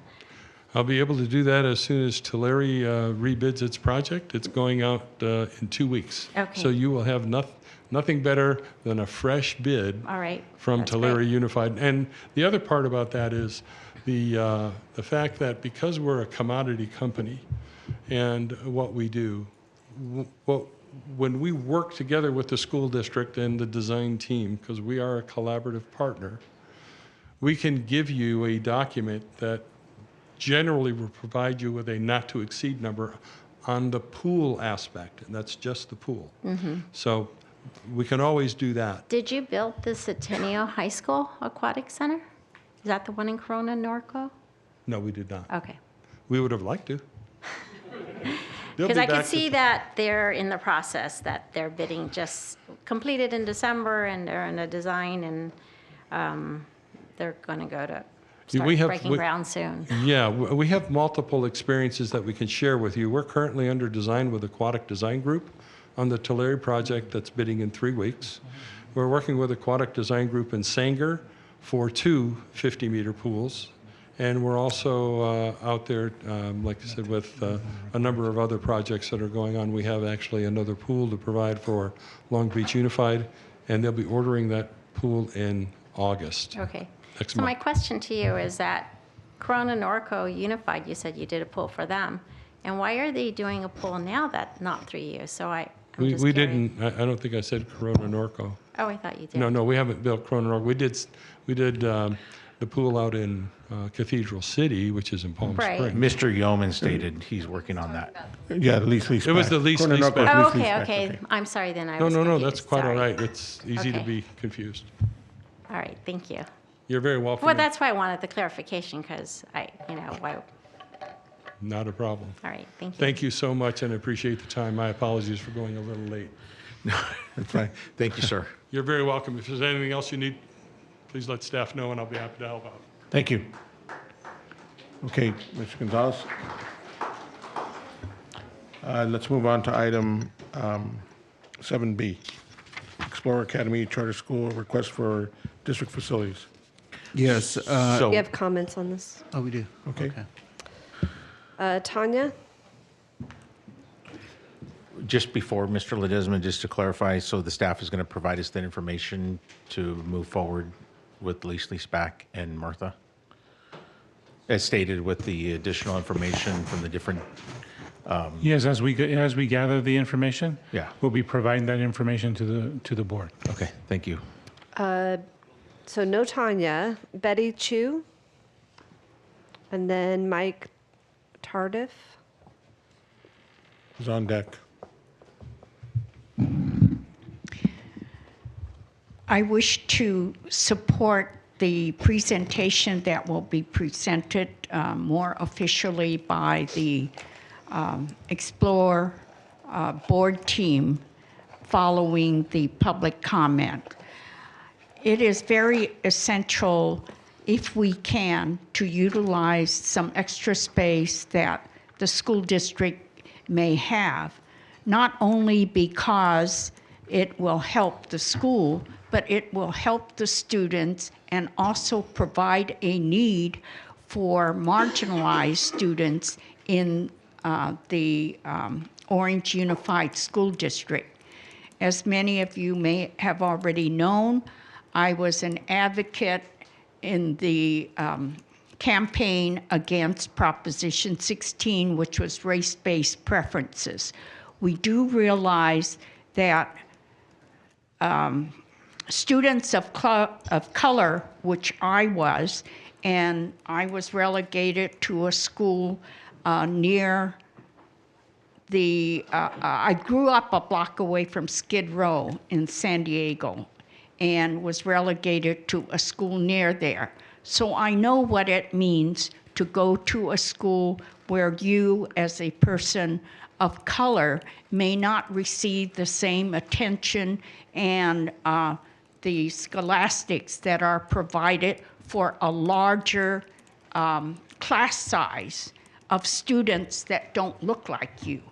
And I know that we can provide an extra service to the Orange Unified School District that may not be able to be now provided because of the structures of the public school education that a charter school can provide. Additionally, it has been shown in a recent study that the charter school students actually outperform on academic subjects as compared to the non-charter schools. We are not in competition here. We are here to provide quality education for the student that may need the type of curriculum that that Explore Academy can provide. So I ask for your support and help that if there is extra space for which you can be compensated, we would like to have a partnership with you in that regard. Thank you.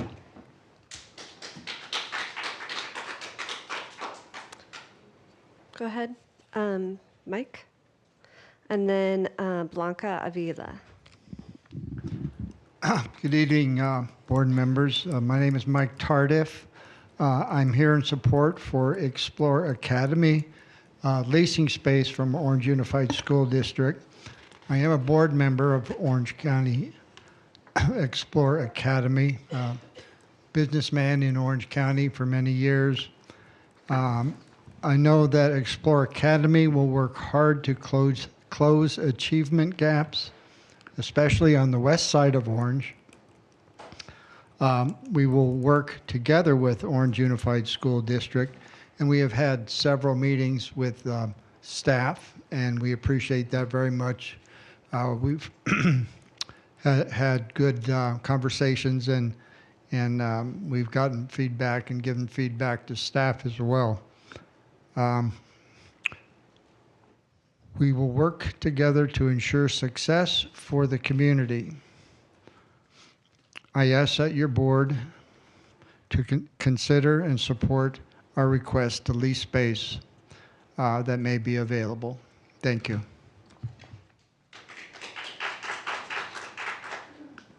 Were you Tanya? Okay. And then is Blanca Avila still here?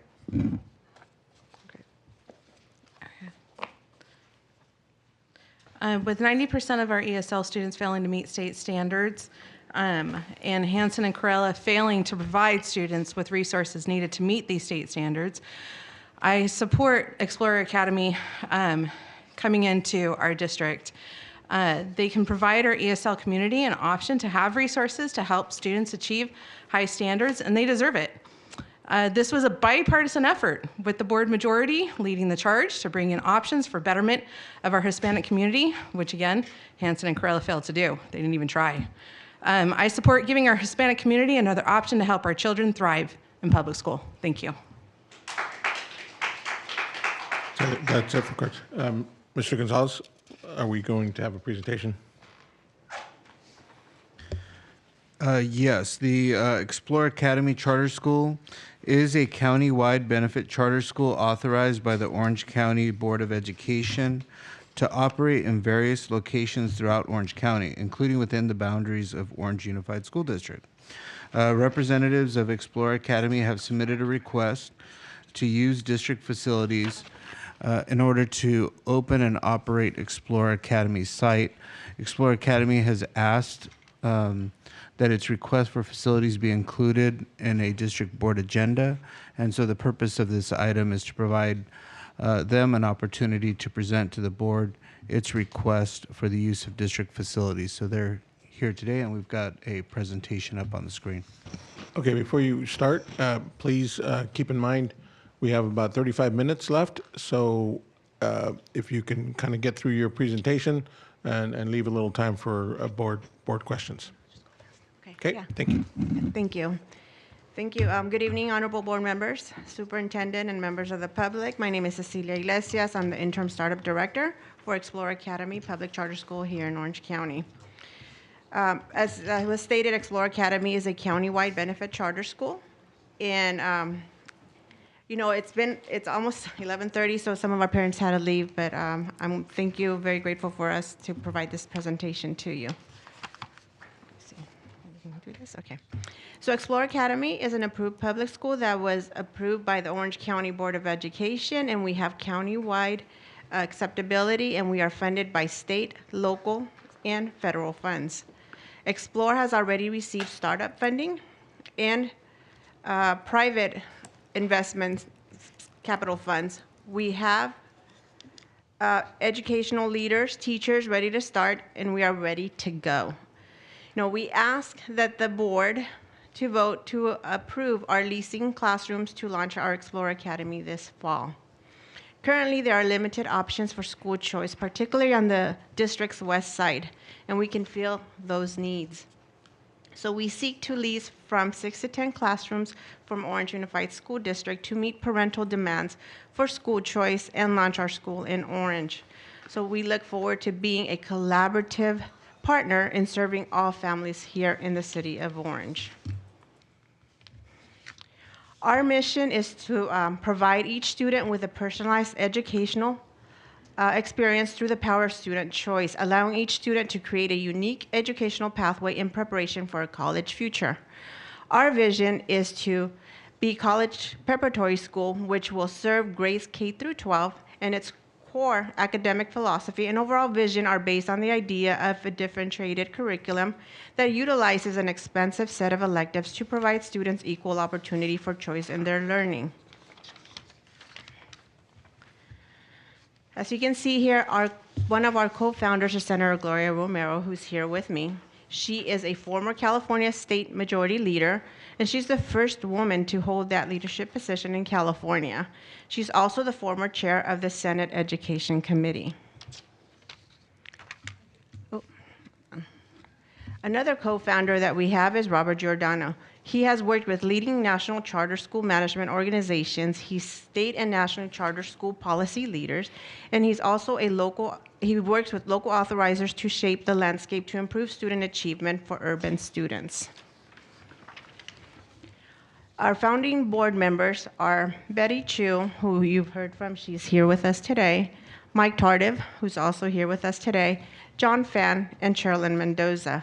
Our founding board members are diverse and committed to serving families and ensuring that Explore Academy will prioritize high student academic achievement, and we will make sure, they will make sure that holding us accountable to make sure that other kids do get it.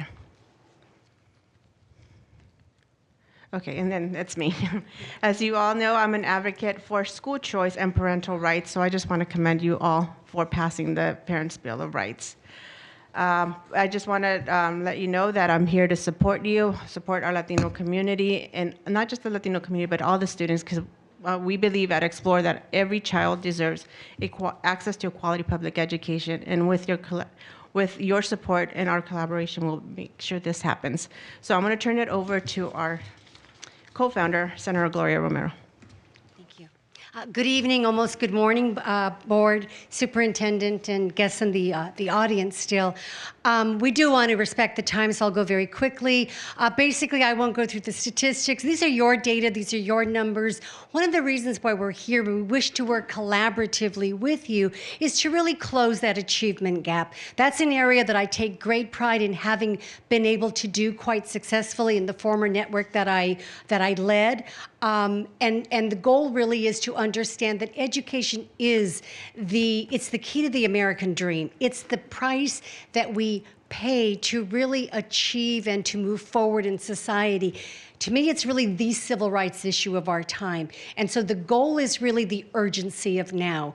We come to you with, a request in lieu of Prop 39 to identify the need and to identify the desire that is there from parents.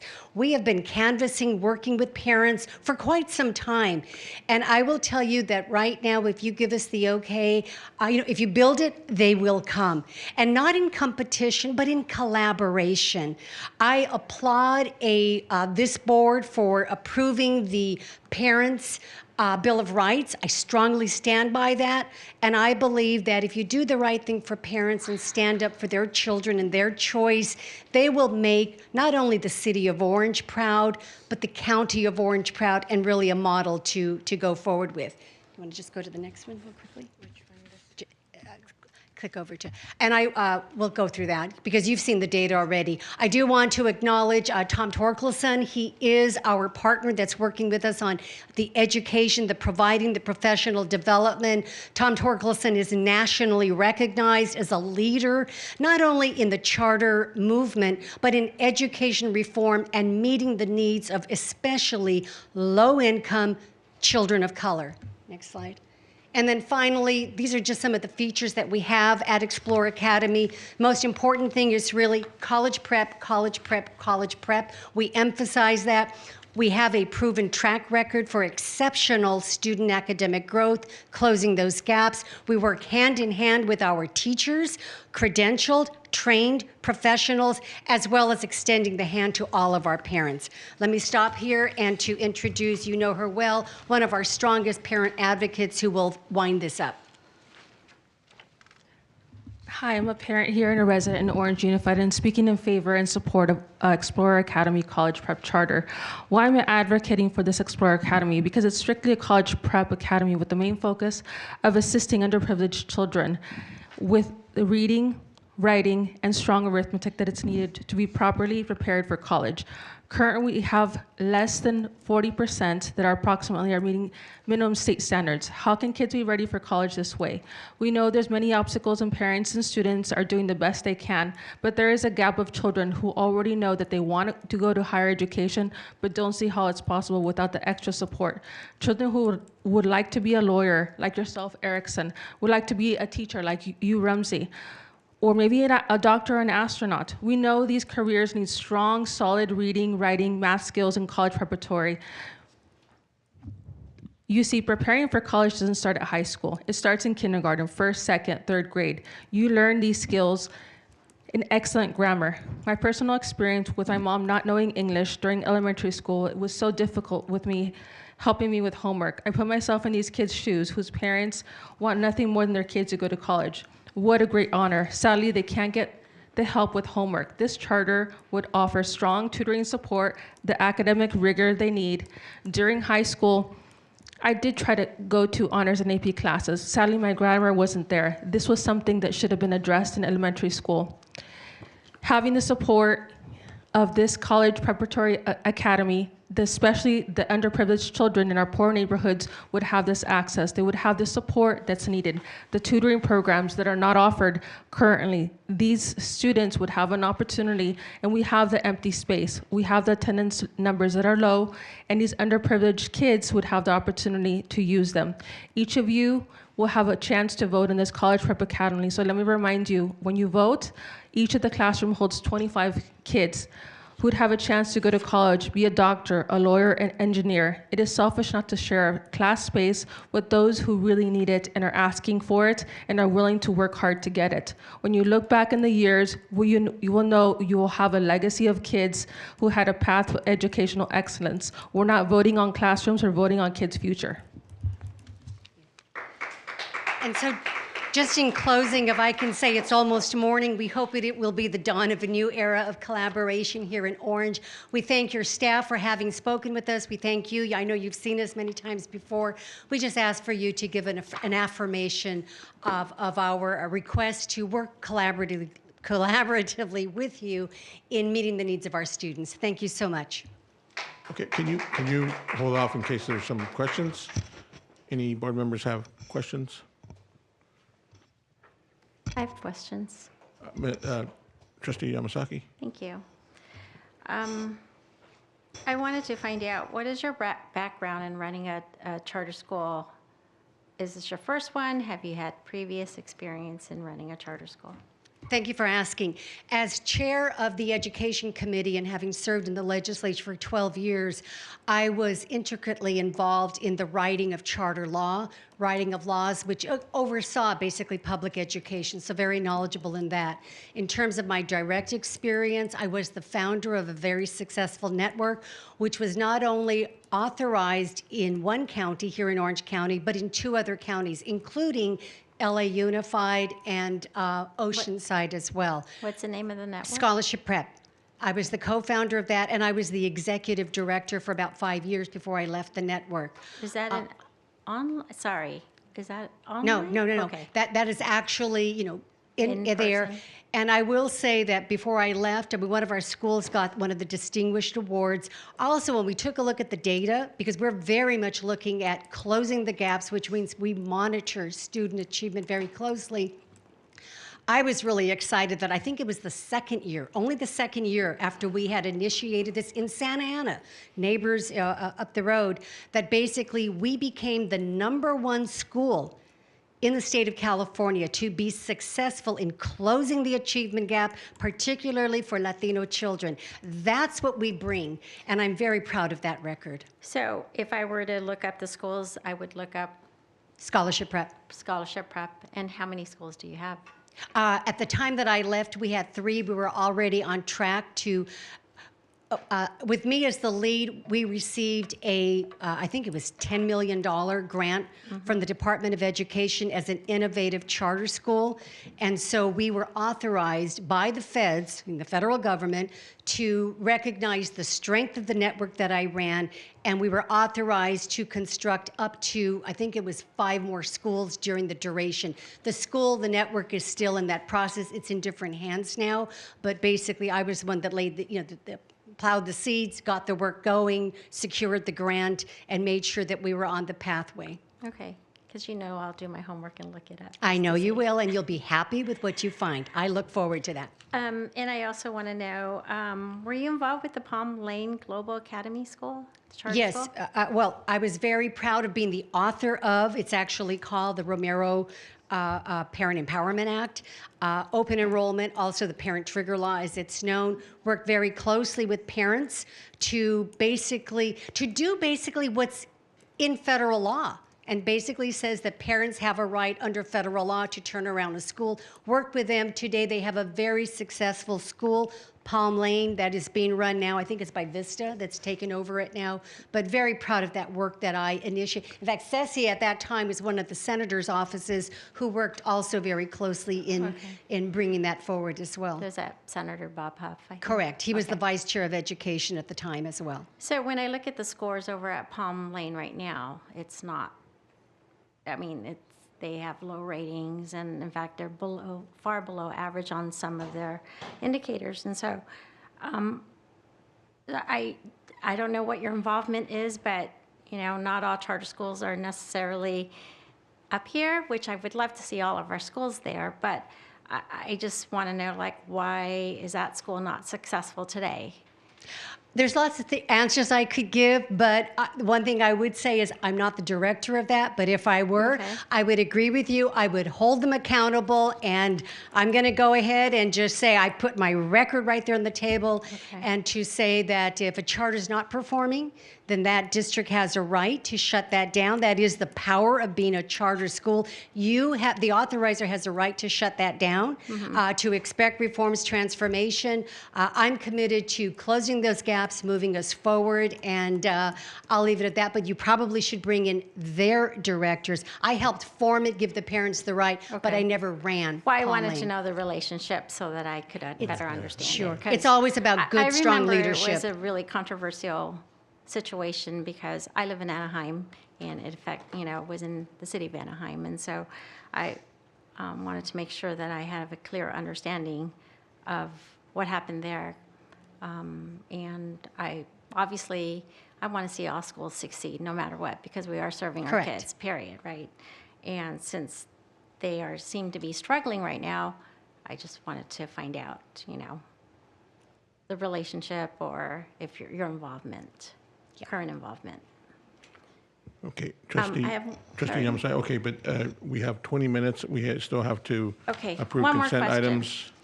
Are you or were either of you or any of you on the board of the California Policy Center? I am not. Okay, but you're on the website.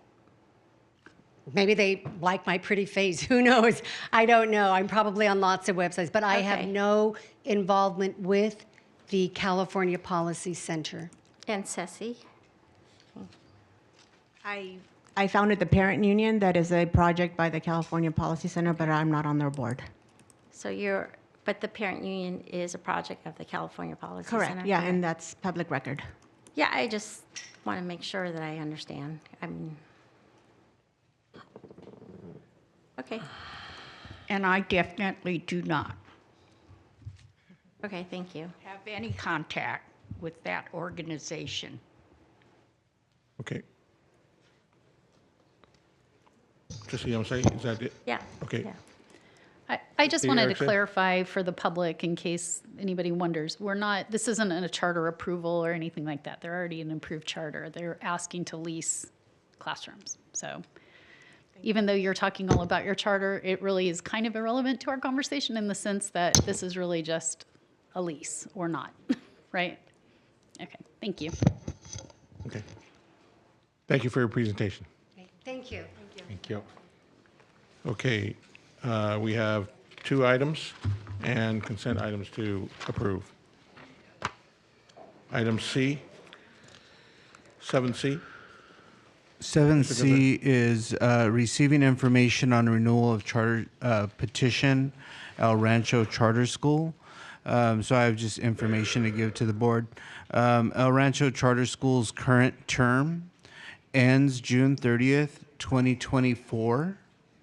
On June 5th, 2023, El Rancho emailed the district a copy of its renewal petition. Upon receipt of the final renewal petition with certification that El Rancho deems the petition complete, the district board will hold a public hearing on the renewal, and staff would conduct the necessary review of the renewal petition.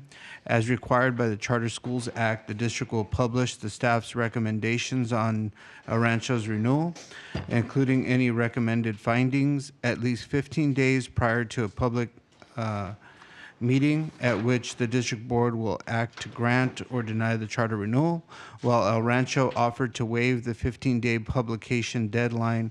Education Section 47605B does not permit the receiving district to waive the 15-day notice requirement.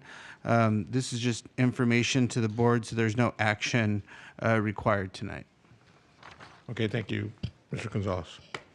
Okay, item board policy regarding board bylaw meeting conduct, item D. We have 3 comment cards. Okay, So that's going to be 9 minutes if we stay at 3 minutes. okay. Is that okay? Yes.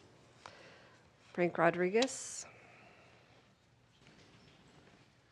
Yeah, I just wanted to give some examples of the districts, what they do around us to control public comment. So in multiple districts, one of the biggest things is when people come up, like I did today, do this purposefully, where I'm coming up for multiple agenda items. I don't necessarily get full speaking time on all of these agenda items. If I would have gotten 3 minutes on all of them, 20 minutes would have just gone to me. So I've seen districts give 3 minutes to the first topic and a minute forward if you don't put any restrictions from that 20 minutes. I've seen I've seen city councils, limit things like how many times you can come up to the dais. I've seen districts keep it at the 20 minutes. I've seen districts also do things like vote if you're only going to hear 30 minutes of public comment, and then you can extend it. I've also seen Huntington Beach, what they'll do, and this is for Angie, and I'll wrap it up here. We have these long hallways right here, and what I would like to see is you read off 10 names, and then if they line up, they line up. If they don't, they don't. When the line's done, read off another 10 names. In my opinion, there's no need to reread out those names. Just read out 10, they line up, they speak, they go back. Huntington Beach does that. It's very, very effective with the time. Thank you. Alex Broussard. And then John Sinks.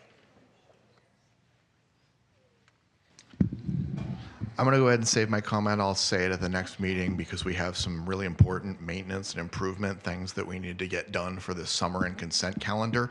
There are things that should have been done much, much, much earlier tonight, but you guys had performative things to do. So please get to them tonight. Thank you.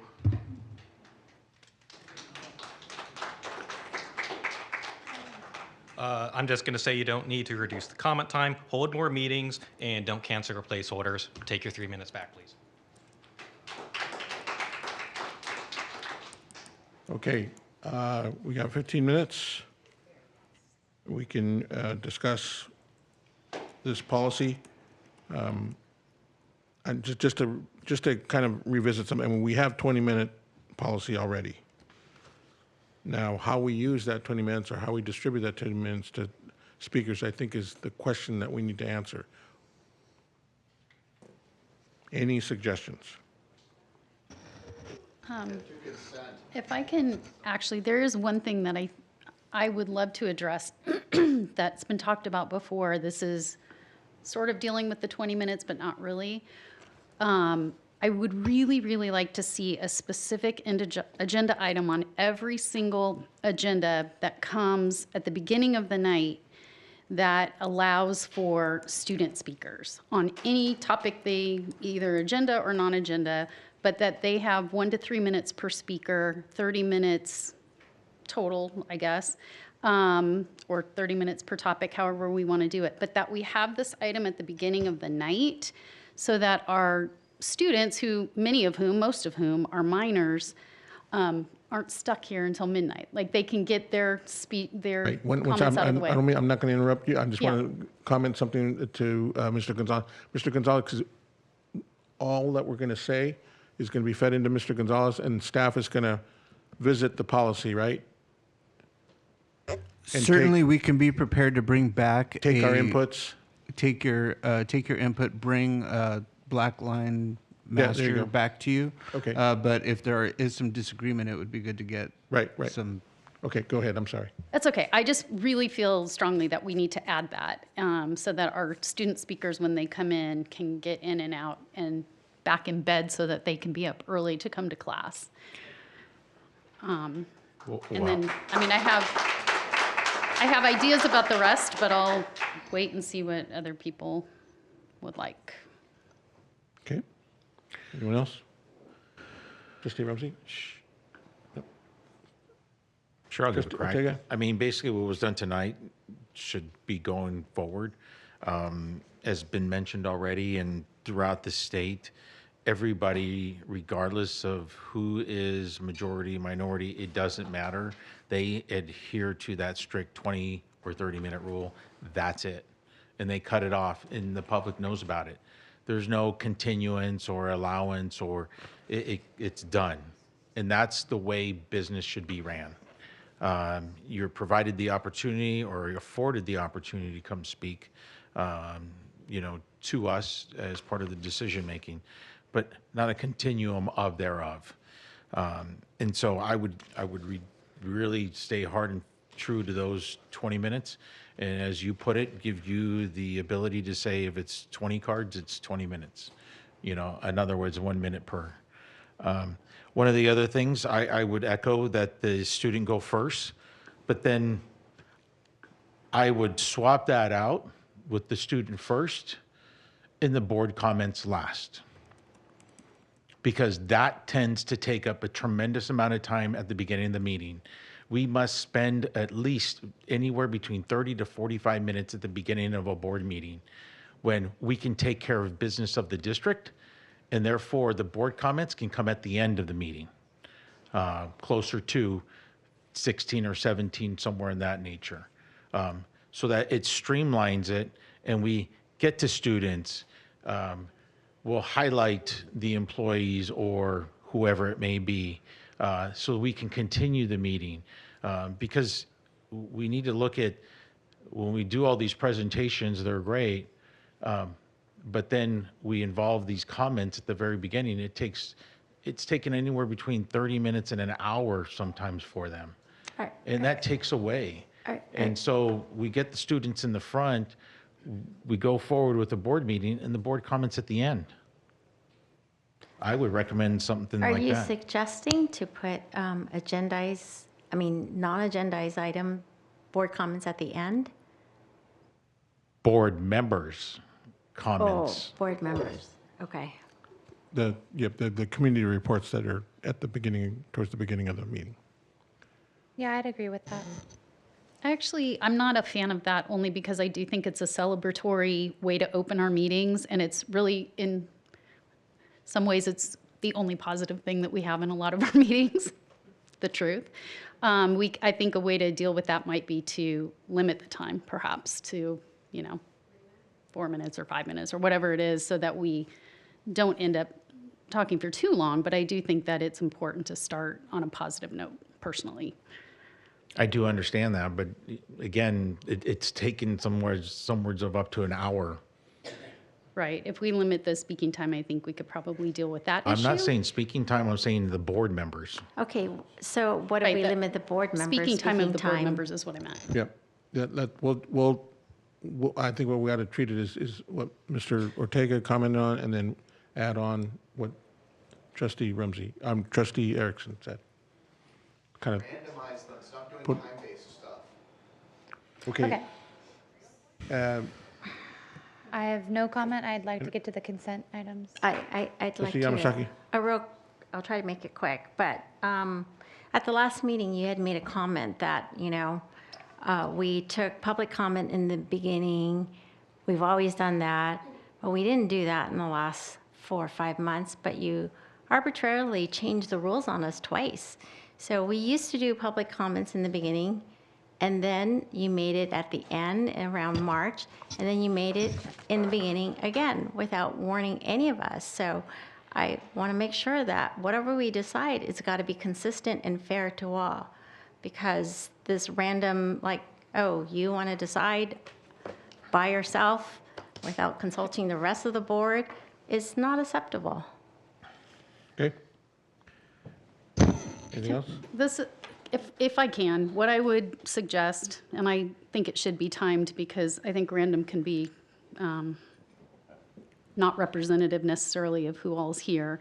I do think that having a student-specific agenda item, 1 to 3 minutes, 30 minutes per topic, then having the agenda items where people speak right before the agenda items and we do the business and have that be 1 to 3 minutes per speaker and 30 minutes per topic. And then non-agenda at the end after we've conducted business, 1 to 3 minutes per speaker, max of 30 minutes. And obviously anybody who's doing live interpretation will get twice that amount of time. And I think we say that it's subject to 1 extension if it's by unanimous consent of the board. Okay, you may want to spell all that out to staff. And Well, they pass them on. can watch the video back, That, right? that too. Yeah. Yes, we can, and I think we'll do that. And one of the things that I heard was I think 30 minutes on the students, but I was also hearing 20 minutes on per topic on the rest of them. So, and then I also heard maybe have the board members make their recognitions at the end of the meeting. But then I also heard let's keep them at the beginning, but let's limit the time to 3 to 4 to 5 minutes, somewhere in that range. And then I just wanted to double check on the non-agenda items. Currently in the bylaws, we don't have any rules in terms of when the non-agenda items are heard, the comments on non-agenda items. It could be at the beginning, it could be at the end, but you can also guide the staff to create on that, to Right. add that into policy if you want to codify, the non-agendas at the beginning, the end, or both, depending on how much time. Well, non-agenda items could be 20 minutes as well. And I think it'd be good to have non-agenda items in the beginning and at the end. Okay. And then I would like to, like what we did today, I think worked out with the 1 minutes, and then we looked at. I think the 2 minutes to the 1 minute automatic, Yep, and then I think, we went to 30 minutes on one because we had 30 cards. and that was by consent of the And that was a board. consensus. So I'd like to kind of continue with that, along that. And anything, what we could also do, if we have a night where there's 60 cards, then we just take the first 30, and then the last 30 can go at the end of the meeting. Right. That's another thing. Excuse me. I wanted to bring up that we are talking about 2 different items. So first, we're talking about the meeting and the public speakers, but we are talking about another board policy, and when we're talking about the order, that is another board policy. I remember reading it where it says the specific order, and so I think we are in violation of the Brown Act because we're speaking on to another board policy item that is not presented. We're still talking So- about, No, when you were talking public about. comment. You were talking about reordering the comments and where it's placed. That's actually a different board policy. I think the other board policy that you're speaking to, that's the one that has public comment, and it has public comment in a couple of different It says that our areas. meeting will be conducted in the following In this order. Mhm. But on the public comment section, it doesn't mention whether or not it's non-agenda or Right. agendized. But my point is that we're moving stuff from here to there, and so I want to make sure that we are consistent and not, or we can bring both policies forward. We only and have review it 4 the next minutes time. left, and we need to Yes. get to Okay. consent. But this is, but, Well, I and- needed to bring it up. And because also I the didn't want 3 us to minutes, let it 20 go. minutes does hit 2 different board bylaws, so staff Yeah. will work on something. Okay. We'll bring it back to you. All right. So All right. are we going to, we're not going to listen to public comment on, No. okay. Okay, here we go. Consent items. I'll move it. No. Wait, do we all have to agree on not listening to the public comments, don't we? Wait, what is it? We have public comment on some of these? Well, 10P, no, because that was pulled. Okay. But we have 12C, 12E, and 16A. Okay, well, I mean, So if we listen to the comment, then these comments, then can we No. no. take a vote? We have midnight. We have until midnight. We only, So we have to go straight to consent and vote on them. So consent items. Item 9, consent items, Measure S. Can I have a motion to I'll move move it. all consent items? I'll second. Okay. Did you move it? Mr. Yes, I Ortega? moved it. by Mr. Yeah. Ortega, seconded by Trustee Ramsey. Any discussion?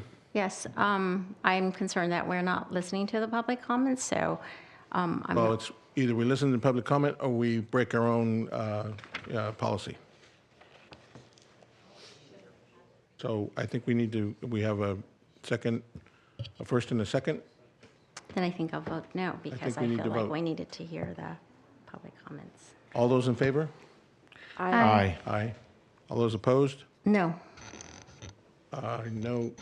Okay, who else has a no? I think it was Just you? just- Okay. Motion passes 6-1. All right. And just for the record, I voted no because we didn't hear the public comments. Okay, thank you. Other business? I'm going to adjourn this meeting at 11:59.